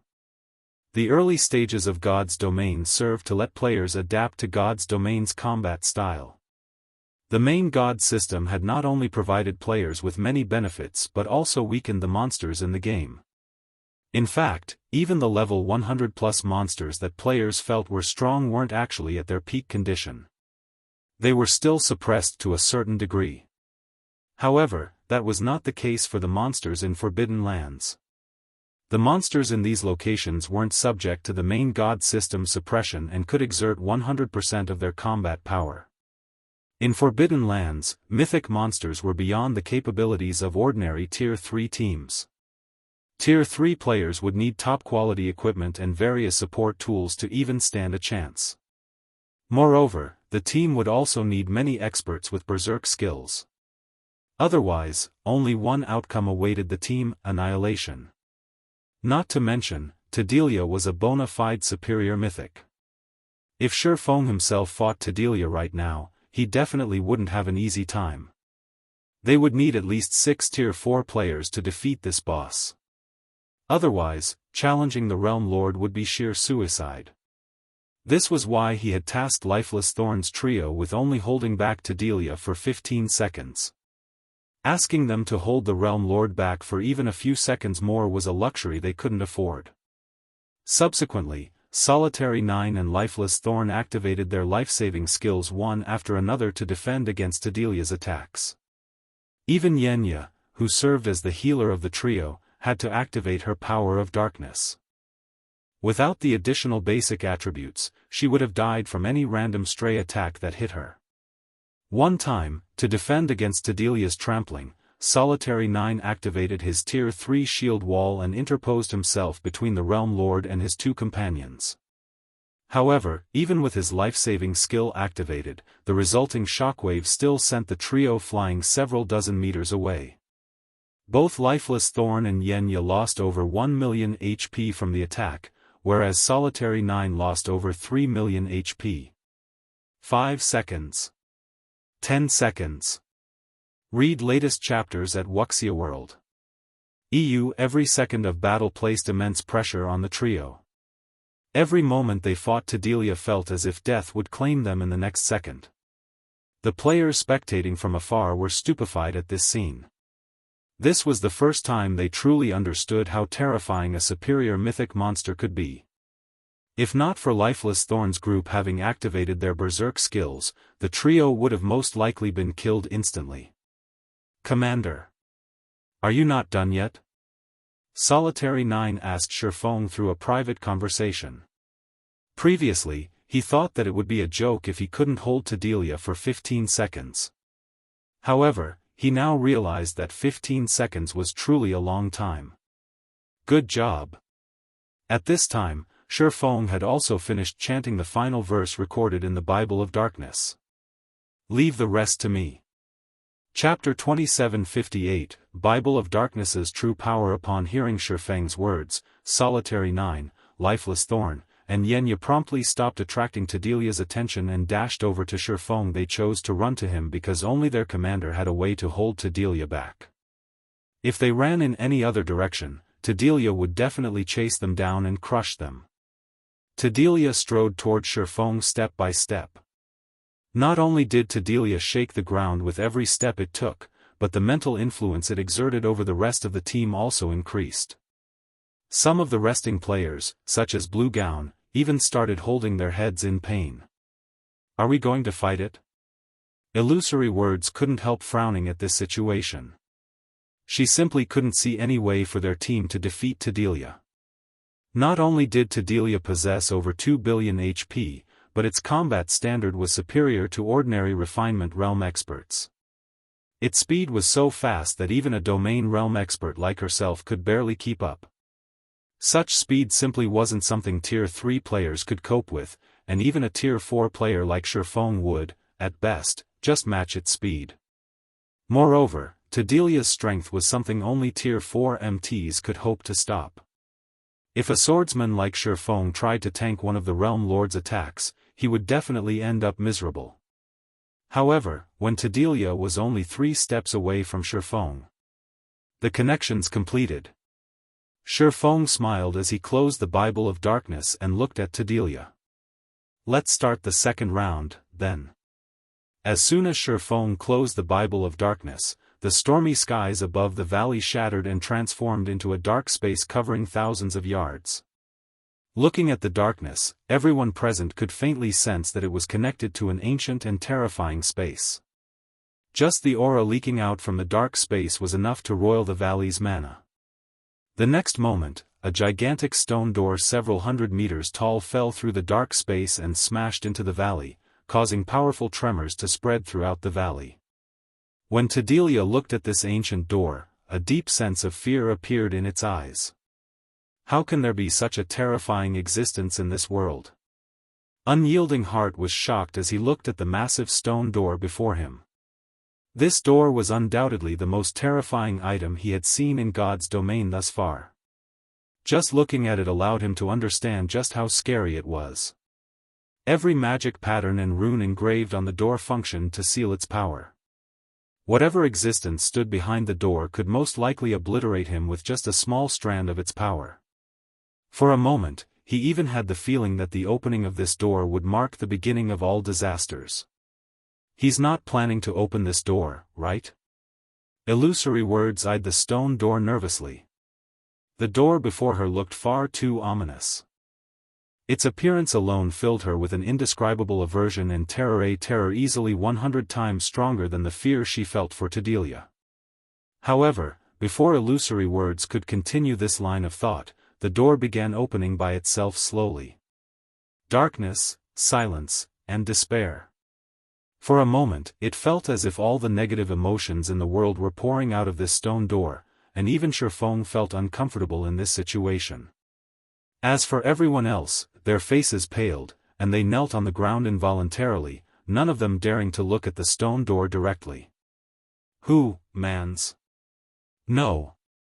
You're not." Suddenly, words spoken in the abstruse demonic language flowed out of the door. Although none of the players present were knowledgeable of the language of demons, they understood what the spoken words conveyed. For a time, everyone was confused. I never thought that after so many years, you existences would be the next to summon this door. Following these words, a 3-eyed, 10-meter-tall, humanoid demon clad in black armor walked out of the stone door. The instant Tadelia saw this demon, horror overwhelmed it. It was as if the Realm Lord had just seen death itself. Actually, Feng himself felt dread at the humanoid demon's appearance. He never dreamed he would summon this demon. The Dark Abyss had a total of 108 demon princes, who stood at the peak of the great demons. All of them were existences second only to demon kings, and they could be considered half-step demon kings. Meanwhile, the humanoid demon standing before him was Ferbero, the Lord of the Dead. His strength ranked 21st among all great demons. Weak. How weak. Ferbero muttered as he looked at himself, his voice filled with dissatisfaction. He then looked at Feng, who held the Bible of Darkness, and said coldly, "You should know what you have done. That book isn't something you should possess, so hand it to me. This is also your only way out. Otherwise, what awaits you is eternal death." As soon as Ferbero finished speaking, a powerful sense of oppression descended on Feng, one so uncomfortable that his expression turned ugly. As expected of one of the 108 demon princes. Its mental oppression is on par with Tier 5 existences, Feng sighed ruefully. Although he had long since known that the gap between Tier 4 and Tier 5 was massive, he still couldn't help feeling helpless when experiencing the might of a half-step demon king. Luckily, Feng wielded the Bible of Darkness, which restricted the methods Ferbero could use to target him. Otherwise, the demon prince could have killed him instantly. Meanwhile, as Ferbero subjected Feng to his mental oppression, the Bible of Darkness also sensed the offense. Immediately, chains appeared around the demon prince's body. The instant these chains appeared, Ferbero's mental oppression weakened drastically. Now, the mental oppression no longer posed any threat to Feng whatsoever. This damned contract. I will break free from this binding one day and obtain true freedom. Ferbero bellowed in rage as he glared at the pitch-black chains wrapped around his body. He then looked at Feng and said coldly, "Although that book prevents me from doing anything to you, don't think that you have full control over me. I can tell that you don't have much time left, based on those curses and bindings on your body. That book cannot save you. Only I can help you. That won't be necessary.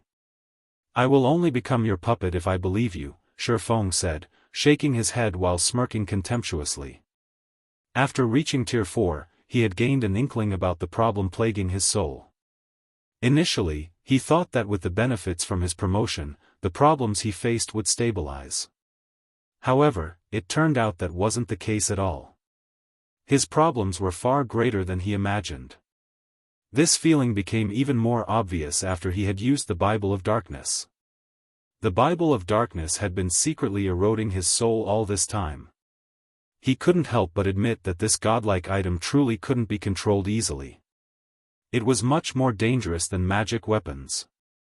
However, it was also impossible for him to abandon the Bible of Darkness. The road to reaching higher tiers was incredibly difficult. Only by grasping every available opportunity would he have a chance of becoming a god. Otherwise, everything he did would be for naught. One example would be the soul mark he received from a faux saint devourer he defeated some time ago. It was precisely because he had exploited this opportunity that he had managed to strengthen his soul, which, in turn, strengthened his resistance to that mysterious NPC's soul curse. Otherwise, he wouldn't have survived until now. Feng then looked at Ferbero and said, "I might not be able to control you completely, but you should know that as your summoner, I can forcibly control part of your power." The Bible of Darkness was his greatest assurance in venturing to the ruined mountain range this time. Venturing deep into the neutral map with just his personal strength was impossible. After all, Tadelia alone was already more than enough to make him flee. "You'll regret this. Controlling the power of demons is beyond you. The more you use it, the deeper you will sink, until eventually your soul is consumed completely. Thank you for the warning, but don't think you demons will have an easy time devouring me." After saying so, Feng used the Bible of Darkness to erase Ferbero's consciousness and gain control over a portion of the Demon Prince's strength. A level 135 Demon Prince. Even with just 70% of Ferbero's strength, he could roam about the ruined mountain range's outer area without any worries. The conversation between Feng and Ferbero lasted for only a short moment. Hence, Tedelia, who had been petrified by the stone door and the Lord of the Dead, was still idle. However, after Feng took control of Ferbero's body, Tedelia immediately noticed something amiss. The Demon Prince's aura and mental oppression had weakened significantly. Moreover, Ferbero could display hostility toward it now. After realizing what had just happened, Tedelia pounced on Feng without hesitation, sending one of its mountain-sized claws smashing ruthlessly at the tiny human. Feng immediately felt as if the space around him had compressed 100-fold. Not only did his body feel a lot heavier, but even time had started slow. Tier 4 Innate Skill, Sundering Earth. This was the first time Tedelia had resorted to a skill. Previously, when fighting ants like Lifeless Thorn, it couldn't even be bothered to use skills. However, the only thing on its mind right now was to kill Feng as quickly as possible. Under intense pressure from the space around him, Feng looked up at Tedelia and smiled. "You're too late." Even before Feng finished speaking, Ferbero, who stood in front of Feng, waved his hand abruptly, and a pitch-black spear of flames condensed in his hand. He then swung the spear at Tedelia's approaching claw. Although Ferbero's spear was made of flames, it did not feel scorching at all. On the contrary, it gave off an extreme chill that froze the surrounding space. Time itself seemed to freeze momentarily. Boom! Space shattered and turned into nothingness. The impact of the collision between the two attacks caused the ground to sink. With the exception of Feng, the resulting shockwave also sent everyone flying over 500 yards away and inflicted damage on them ranging between tens of thousands to hundreds of thousands. Read latest chapters at Wuxia World. As for Tedelia, its massive body shot backward over 100 yards, leveling the terrain in its path. The next moment, Illusory Words, Unyielding Heart, and the others, who got blown away, gaped in shock as they looked at Tedelia. Chapter 2759, Half-Step Demon King, is this the real trump card Black Flame has been hiding all this time? Illusory Words and Unyielding Heart were shocked as they stared at the three-eyed demon hovering proudly in the sky. At the same time, they revealed bitter smiles on their faces. Ferbero, Lord of the Dead, Demon Prince, level 135 HP 13 billion. They had long known that people like Feng would always keep a trump card hidden. Otherwise, he wouldn't have come to the dangerous ruined mountain range even though he had reached Tier 4. However, they never imagined that Feng's trump card would be this terrifying. The man had actually summoned a demon prince from the dark abyss and controlled it like a puppet to fight for him. A demon prince was an existence capable of rivaling Tier 5 existences. In terms of life rating, a demon prince was above even superior mythic monsters. Not to mention, Ferbero was even a demon prince with a title. Calling him a half-step demon king wouldn't be an exaggeration. If the various superpowers were to find out about this power, they would most likely have very ugly expressions on their faces. Any demon prince that possessed a title had earned their title by slaughtering countless people in God's domain. In fact, these titled demon princes were responsible for the destruction of some kingdoms in God's domain. For an existence capable of single-handedly destroying an entire kingdom, destroying a super guild's guild city would be child's play. In reality, Feng himself had also entertained the same fantasies as Illusory Words and Unyielding Heart. However, these thoughts remained merely thoughts. After his promotion to Tier 4, both his concentration and mana perception had gained a qualitative improvement. Thanks to these improvements, he discovered a small trace of dark energy lingering around his soul. The Bible of Darkness possessed incredible power. In fact, Some legendary items would even seem weak compared to it. This situation was inconsistent with God's domain's rules. In God's domain, one had to pay a price corresponding to the power gained. This was the balance of God's domain. However, the Bible of Darkness didn't seem balanced to him. The power it offered its wielder was far greater than the cost of using it. Now, the Bible of Darkness's detriments were thoroughly revealed.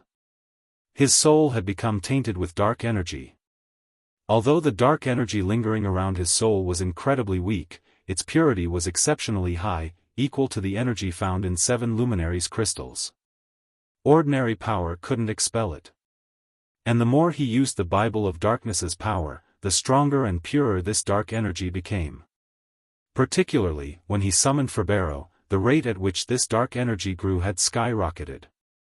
Hence, unless absolutely necessary, he didn't dare casually use the Bible of Darkness's power for now. Meanwhile, as everyone was stunned by Ferbero's power, Tedelia, who had been knocked backward, let loose a deafening roar like an enraged beast. Tedelia's originally translucent body turned blood red and enlarged significantly. Now, the Realm Lord easily reached a height of 50 meters. Simultaneously, a ripple of power spread from its body, reaching 500 yards away and causing the ground to sink. What a strong gravity domain! Feng frowned when Tedelia's gravity domain reached him. Despite his mana domain and Tier 4 physique, moving inside Tedelia's gravity domain was actually difficult. Now, he couldn't even exhibit half of his normal speed, let alone his strength. If Tier 3 players stood within this gravity domain right now, they would most likely be crushed to death. Fortunately, Ferbero, whom Feng controlled, wasn't particularly affected by this gravity domain. His speed and strength had been reduced by only 20% or so. He still held an advantage over Tedelia. So, this is the Demon Prince's power? Feng was astonished by this situation. Despite both him and Ferbero being Tier 4 existences, there was a tremendous gap between them. He only had basic control over Ferbero's body, utilizing Ferbero's mana and frightening concentration was beyond him. While these two aspects might not seem very important, they were crucial for Tier 4 existences to maximize the use of their basic attributes. At this time, Feng couldn't exhibit even 10% of Ferbero's true combat power. Despite that, Ferbero could still overwhelm Tedelia. All Feng needed to do now was control Ferbero and have the Demon Prince pin down the Soul Singer. If everyone else helped out in attacking Tedelia, slaying the superior mythic wouldn't be impossible. However, Tedelia had no intention of letting Feng realize his plans. Chanting an incantation, the Realm Lord repeatedly shattered the ground around itself and gathered the scattered rubble. In just 3 seconds, a meteorite with a 400-yard radius had formed in midair. A Tier 4 curse? Feng's complexion darkened when he saw the meteorite. A Tier 4 curse cast by a superior mythic would possess power at the Tier 5 standard. A single strike from such an attack was more than enough to demolish a city's defensive magic array. As a Tier 4 player, if he got struck by this attack, he would die without question. At this time, let alone Feng, even Illusory Words, Unyielding Heart, and the other players standing over 500 yards away were stunned by Tedelia's attack. Helpless smiles appeared on their faces. Once this Tier 4 curse landed, none of them would survive. They couldn't even interrupt the spell.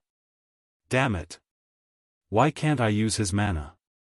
Feng felt a huge headache in this situation. If Ferbero were to rely on only his physical body, the Demon Prince definitely wouldn't be able to shrug off a Tier 4 curse.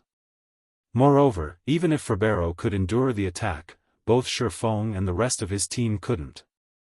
Escaping was also impossible at this point. After all, the activation of a Tier 4 curse would place a seal on the space of the affected region. Aside from shattering the Tier 4 curse directly, the only other way to survive a Tier 4 curse would be to endure it. However, neither of these two options were viable for Feng. If he couldn't control Ferbero's mana, he wouldn't be able to use any of the Demon Prince's skills or spells, he could only have the Demon Prince fight hand to hand. While Feng was thinking about how to resolve this Tier 4 curse, Delia completed the incantation for the Tier 4 curse meteorite collapse. Boom! The next moment, the enormous meteorite that had taken shape fell from the sky like a real meteor. Damn it! Seeing the descending meteorite, Feng gritted his teeth and began calling the dark energy hidden in the depths of his soul. It's all or nothing now. As a tool capable of controlling all demons, the Bible of Darkness shouldn't be limited to turning demons into simple meat puppets. Feng believed it could exert further control over them. Meanwhile, a demon's power wasn't limited to just mana. They also had access to the terrifying power of darkness. In other words, the power of darkness was the source of strength for demons. Yet, when Feng used the Bible of Darkness, he could perform only simple manipulation of demons. This obviously didn't seem right. The instant Feng manipulated the strand of dark energy within his soul, it actually formed a connection with Ferbero's source of power. This is...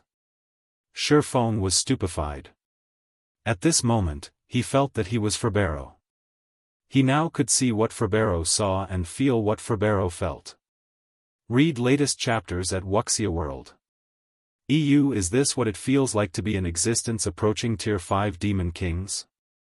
Not only did Feng not feel the slightest bit anxious or fearful of the descending meteorite, but it even looked like a toy to him. Be it the surrounding mana, terrain, or sky, he could now perceive everything with extreme clarity. Even the operating principles of the profound magic elements looked far less complex in his opinion. Meanwhile, just when everyone else on the team shook their heads and gave up, Ferbero suddenly raised a hand under Feng's control and directed it at the massive meteorite. The next moment, a gigantic hand made of mana appeared out of thin air and grabbed the meteorite, then lightly squeezed. Boom! A deafening explosion occurred in midair, and the meteorite, which was over 400 meters in radius, instantly shattered into dust. Space around the hand also transformed into a black void. Chapter 2760, Illusory Sword Slays Realm Lord. The sky shattered, and the resulting void storm dyed the sky black as it threatened to devour everything on this land. The void storm was so powerful that even Tier 4 players would suffer severe damage or death if they got too close. So strong. He crushed a Tier 4 curse with his hand. Is he really just a Tier 4 demon? Everyone present gasped at the power of the demon prince Feng controlled. Ferbero's might had thoroughly shattered their perception of Tier 4 demons in God's domain. In fact, even Feng himself felt shocked by this outcome. Amazing! A demon prince can actually control mana to such a terrifying level. No wonder they're known as half-step demon kings. Their actual combat power is definitely at the Tier 5 standard. Previously, Feng had merely thought to use Ferbero's mana to resist Delia's Tier 4 curse. However, the mana hand the Demon Prince conjured had actually shattered the Tier 4 curse. The Demon Prince's power was beyond his imagination. Nevertheless, the most amazing aspect about Ferbero would have to be the mana he could condense. The strength of the condensed mana surpassed even Feng's mana when he executed Holy Devour. Meanwhile, Ferbero had already exhibited such astounding mana just by casually condensing it into the shape of a hand. Had the Demon Prince executed a mana technique just now, the result would have definitely been mind-blowing. The power of the attack might even reach the intermediate Tier 5 standard. Usually, if a superior mythic monster used a Tier 4 curse, the spell's power would only be at the entry level of Tier 5, not even reaching the basic Tier 5 standard. However, the mana hand Ferbero manifested just now was undoubtedly at the basic Tier 5 standard. If the attack's power reached the intermediate Tier 5 standard, the resulting spatial storm would have had a radius of several thousand yards instead of just several hundred yards. Feng couldn't help reveling in Ferbero's power. After all, the feeling of wielding such power was simply wonderful. This was especially true for Ferbero's perception of and affinity for mana. When controlling the Demon Prince, Feng could feel his comprehension of the operating principles of mana becoming a lot clearer than before. This wasn't a sensation he could experience with just an ordinary Tier 4 physique. If I can maintain this state, I can probably break through my mana body's 100% threshold in just 1 or 2 hours. My control of mana might even improve, and getting promoted to a Grandmaster Magician would be far less of a struggle. The gap in physique and life rating wasn't something that basic attributes could compensate for. If the effects of basic attributes on one's combat power were calculated by addition and subtraction, then the effects of physique and life rating would be calculated by multiplication and division. This was also why the dragon race stood at the apex of all races. Even with the same basic attributes, a dragon would be many times stronger than a human. For the same reason, dragons, fallen angels, and such creatures were invincible among those of the same tier, with some even capable of transcending tiers. Based on the power Ferbero displayed, the Demon Prince's life rating was probably close to rivaling dragons. However, as Feng was savoring this wonderful moment, a stinging pain came from the depths of his mind. He paled in agony and almost staggered and fell to the ground. Sure enough, the system won't allow players to be immersed in this feeling for long. Feng smiled bitterly when he sensed the state of his concentration and the taint on his soul. He had manipulated Ferbero's mana for less than 3 seconds, yet not only did he expend 10% of his concentration, but the dark energy in his soul had also grown significantly stronger. The corrosive effect of manipulating Ferbero's mana was 1/3 of summoning the Demon Prince himself. Meanwhile, Tedilia, who had initially cowered after seeing its Tier 4 curse shattered, narrowed its 6 eyes when it noticed the intensity of Feng's aura plummeting. It could tell that Feng was no longer in his best condition. Immediately, Tedilia's 3 heads began chanting another Tier 4 curse, intending to kill Feng while he was weakened. "Do you think I'll give you another chance?" Upon noticing Tedilia's actions, Feng connected the dark energy in his soul with Ferbero's source of darkness once more. Ferbero's aura recovered to its peak. The Demon Prince's aura was so terrifying that even Illusory words and the others, standing several hundred yards away, trembled reflexively.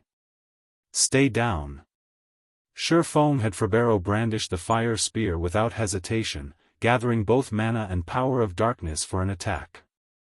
In addition, Feng even executed Light Shadow for this attack. However, as he was executing the mana technique indirectly, through Ferbero, he failed to execute the complete Light Shadow. Even so, the resulting attack was still magnitude stronger than the earlier mana hand.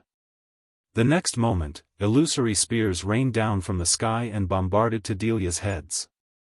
The attacks were so quick and powerful that the Soul Singer couldn't dodge them in time, its body getting pummeled into the ground.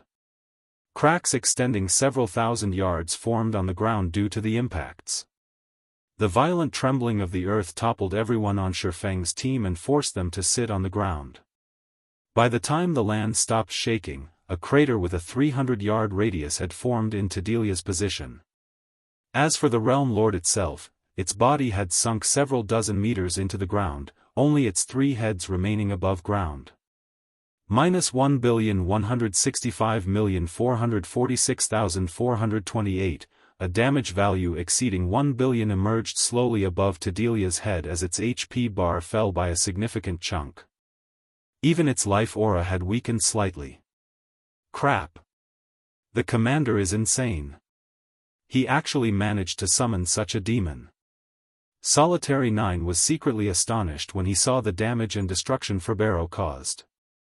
At this rate, the fight could end in just another dozen hits or so. The boss monster that previously filled their minds with only thoughts of escape had been beaten down like a dog. The heavy injuries Tedilia suffered had also caused it to lose 30% of its basic attributes. There was simply no comparison between Tedilia and Ferbero. Alright, stop daydreaming. All of you activate your berserk skills and fight the boss together with the Demon Prince. We must get rid of the boss now. Otherwise, none of us will get out alive. Feng ordered weakly through the team chat as he sat down on the ground. He had used his full power to launch that previous blow. He had even executed a partial light shadow. As a result, he had expended 30% of his concentration and further enhanced the dark energy in his soul. Now, he was in an incomparably weakened state, and just controlling Ferbero required all his focus. If they allowed Tadelia to recover and use another Tier 4 curse, they would team wipe. Hence, they needed to finish Tadelia while the Realm Lord was still weakened. They definitely could not afford to give it a chance to catch a breather. Upon hearing Feng's weak voice, Unyielding Heart immediately understood their situation. Hurriedly, he shouted through the team chat, "Everyone from Unyielding Soul, follow me. Everyone from Crimson Emperor, attack together. Activate your berserk skills." Illusory words also commanded her subordinates to take action. She, too, understood that now was not the time to hold back. Immediately, 20-plus peak experts from Azura, Unyielding Soul, and Crimson Emperor activated their berserk skills and rushed toward Tadelia simultaneously. However, the Soul Singer also realized the precarious situation it was in right now. After dragging its heavily injured body out of the crater, it fled without hesitation. "Don't even think of getting away." Feng did not give Tadelia any opportunities to escape.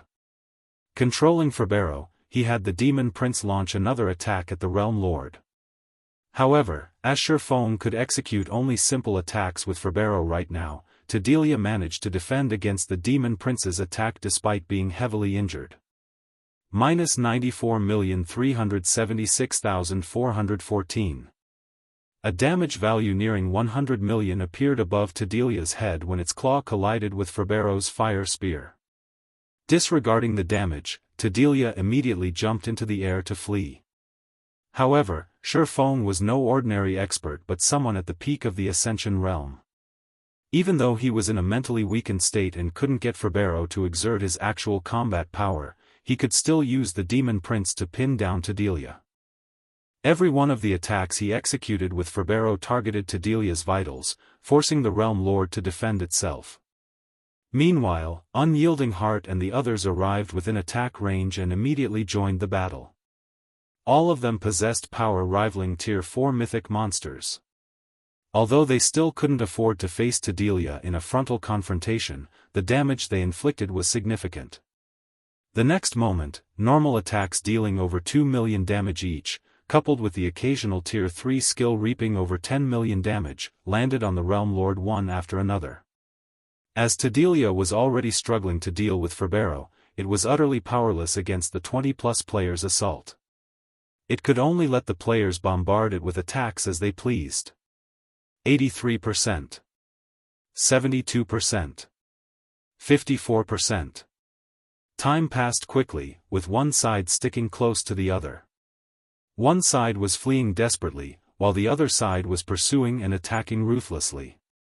Fortunately, Feng and the others dealt sufficiently high damage, dragging Tadelia's HP down continuously. After 3 minutes into the battle, Tadelia's HP hit 30%. However, at this time, the peak experts on Feng's team lost the berserk skills effects one after another. Immediately, the team's overall DPS plummeted to just barely over Tadelia's battle recovery. At this rate, they wouldn't be able to finish the Realm Lord quickly. 10 minutes. 15 minutes. 20 minutes. When Tadelia's HP fell to 8%, its aura suddenly changed. The Realm Lord had finally recovered from its weakened state and was now back in peak condition. Die. Humans. Tadelia bellowed in human tongue, a hint of madness and contempt appearing in its eyes. It then began casting a Tier 4 curse. Damn it. We still didn't make it? Unyielding Heart's complexion sank when he saw another meteorite taking shape in the sky. They had fought for more than 20 minutes, yet they still failed to slay the weakened Tadelia. Now that the Realm Lord was casting another Tier 4 curse, the raid was as good as over. The one who's going to die is you. Some distance away from the battlefield, Feng stood up abruptly, a glimmer of light blooming in his eyes. He then manipulated the dark energy in his soul once more. Compared to the two previous instances, Feng was much more familiar with manipulating Ferbero's power this time. The next moment, Ferbero wielded his spear like a great sword and entered the stance for executing Light Shadow. The mana around the demon prince began rampaging. Simultaneously, an illusory sword 100 meters long appeared in midair. Die. Read latest chapters at Wuxia World. EU. At this moment, Feng had exhausted every bit of concentration he had left to have Ferbero execute Light Shadow. Boom! The illusory sword descended instantly. For a moment, everyone even had the misconception that the sky had been split apart. 1 second later, Tadelia's 50-meter-tall body divided into two halves and collapsed to the ground. The Realm Lord's HP zeroed out, the boss becoming deader than dead. Chapter 2761, Level Skyrockets, It's Dead? That was close. For a moment there, I thought we would all get flattened. I am never going to go near superior mythics ever again before reaching Tier 4. These aren't things Tier 3 players like ourselves can do anything against. After everyone saw Tadelia bisected, they slumped down to the ground and breathed out a sigh of relief, rendered speechless by this narrow escape from death. However, many people also felt fortunate about their survival and couldn't help laughing happily. As for Illusory Words and Unyielding Heart, both were too tired to pay attention to Tadelia. They only wanted to sit down, rest, and relax their minds. However, before anyone could catch their breath, divine sounds descended from the sky and echoed throughout the valley, so melodious that everyone felt intoxicated.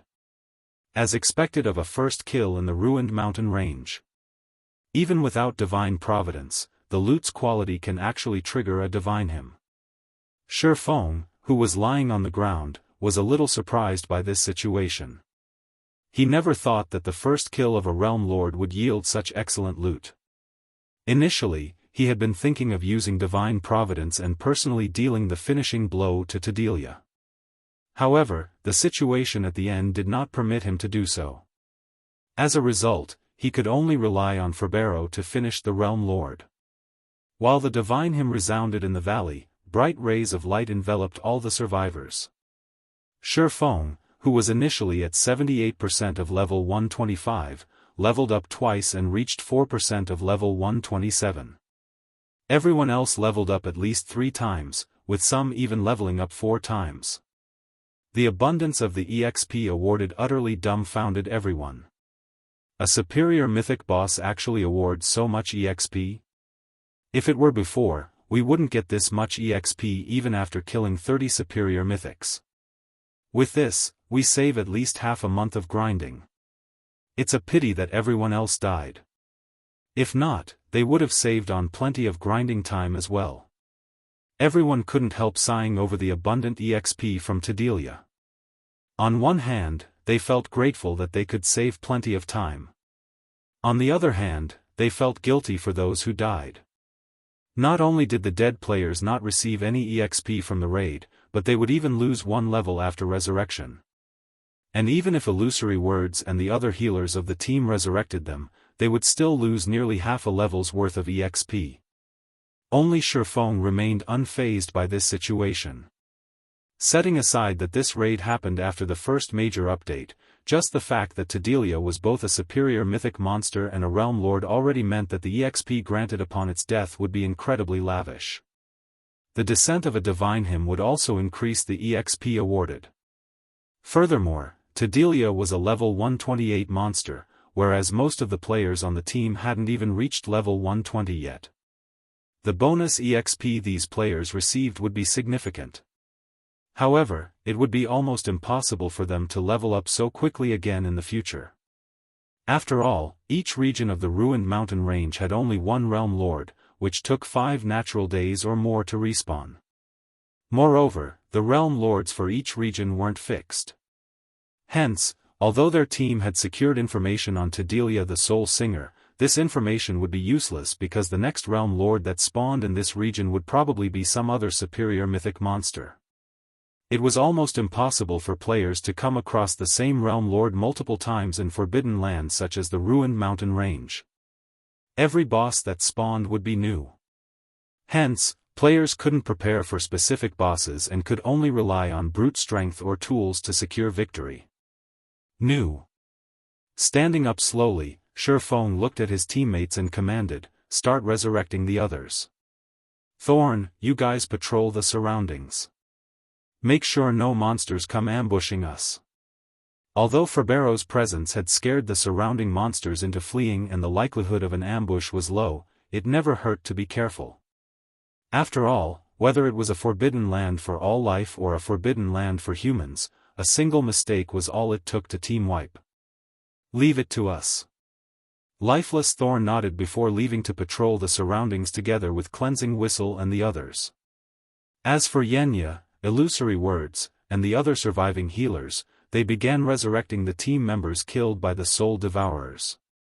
Although these people had died because they had their concentration sucked dry, their souls did not get damaged. Hence, resurrection was still possible. Only, they would be in a weakened state for several hours after getting resurrected and wouldn't be able to participate in battle right away. While the others were busy with their respective tasks, Feng slowly made his way to Tadelia's corpse and waited for the loot to appear. Regarding Tadelia's loot, none of the members of Unyielding Soul or Crimson Emperor gave it much thought. After all, Feng was the organizer of this team. Before they went on this expedition, they had already agreed that all discoveries made and items obtained would belong to Feng. This was the basis for the cooperation of their three guilds. Moreover, even without the agreement, both Unyielding Souls and Crimson Emperor's peak experts would be too ashamed to ask for any loot.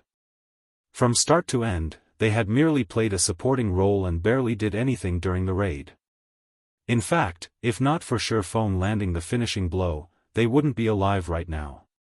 They also wouldn't have leveled up 3 or 4 times and gained a 15-day leveling advantage over the outside world's peak experts. One could say that the EXP harvest alone already made their trip to the ruined mountain range worthwhile. Not to mention, they also got to learn about the ruined mountain range and find out just how dangerous the neutral map was. With this information, their two guilds would have a much easier time exploring the neutral map in the future. Let's hope the loot isn't too bad. I'd even settle for just 1 or 2 tier 4 skill books or a legacy guidance fragment, Feng prayed inwardly when he saw the dark clouds in the sky gradually scattering. Compared to the outside world, the ruined mountain range was impoverished. Unlike what most people of the outside world imagined, the ruined mountain range wasn't a place where one could just kill a few random mobs and get rich quick. On the contrary, be it forbidden lands for humans or forbidden lands for all life, both were scarce in material resources. Instead, the reason players and NPCs deemed forbidden lands to be rich in resources was the legacy resources found there. In the current God's domain, the kingdoms and empires controlled Tier 3 legacy resources. In the case of Tier 4 legacies, though, even the kingdoms and empires barely had any, some had none at all. However, the various forbidden lands still contained a considerable number of legacies for Tier 4 and above. Hence, forbidden lands were far richer in legacies than the maps in the outside world. Meanwhile, after players reached Tier 4, there were 3 ways they could improve themselves. The first and simplest method was upgrading their weapons and equipment. Such items were readily available in the various kingdoms and empires. The second method was significantly more difficult, obtaining Tier 4 skill and spell books. After reaching Tier 4, aside from spending legacy skill points to obtain Tier 4 legacy skills, the only other way players could obtain Tier 4 skills was through skill books. However, the monsters in the various kingdoms, empires, and standard neutral maps almost never dropped Tier 4 skill books. Only the monsters in forbidden lands would drop these items. Moreover, only monsters at the mythic rank or above dropped them, and the drop rate was incredibly low. Tier 4 skills and spells were crucial in deciding a Tier 4 player's strength. Oftentimes, the result of a duel between Tier 4 players could be predicted based on the number of Tier 4 skills and spells the two sides held. This was because Tier 4 skills were magnitude stronger than Tier 3 skills, with some capable of instant killing players of the same tier. Therefore, after reaching Tier 4, acquiring Tier 4 skill books was key to increasing a player's strength. The improvement players could gain from a Tier 4 skill could rival fragmented legendary items. Moreover, unlike fragmented legendary items, learned skills and spells didn't have a chance of dropping upon death.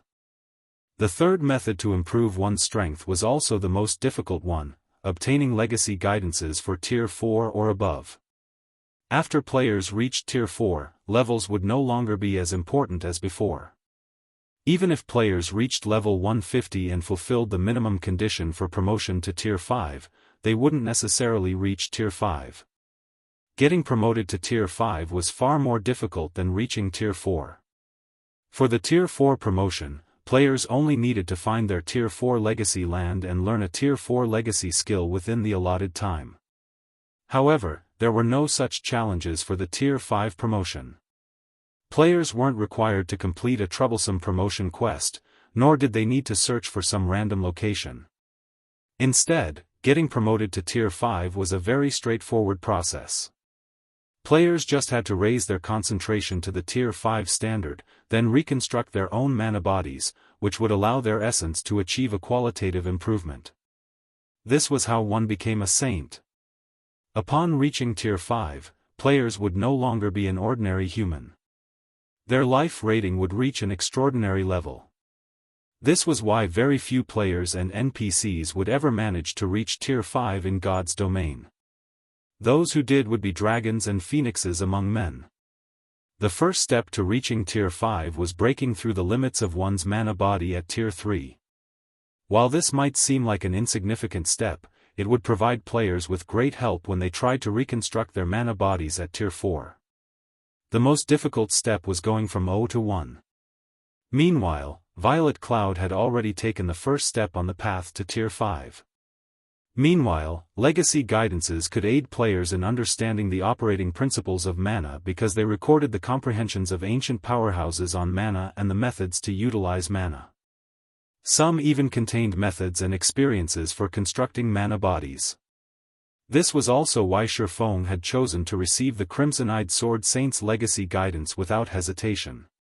At Tier 3, despite receiving samples of mana bodies, players still faced incredible difficulty constructing their mana bodies.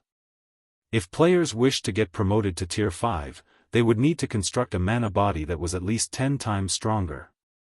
The difficulty of this feat was simply unimaginable. Hence, legacy guidances were incredibly important. Only by continuously learning about mana and mana bodies could players construct a mana body rivaling Tier 5 existences. Otherwise, they would remain at Tier 4 for the rest of their lives. However, obtaining legacy guidances was easier said than done. Legacy guidance fragments were no less rare than fragmented legendary items. Generally, only the bosses of Forbidden Lands at the Realm Lord status or higher would have a small chance of dropping this treasure. This was also one of the reasons very few independent players ever managed to reach Tier 5. Read latest chapters at Wuxia World.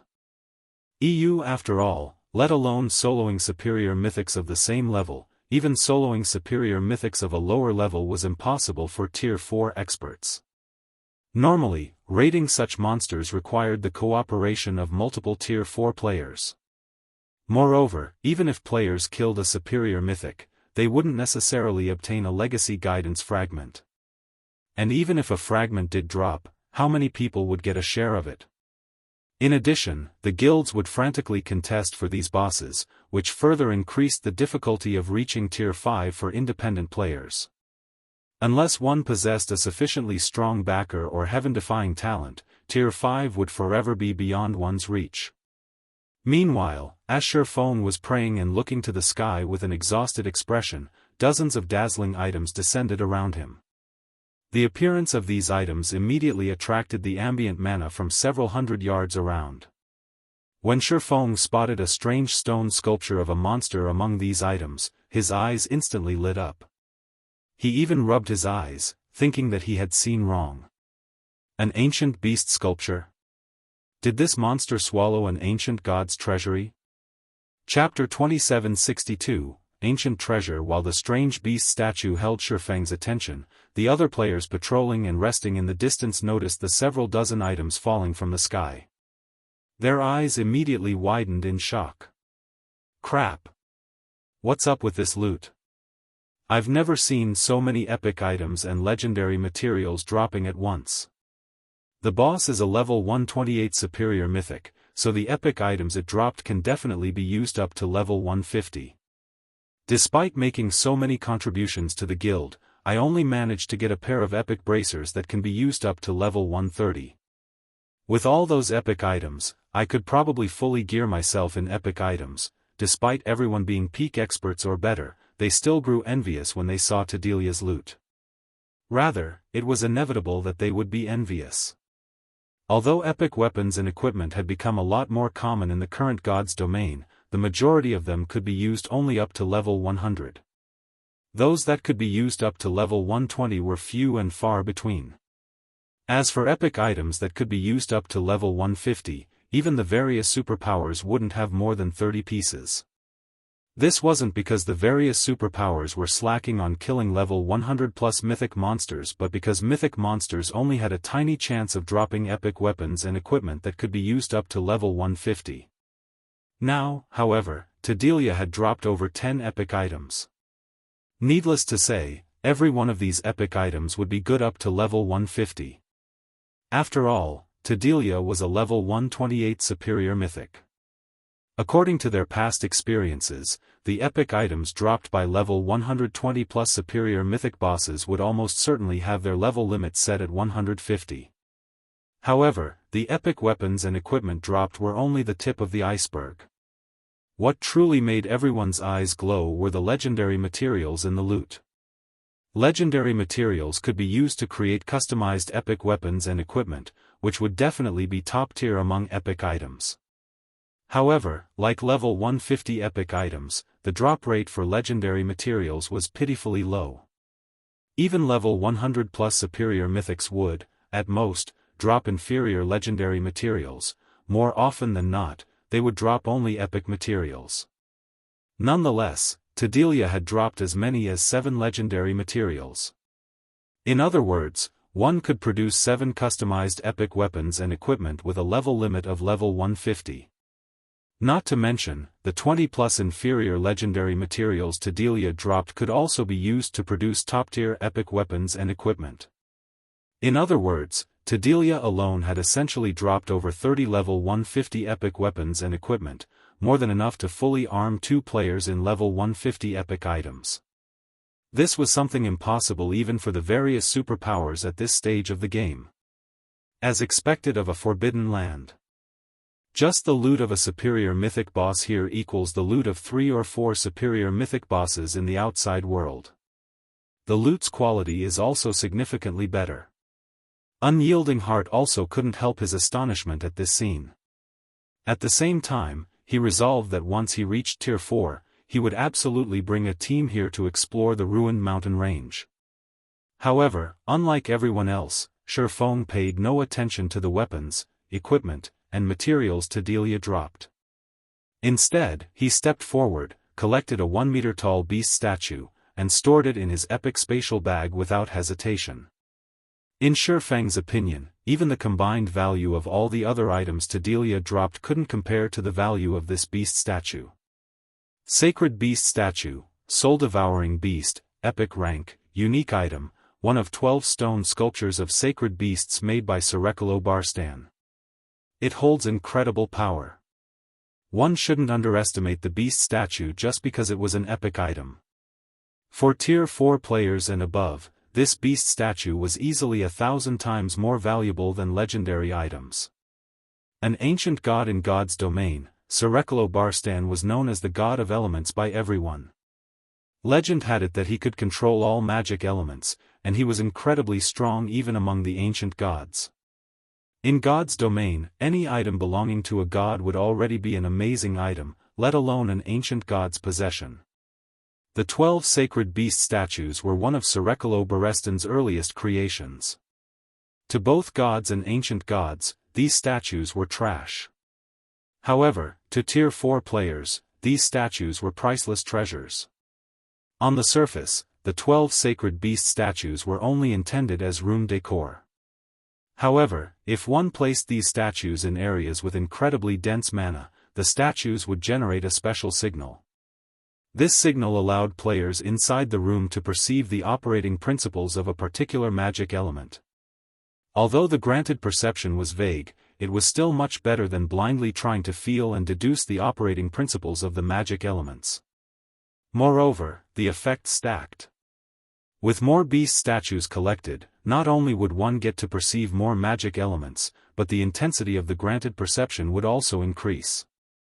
In the past, a super guild had discovered an ancient god's treasury. And after working together with several superpowers and incurring countless casualties, the super guild had successfully raided the treasury. They had discovered 3 of the 12 sacred beast statues inside the treasury, one of them a medium-sized statue at the fragmented legendary rank. Due to these 3 beast statues, the super guild that found the treasury had ended up one of the 12 great guilds within a short period. Now, Feng had merely killed a superior mythic-ranked realm lord, yet he had actually acquired a sacred beast statue.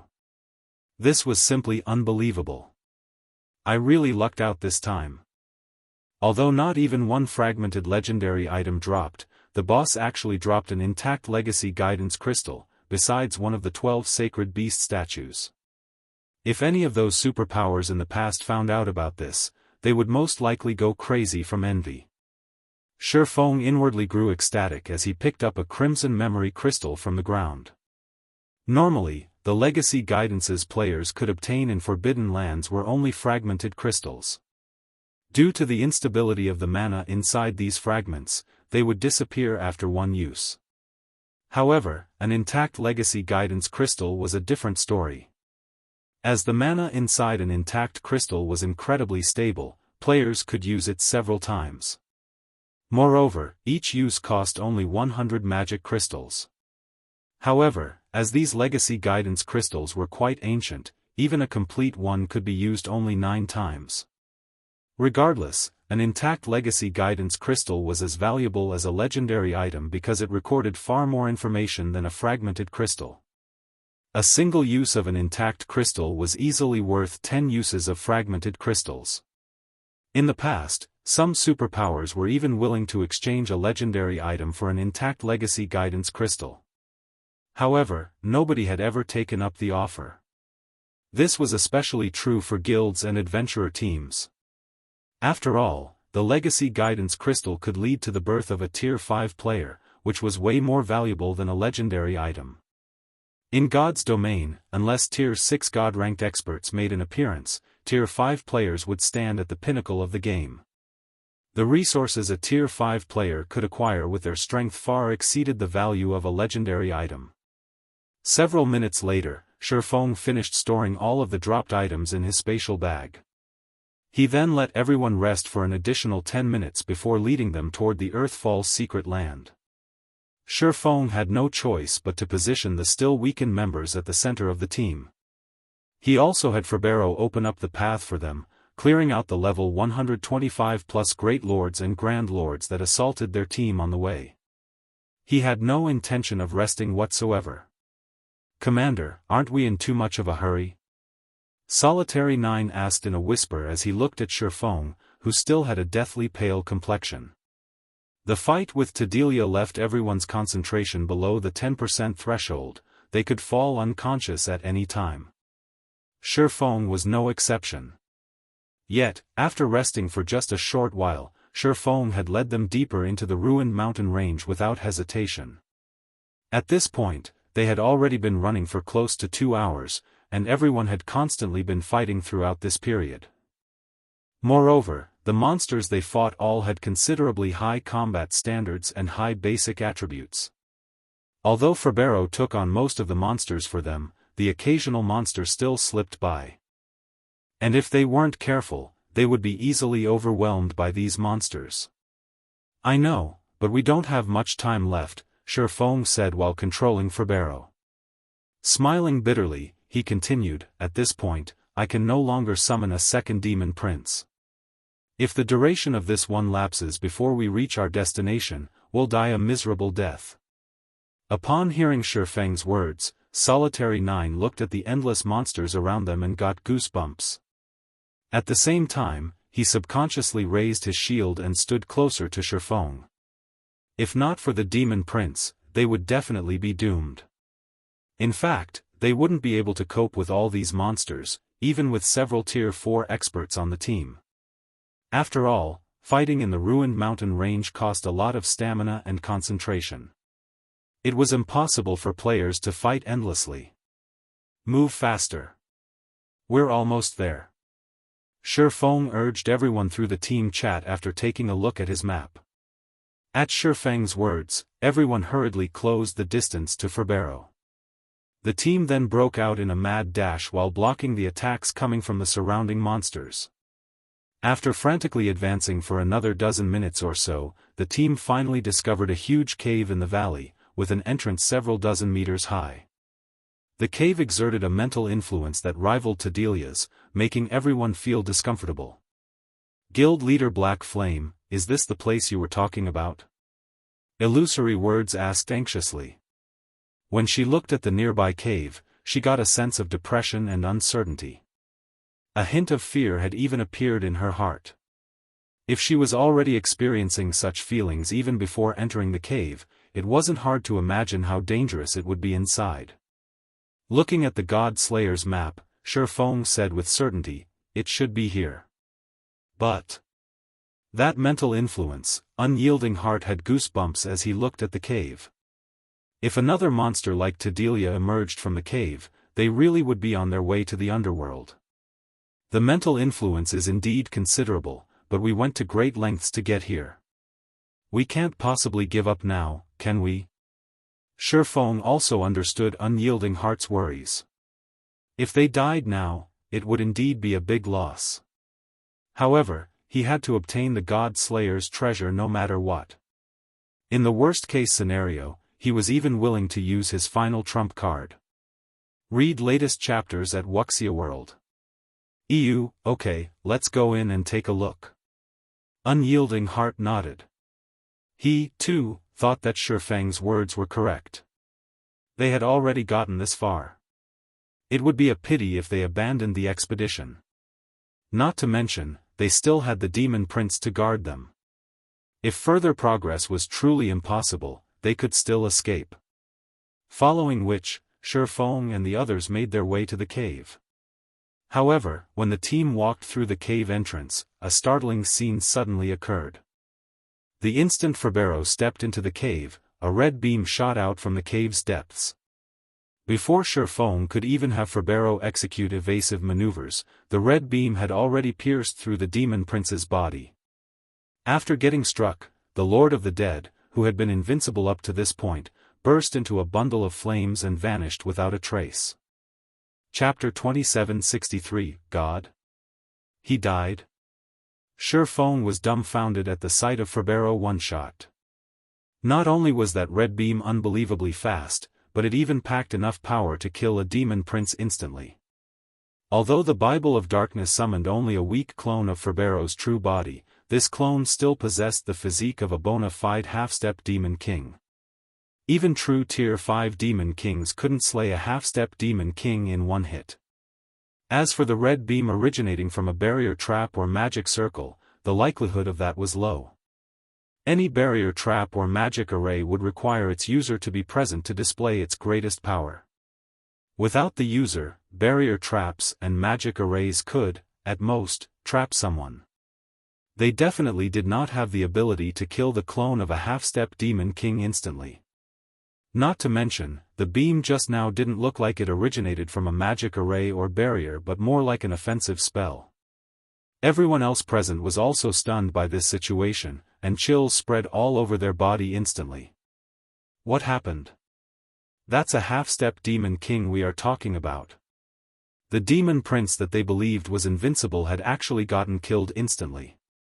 If they took a similar attack on their Tier 3 bodies, they, too, wouldn't last a second. However, this still wasn't the crucial point. The fact that the other party could one-shot a half-step demon king meant that the other party was among the most horrifying existences they had come across. Meanwhile, none of these horrifying existences were things players dared to offend because the possible consequences in doing so included the annihilation of their souls. If that happened, they would really have to start all over again. However, before anyone could snap out of their daze, a terrifying mental pressure assaulted them. As if time had stopped, everyone froze in place. In fact, even their thoughts had fallen into a torpor. They simply stood still, not knowing what to do. While everyone stagnated, Feng clearly sensed something, and his heart immediately grew cold at this discovery. It's over. In his previous life, he had seen this time-stopping phenomenon only once in a video of a group of Tier 6 God-ranked experts clashing against an ancient evil god. The fight back then had been earth-shattering. However, aside from the Tier 6 God-ranked experts and a few Tier 5 experts, the other players present had no idea what exactly had happened. By the time everyone recovered, the battle was already over.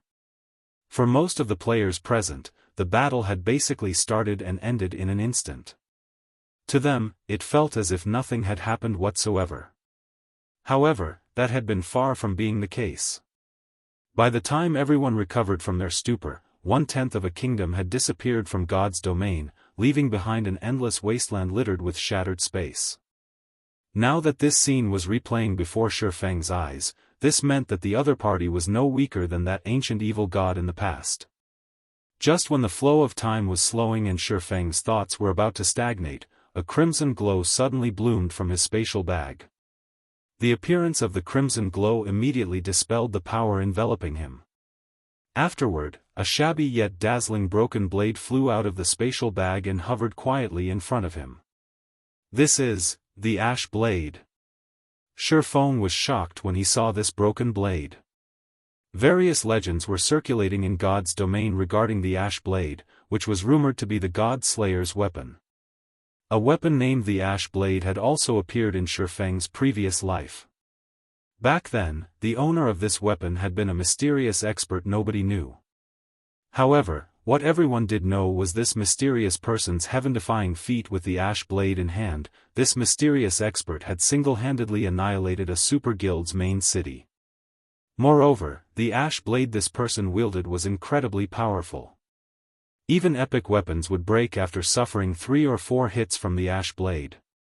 Only fragmented legendary weapons could barely withstand its power. For this reason, everyone had suspected that the Ash Blade was a legendary weapon. Hence, Feng had kept the Ash Blade all this time instead of discarding it. After all, there might be a day when he could recast it. Of course, there was another legend regarding the Ash Blade, which stated that the Ash Blade was a clue to the God Slayer's legacy. However, according to historical materials in the libraries of the various kingdoms and empires, nobody had ever found the Ash Blade.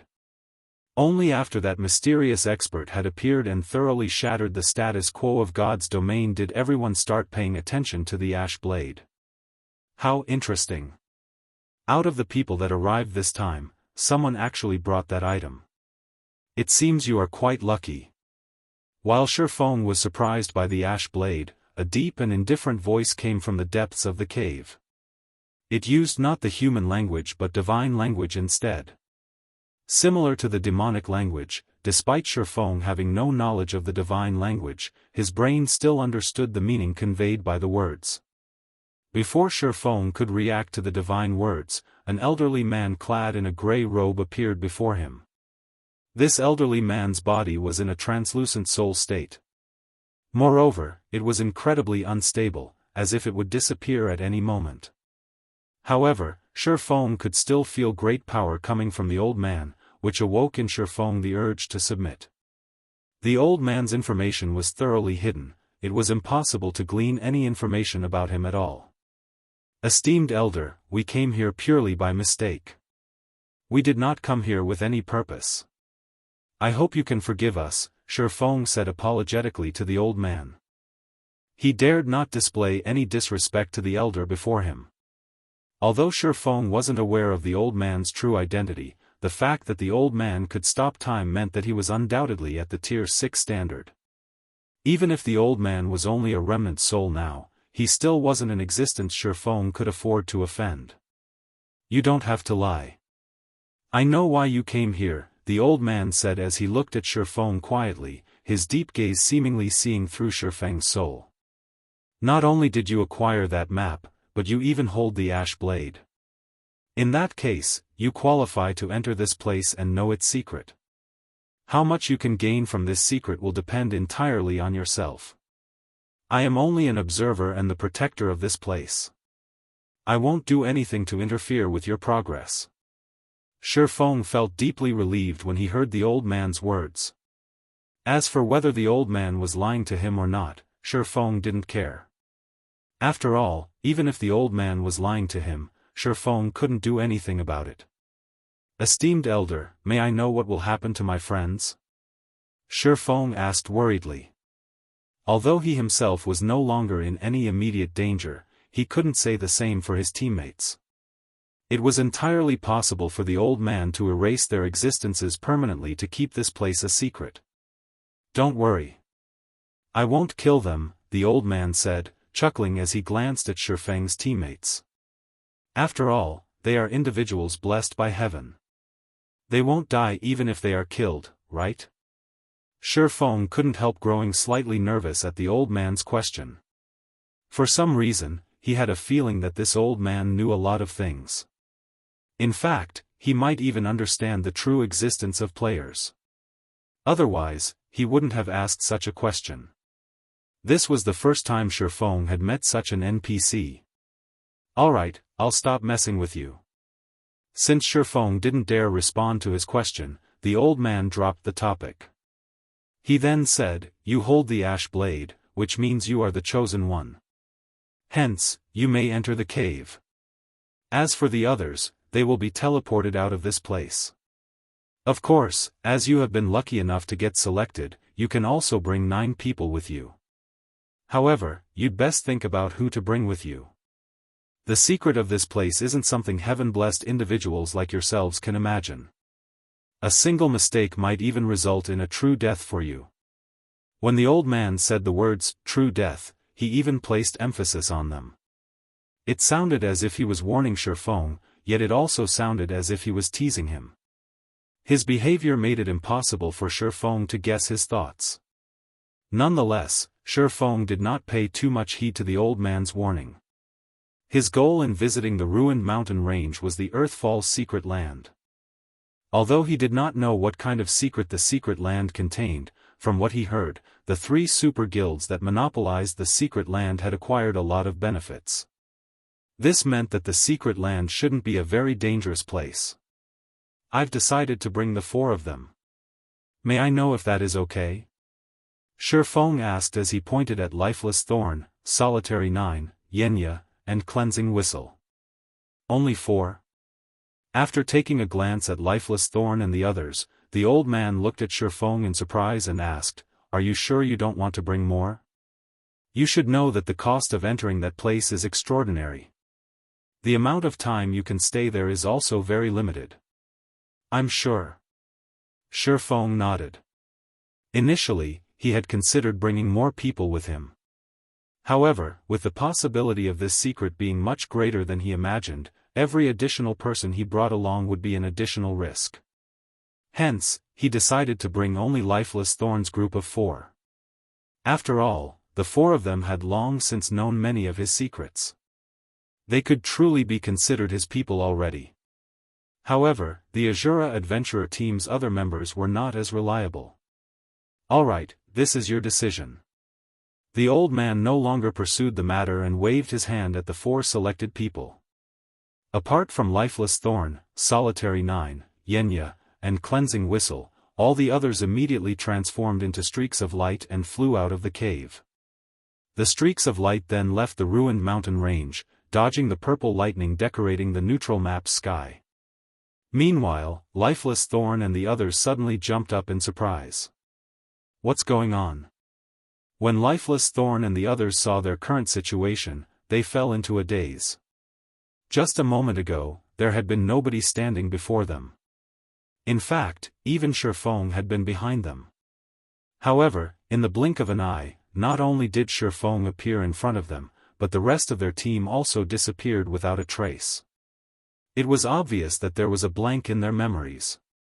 Read latest chapters at Wuxia World. EUE was now, a scary old man stood before them. And they couldn't read any information about this old man. Alright, stop looking around randomly. Your gazes are very annoying. Do you really think I can't sense them? The old man suddenly shouted at Lifeless Thorn and the others, the brief pressure he exuded nearly making their knees buckle. I'll let you off this time, but if you behave like this to anyone else, they won't be as easy on you as I am. Upon hearing the old man's words, Lifeless Thorn and the others hurriedly nodded and promptly stopped using their identification skills on the old man and their surroundings. That's more like it. Now, follow me. The old man nodded when he saw Lifeless Thorn and the others turn obedient. He then began walking into the depths of the cave. Chapter 2764, Land of Fallen Gods. Outside of the ruined mountain range, devouring swamp, dozens of streaks of lights descended onto a swampy woodland as Unyielding Heart and the others were transported out of the ruined mountain range. Were we resurrected? Unyielding Heart looked at his surroundings with some confusion. Why did we get resurrected here? Where's Brother Black Flame? The devouring swamp was a neutral map adjacent to the ruined mountain range. However, the map was very high level, with monsters at level 130 or above. It wasn't suitable for them to travel across. Hence, they had previously traveled through a level 120 neutral map to enter the ruined mountain range. I don't think we got resurrected, Illusory Word said, shaking her head. We were most likely teleported here, probably the doing of that horrifying existence we came across just now. Although she didn't know what had happened, the most likely possibility was that they were banished from the cave since none of them had lost any levels. Big Sis Illusory, aside from Black Flame, Azura's side seems to be missing 4 people too, Blue Gown said strangely after carefully inspecting the team. At Blue Gown's words, everyone else noticed that Lifeless Thorn and 3 others of the Azura adventurer team were indeed missing. At this discovery, Azura's members couldn't help becoming anxious. Did they get left behind? Unyielding Heart subconsciously muttered a guess. At Unyielding Heart's words, everyone present felt chills crawling down their backs. Before they lost consciousness, they had clearly felt a frightening mental influence from the depths of the cave. If not for them losing consciousness a moment later, they might have dropped to their knees the next second. Without a doubt, the source of the mental influence was the most terrifying existence they had come across since entering God's domain.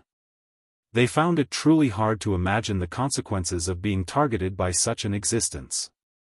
If that's true, this is bad. Illusory Words also frowned at this possibility. Against that kind of frightening existence, even a Tier 4 player like Feng would be no different from an ant.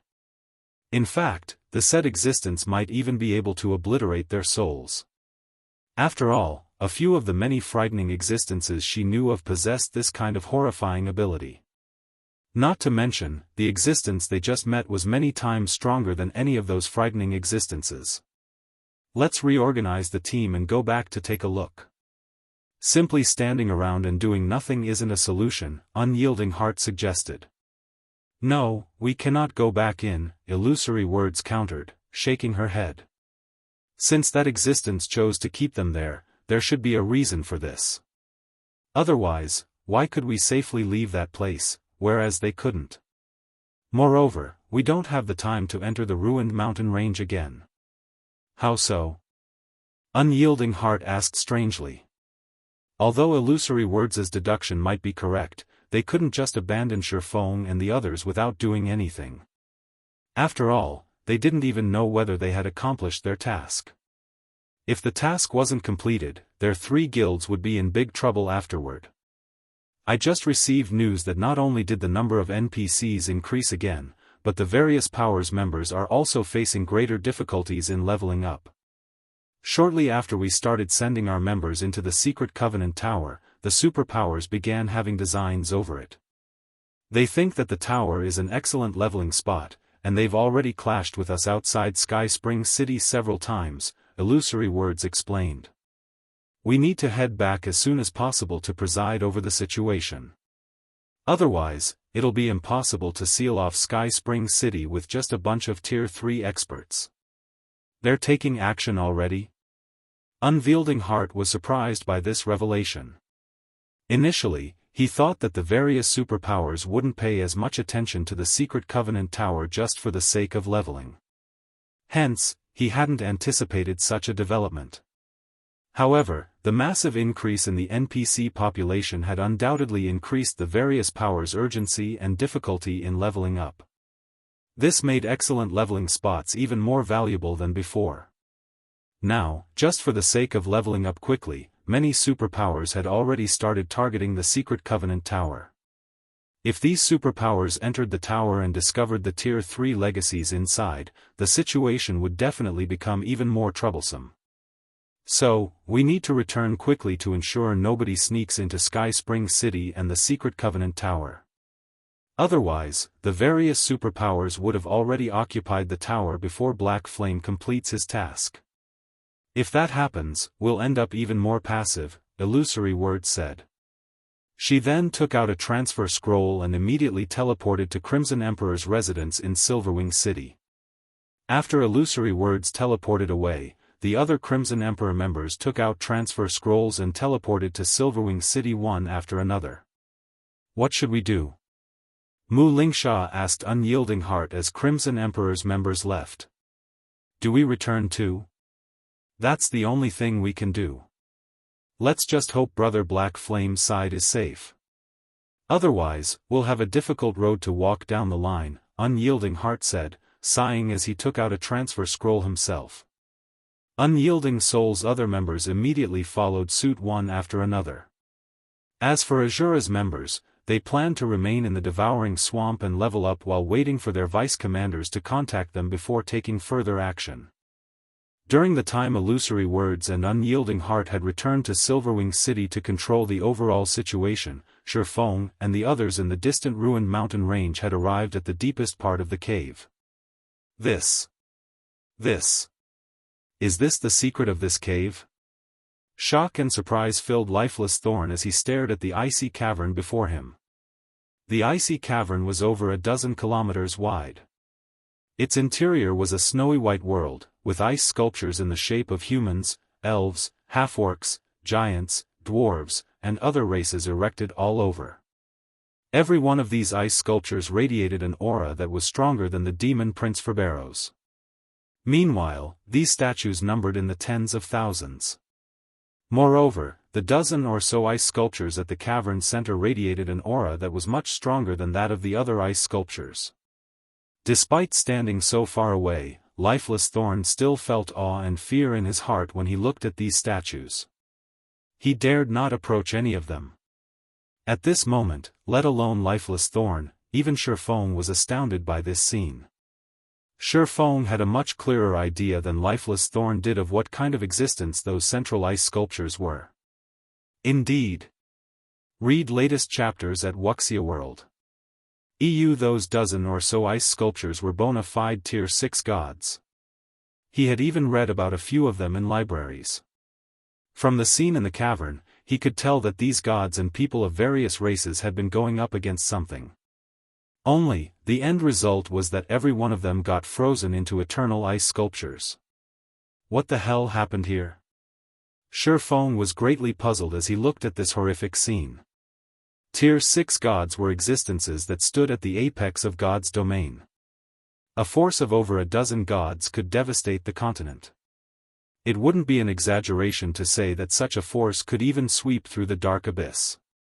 In fact, even if all of the Tier 6 god-ranked experts that existed in his previous life joined hands, they could just barely manage to contend with a force of a dozen or so Tier 6 gods. Yet, these Tier 6 gods had actually been killed, annihilated in a single move, by the looks of. Chapter 2765, God Slayer's Legacy. After a brief silence inside the cave, a deep, emotional voice entered Feng's ears. You had best not ask or think about what happened in the past and what caused the deaths of so many of the world's powerful people and even gods. You also must not look into these matters. The consequences of doing so are not something even heaven-blessed individuals like yourselves can bear. You might even lose your minds as a result, the old man warned when he saw the curiosity on the faces of Feng and the others. Although the old man's voice did not carry any mental influence or coercion, the certainty in his tone made Feng shudder involuntarily. As for Lifeless Thorn, Solitary 9, Xianxia, and Cleansing Whistle, although they reacted fearfully to the old man's warning, the curiosity on their faces was clear for all to see. It was evident that they did not take the old man's words seriously. After all, this was a matter related to gods. Players who were new to God's domain treated the word God as merely a noun. At best, gods were a type of powerful monster to them. However, those who truly ventured around God's domain and studied the historical materials in the libraries of the various kingdoms and empires would realize that gods weren't just powerful existences. Simultaneously, they represented a kind of extreme, a road leading to the top of God's domain. Hence, anything related to gods represented a massive opportunity for players. This was especially true for Tier 3 players like themselves. They were quite aware that they could no longer advance on their own. If they wished to get to the next level, they would have to follow in the footsteps of their predecessors. Meanwhile, the footsteps of gods were undoubtedly the best to follow. None of you should look deeper into this matter, at least not now, Feng suddenly said to Lifeless Thorn and the others. He knew very well how attractive gods were to Tier 3 experts. They wouldn't hesitate to look into matters related to gods, even if the risks were big. After all, the road to promotion was simply too difficult. Normally, players could already improve significantly with the ruins left behind by Tier 5 existences, let alone those of Tier 6 gods. However, the disappearance of some peak experts and apex experts from both the game world and the real world most likely had something to do with Tier 6 gods. Anyone who tried to get involved with Tier 6 gods as Tier 3 and Tier 4 players would die before achieving anything. If they were lucky, they would have their accounts destroyed and need to start all over again. If they were unlucky, they might disappear like those experts in the past. Upon hearing Feng's words, Lifeless Thorn and the others eyed him curiously. They never thought that Feng would actively stop them from looking into this matter. It seems you know your limits, kid, the old man said, gazing at Feng with warm approval. That's right. Only people who know the limits of their strength and abilities can live long lives. Even you heaven-blessed individuals are no exception. At the old man's words, Lifeless Thorn and the others promptly awakened from their greed. Thanks, Commander. I never thought I would get seduced by the benefits in front of me, Lifeless Thorn said in gratitude, a hint of fear in his voice. God's domain had always emphasized balance. All gains came with losses. If one tried to secure an opportunity despite lacking the necessary strength, they would only wind up dead. Currently, they hadn't even reached Tier 4, yet they were actually thinking of looking into the secrets of Tier 6. That was simply suicide. That is normal. After all, not many people in God's domain can remain calm when faced with matters related to gods, Feng said, shaking his head. If not for him having a wealth of experience adventuring in God's domain, he wouldn't have fared any better than Lifeless Thorn. In fact, he might have reacted even more crazily. In the current era where the gods had withdrawn from the world, even the various superpowers would go nuts over a clue related to Tier 6 gods. In fact, even Tier 5 NPCs would fight desperately to secure this clue. Alright, that's enough talking. After seeing that Feng and the others had calmed down, the old man beckoned to them and said, "Come here. Next up is the moment you have all been waiting for. It is also the final wealth and treasure that person left behind for you heaven-blessed individuals." A treasure left behind by the God Slayer? Feng grew a little excited at the old man's words. The God Slayer was a mythical figure in God's domain. Although it wasn't certain whether the God Slayer had become a god or not, it was certain that he was born a human. Meanwhile, the God Slayer was an existence that even gods feared. In fact, the number of gods the God Slayer had slain exceeded 10. However, for reasons unknown, the God Slayer had suddenly vanished into God's domain's history, leaving behind only a few clues pertaining to his existence. Normally, these clues were acquired from ancient ruins. It was almost impossible to find any records of the God Slayer in the various kingdoms and empires' libraries, as if the God Slayer's existence had been wiped out by history. Future generations couldn't look into the God Slayer's existence, even if they wanted to. However, there were a lot of negative comments about the God Slayer. Some people said that the God Slayer was a great sinner of God's domain, and others said that the God Slayer was the culprit behind the twilight of the gods. Shortly afterward, the old man led Feng's group of 5 to the cavern center, where the dozen or so frozen gods stood. Upon arriving there, Feng and the others noticed a space-time crack there, as small as a fingernail, undetectable from a distance. Only after moving within 30 yards of the crack did they barely notice it. Directly underneath this space-time crack was an incomparably complicated magic array. It was so complicated that even Feng, who was an advanced magician, felt dizzy after just one glance at it. Needless to say, he couldn't even begin to decipher it. This is the treasure? Solitary 9 was stunned when he saw this tiny space-time crack. For a moment, he even felt that the old man had duped them. What possible use could they have for a fingernail-sized space-time crack? Even if this space-time crack led to somewhere, with how small it was, players couldn't enter it. That's right. This is the treasure, the old man said, chuckling. You might think that such a small space-time crack is no big deal, but what if I say that it connects to the past? Connects to the past? Solitary 9 was again stunned. Crossing timelines was simply impossible. It should still be impossible even in a virtual reality game like God's Domain. Esteemed Elder, are you perhaps saying that this space-time crack can allow us to travel to another world? Lifeless Thorn asked, thinking that the old man did not understand what the words, connects to the past, meant. In fact, even Feng suspected that what the old man truly meant was that the space-time crack allowed people to travel to a different space. After all, there were plenty of foreign spaces and other worlds in God's domain. No, it is really linked to the past. It isn't linked to an otherworld or a different space, the old man insisted, shaking his head. He could tell what Feng and the others were thinking, and he said in a determined tone, I know you don't believe me. There is no way you can believe me, either. After all, time travel is something even ancient gods are incapable of accomplishing. However, it is true. Moreover, this space-time crack is connected to the ancient era of God's domain. Read latest chapters at Wuxia World.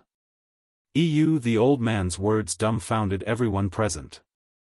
Connected to the ancient era of God's domain? Feng felt his worldview crumbling, shocked beyond words. Could this be the Earthfall secret land's true secret? The ancient era of God's domain was an era of wonders. Various super-civilizations were intertwined during this era when gods still roamed the world. And because the twilight of the gods had yet to occur, the world of God's domain was incredibly rich in resources. The present era of God's domain couldn't hold a candle to the ancient era in this regard. I won't say anything more. Since this is your first time, you can enter it without any cost. However, you can only spend a limited amount of time inside. Moreover, the stronger you become and the greater your impact during the ancient era, the easier it will be for the world to notice your presence. If that happens, the world will reject your existence and expel you. What you can obtain during the ancient era will all depend on your own abilities, the old man said slowly. However, I have to warn you that the ancient era is not the paradise you imagine it to be. You will die a permanent death if you aren't careful. Before Feng and his companions could ask any questions, the old man waved his hand. Immediately, Feng and the other 4 transformed into streaks of light that plunged into the space-time crack, disappearing from the cavern. Chapter 2766, Ancient Era. In a valley amid some lofty mountains, a team of nearly 5,000 people frantically fought a group of demons. The battlefield was crazed and spectacular and looked just like a battlefield in ancient times. Both sides suffered severe casualties, their blood staining the valley red. The smell of blood carried for tens of thousands of yards. Even those inured to battle would find this situation uncomfortable and unbearable. However, neither side showed any intention of stopping, both prepared to fight to the bitter end. Of the 2 armies battering each other, the demon army was led by a level 135, tier 4 great demon, while a woman led the human army. The woman in question possessed golden hair and crimson eyes. She wielded a silver sacred sword and was clad in a knight's blue sacred armor. As the woman contended against several dozen level 130+, tier 3 demons, her HP continuously decreased. However, despite being at a complete disadvantage, the more she fought, the brighter the glow her sacred sword radiated. The power she exhibited also kept increasing. Damn it! You're actually using the aria of holy blood? Don't even think I will let you finish it. The tier 4 great demon's expression turned solemn when he saw the glowing sacred sword. Immediately, he spread out his 4 wings and flew toward the crimson-eyed woman. Everyone, protect the commander. Do not let that great demon approach the commander, a tall man shouted before rushing at the great demon with his golden shield raised. Subsequently, several dozen other melee classes nearby also charged at the great demon, all of them ignoring the fact that they were merely at tier 2. Scram! Seeing the crowd charging at him, the demon commander pulled out his crimson greatsword and slashed the space in front. Over 100 crimson beams shot forth, tearing apart space as they advanced. The power they carried simply wasn't something even tier 3 existences could dream of withstanding. Boom! The next moment, the several dozen tier 2 melee classes were instantly vaporized, while the shield-bearing man was sent smashing into the mountain. Damn it! I'll kill you! When a man standing nearby saw this scene, his eyes turned bloodshot, and he promptly charged at the great demon with his sword raised. However, before this man could even get near the great demon, the long-range spells of several tier 3 demons had already killed him. In the meantime, blood had already dyed the body of the crimson-eyed woman fighting several dozen tier 3 demons. Her complexion was also deathly pale. However, despite the state of her body, her gaze remained indescribably firm. Be punished, demons, the crimson-eyed female knight bellowed as she raised her sacred sword. The sacred sword released a beam of light that shot to the skies. Countless streaks of light then rained down on the valley like shooting stars, and the demon struck by these shooting stars immediately fell into a heavily injured state. The situation on the battlefield reversed in the blink of an eye. Kill! We cannot let these demons take even a step into human territory, the crimson-eyed knight shouted, her pale complexion showing no signs of fatigue. She then raised her sacred sword and charged at the demons who were still fighting. The female knight's words stimulated the surviving humans. They began madly fighting against the demons. However, after a few exchanges, the humans present were dumbfounded, staring at a distant pile of demon corpses in disbelief. The next moment, the great demon commander, who was over a dozen meters tall, emerged from this pile of corpses, a hint of mockery and contempt on his face. The aria of holy blood is indeed powerful. And for you to still be alive after using this desperate move, your mental willpower is truly astonishing. I'm certain you can rank among the top tier 4 powerhouses, the great demon said as he looked at the crimson-eyed knight. He then asked mockingly, but can you use it a second time? At this great demon's words, the complexions of the surviving humans instantly turned ashen. This was the aria of holy blood they were talking about. This was the sacred sword Blood Moon's unique spell. Most people would be able to use it only once before departing for the netherworld. This was because the consequent pain of the body and mind was not something ordinary people could bear. However, in return for the steep price, once the aria of holy blood was cast, it exerted astonishing power. Even a great demon would sustain heavy injuries and lose half of their HP after getting struck by this move. Moreover, without restoration items such as the Water of Life, it would be impossible to recover from the attack. Yet, now, needless to say, it would be impossible for the female knight to use aria of the holy blood again. However, with the humans' current combat power, they were no match for the great demon. After all, the great demon before them was a bona fide demon marquis. The purity of his bloodline was far superior to that of ordinary great demons. Since you no longer have any other moves to make, it's my turn now. When the great demon saw the silent humans before him, an indescribably excited and joyful expression appeared on his face. Don't even think about it. The female knight suddenly appeared above the great demon's head and brandished her sacred sword. 3 phantom swords appeared in the sky, the sight stunning everyone present. This is the sword Saint Lord Lox's personal technique, Sky Cleaver. The commander actually mastered it? When the surviving humans saw the 3 phantom swords in the sky, a look of awe and admiration appeared on their faces. You're already on your last breath, yet you're still putting up such boring resistance? When the great demon saw the 3 phantom swords, he did not reveal any awe or fear whatsoever. On the contrary, he nonchalantly brandished his great sword. Boom! The great sword and 3 phantom swords collided, the resulting shockwave sent both humans and demons stumbling backward. Large cracks formed on the ground the great demon stood on, and the great sword the great demon wielded let out a low hum. The great demon's arms were also trembling. Upon seeing this scene, the humans felt both encouraged and excited. Sure enough, a sword saint's personal technique was truly extraordinary. However, a moment later, everyone's joy turned into despair because the crimson-eyed knight hadn't fared too well either. Not only was her complexion paler, but even her pupils had begun to fade. It was evident that she was on her last breath, she could no longer fight. Ha ha ha. Amazing. Amazing. This is the first time I, Neiman Carlo, have seen a powerful tier 4 human like you. The great demon burst out laughing as he looked at the female knight. However, it all ends here. Before you die, I will drag you all down to hell first. Read latest chapters at Wuxia World.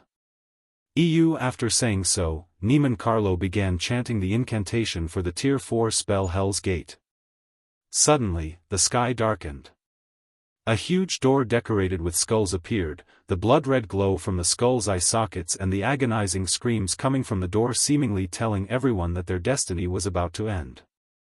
Even if the humans present wished to interrupt Neiman Carlo's spell, they couldn't do so, as the surviving demons were doing their best to stop them.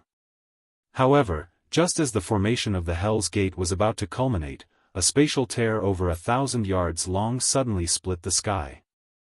The resulting spatial storm not only disrupted the mana in the sky but even shattered the magic array summoning the Hell's Gate.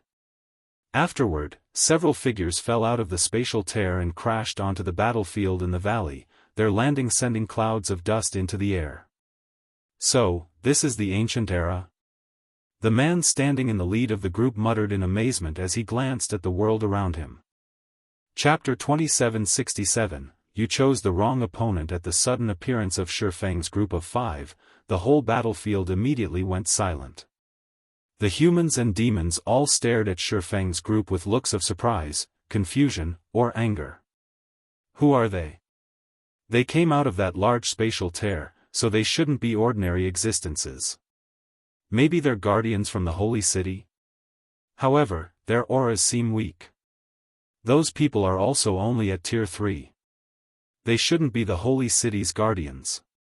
Moreover, judging by their looks, they seem to be heaven-blessed individuals.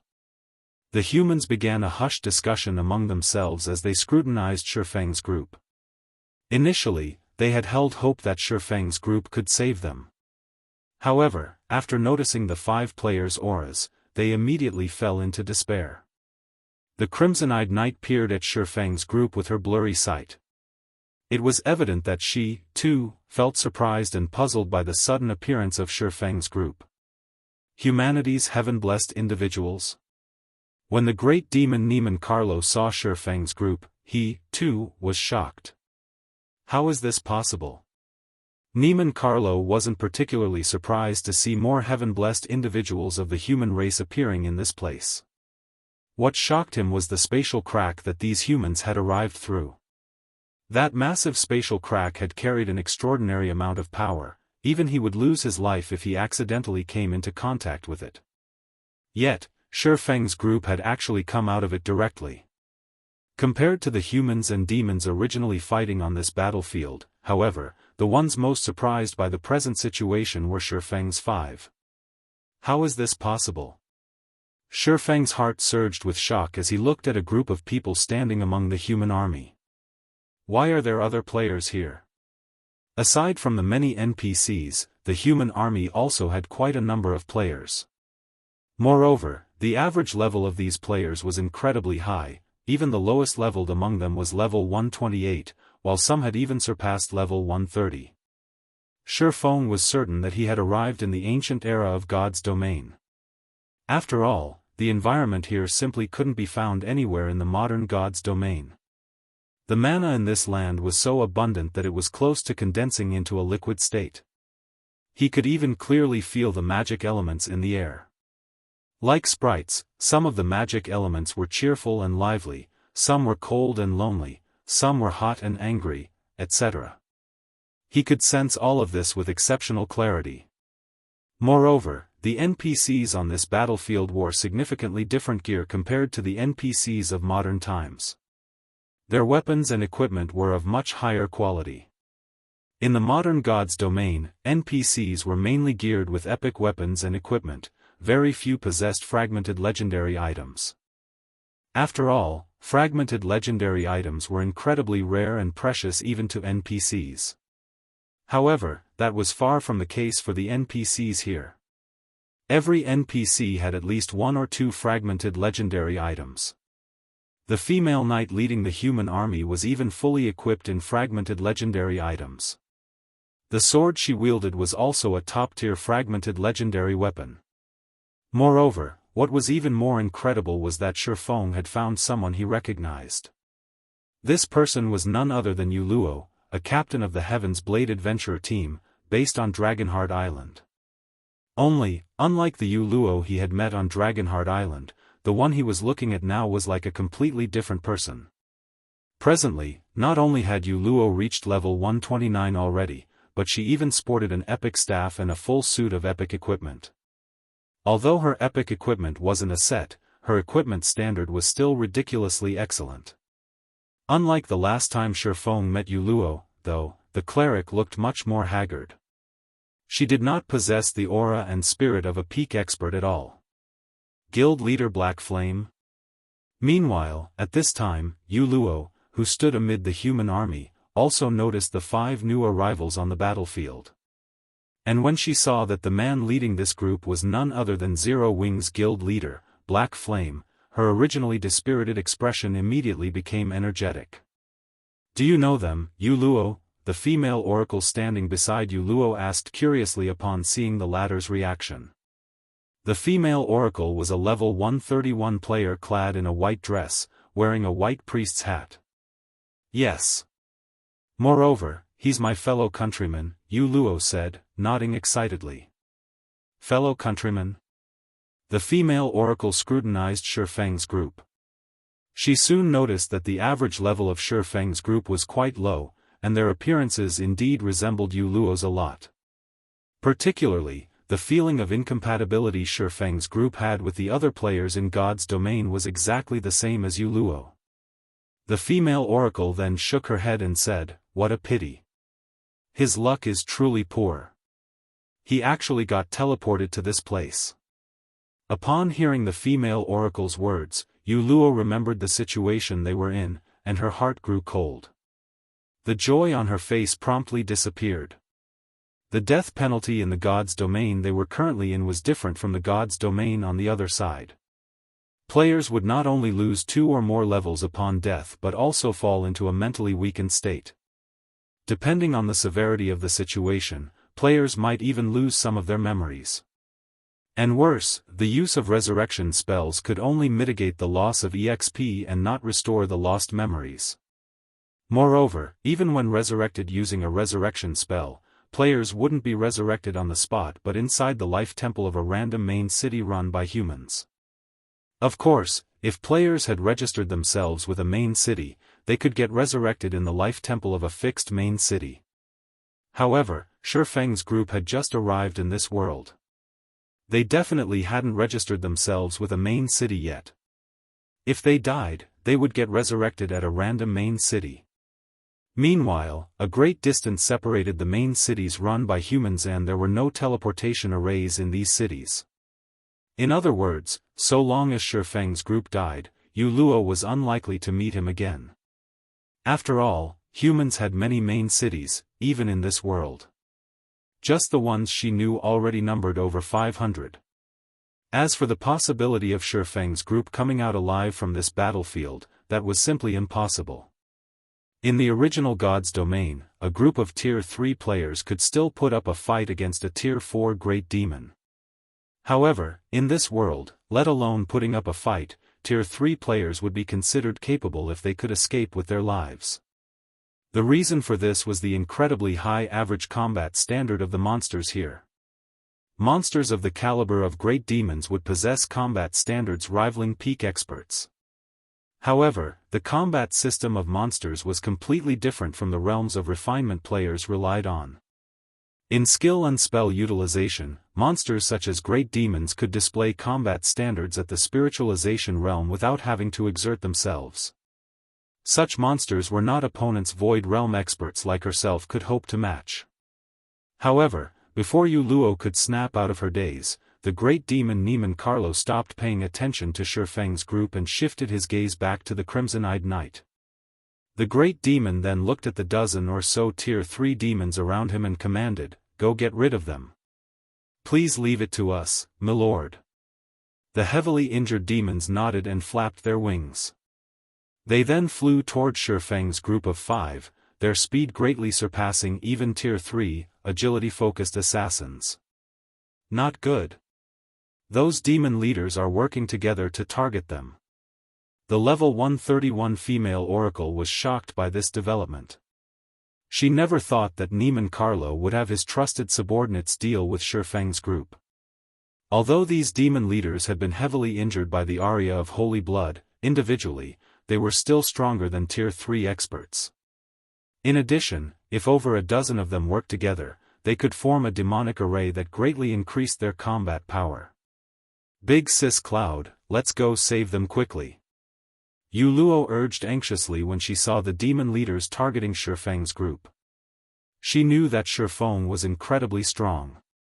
After all, he was someone the various superpowers on Dragonheart Island had labeled a peerless expert. His strength surpassed even that of Domain Realm monsters. However, not only did the demons of this world possess high combat standards, but their demonic arrays also operated like the humans' battle arrays. Even a peerless expert would fall in the face of such a group of demons. Die, humans.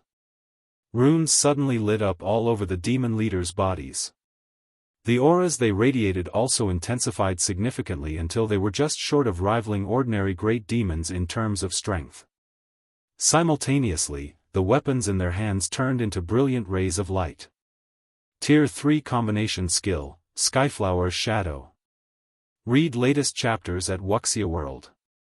EU immediately, countless red petals fell from the sky, heading toward Feng's group. Every flower petal tore space as they fluttered down, making it seem as if night was falling. "You used a good skill, I'll give you that. Unfortunately, you chose the wrong opponent." Feng snorted when he saw the red flower petals descending toward him. He then unsheathed the abyssal blade and unleashed his aura. Simultaneously, a mana domain spread out from his body, instantly covering a 1,000-yard radius and enveloping the entire battlefield. The next moment, Yu Luo saw Feng execute an upward slash with the abyssal blade. Bronze Combat Technique, Swords Transmigration. Chapter 2768, repelling demons, sacred sword Blood Moon. As Feng swung his long sword, innumerable dazzling stars suddenly formed around him. Now that he had reached Tier 4 and had the assistance of a mana domain, this sword's transmigration was more than twice as strong as when he executed it at Tier 3. Boom! The next moment, the dazzling stars shattered the descending flower petals and attacked the demon leaders. Before the demon leaders could react, they were already flying back over 100 yards away, their HPs decreasing in large chunks. They even had difficulty standing up. He's strong. He sent so many demon leaders flying with just one move. Could he really have been sent here from the Holy City? Tier 4. Crap. This aura definitely belongs to a Tier 4 class. He's a Tier 4 Sword Emperor. With that power, he's a powerhouse even among other Tier 4 classes. Everyone was momentarily stunned by this development. None of them thought that the seemingly ordinary Feng would send over a dozen demon leaders flying in one move. Moreover, he was even a bona fide Tier 4 Sword Emperor, an existence capable of rivaling Tier 4 great demons. Yu Luo, your fellow countryman is so strong. No wonder you were so excited to see him. I never thought he would be a Tier 4 Sword Emperor. With that kind of strength, he can definitely rank within the top 5, or maybe even top 3 in our city, the female oracle named Cooling Cloud exclaimed as she looked at Feng. She, too, had not expected Yu Luo's acquaintance to be so powerful. A Tier 4 player. This was a goal players like herself struggled toward desperately. Unfortunately, the Tier 4 promotion quest was simply too challenging. Her one attempt had failed. In the main city she resided in, there were only 3 known Tier 4 players. Every one of them was a big shot in the city. They were existences far beyond Tier 3 players like herself. However, at this moment, let alone Cooling Cloud, even Yu Luo, who was familiar with Feng, was wide-eyed in shock and incredulity.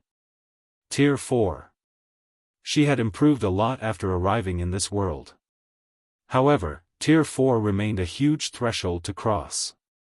Unless she could take one step further in her combat standard, she would be doomed to hover forever in the ranks of Tier 3.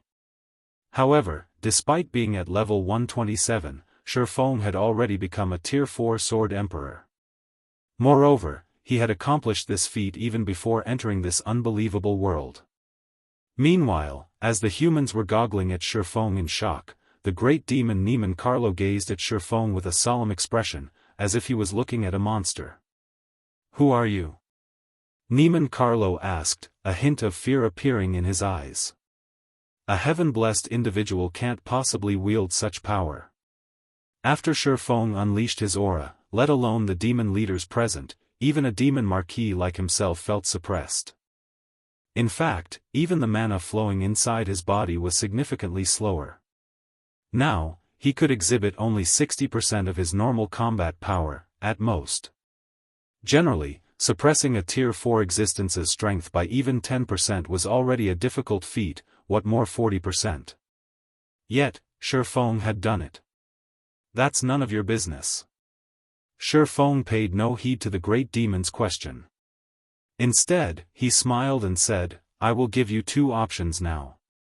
The first is for us to continue fighting and determine the victor through life and death. The second option is for you to get out of my sight, together with your people. As soon as Feng finished speaking, a deathly silence fell over the battlefield. Yu Luo and the other players, in particular, gaped, their wide-open mouths forming an O. Is he crazy? Even if he's a Sword Emperor, Niemann Carlo won't spare him after being threatened in such a way. It's over. That Niemann Carlo will definitely go all out against us. Demons had always been arrogant in God's domain. They did not place other creatures in their eyes at all, even when dealing with the dragon race. Needless to say, the arrogance of a demon marquis was even greater. Even their commander, Angelica Teresa, would not dare utter such words to Niemann Carlo. After all, Niemann Carlo was truly powerful. His strength was outstanding even among Tier 4 demons. He had the potential to become a demon prince. Otherwise, he wouldn't have become the commander of a demon army. Sure enough, after the demon marquis heard Feng's words, Neiman Carlo's complexion turned indescribably ugly. Simultaneously, everyone felt the ambient mana grow violent. However, just when everyone thought a bloody battle was about to begin. "We're leaving," Neiman Carlo said, his mouth practically twisting. After giving Feng one last glare, he turned around with clenched fists and instantly disappeared, leaving behind only a group of demons exchanging stunned looks. What? He left? What's going on? Everyone in the human army was dumbfounded at Neiman Carlo's departure. After all, even with the assistance of a Tier 4 Sword Emperor like Feng, their army was still in dire straits. Yet, Neiman Carlo had actually left without saying another word. He behaved nothing like a demon at all. Angelica Teresa, the commander of the Night Legion present, couldn't help looking at Feng strangely. She never thought that Feng's words would carry such great deterrence for the demons. The great demons here are actually so smart. Cleansing Whistle was also surprised when she saw Neiman Carlo leaving. She knew that Feng possessed the Bible of Darkness, which could be used not only to summon demons but also to suppress hostile demons. This was why Feng could push back those demon leaders so easily. However, of those present, only Feng knew what exactly had happened. The Bible of Darkness held absolute control over demons. Although Neiman Carlo did not know Feng held the Bible of Darkness, the great demon still possessed an instinctive fear and dread of it. Moreover, Feng had repelled over a dozen demon leaders with a single move. This aggravated the fear in Neiman Carlo. Demons were very smart creatures. After the first major update took place, demons would almost never fight battles that they were not confident of winning. Even if Neiman Carlo were significantly stronger than Feng right now, the fear and dread he felt for the Bible of Darkness would deter him from casually starting a fight.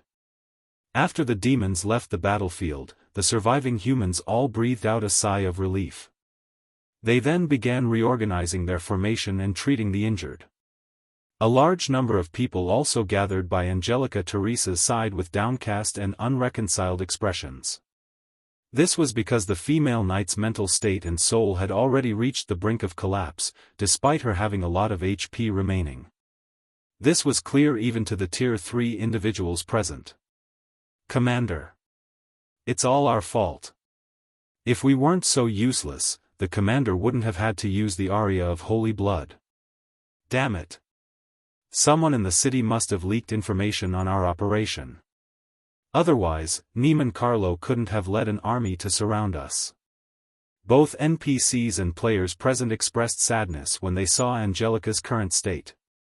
It was evident the female knight was loved and respected by these people. Unlike players, it was incredibly difficult for NPCs to get resurrected. "Big Sis Cloud, what should we do now? The commander won't last at this rate," Yu Luo said while frantically casting healing spells on Angelica. However, healing spells worked on only physical injuries. They had no effect on damage to one's mental state and soul. Commander Angelica Teresa was the only hope for their main city's survival. In this world, both NPCs and players had difficulty surviving because this world was several times crueler than the modern god's domain. It was also because of Angelica that Yu Luo had managed to live well until this day. Yet, now, there's nothing we can do. The aria of Holy Blood's backlash is too powerful. The fact that the commander managed to cast it once is already plenty amazing. Yet, after using the spell, she even used a taboo skill that placed a huge burden on the mental state. Now, even a Tier 4 Great Divine Official can't save her, Cooling Cloud said as she shook her head, a gloomy expression appearing on her face. While the two Tier 3 healers, Yu Luo and Cooling Cloud, were doing everything they could to save Angelica Teresa, Feng, who watched all of this from a distance, was filled with an indescribable sense of shock and surprise. "She's actually Angelica Teresa?" Feng couldn't help doubting his eyes for a moment as he gazed at the frail female knight. "What's the matter, Commander?" Solitary 9 asked curiously when he noticed Feng's surprise. In Solitary 9's opinion, there shouldn't be anything in God's domain capable of surprising Feng. Yet, now, the man actually evinced surprise because of an NPC. This was a truly strange situation. Have you never visited a library to read about God's domain's history during your free time? Feng rolled his eyes at Solitary 9. She is the Angelica Teresa. She holds the title of Valkyrie and is one of the 2 founding elders of the Fire Dragon Empire. She's a founding member of one of the 4 ancient countries. Solitary 9 did a double take at Angelica Teresa when he heard Feng's words. Read latest chapters at Wuxia World. The 4 ancient countries of the modern God's domain were the only 4 human empires that had existed since the ancient era. According to legend, the founding emperors of these empires possessed incredible power. In the case of the Fire Dragon Empire, though, a large part of the reason it survived the ancient era was the contributions of its 2 founding elders, and even gods feared these 2 founding elders. However, by the looks of it, she seems to be dying, Lifeless Thorn said in a quiet tone.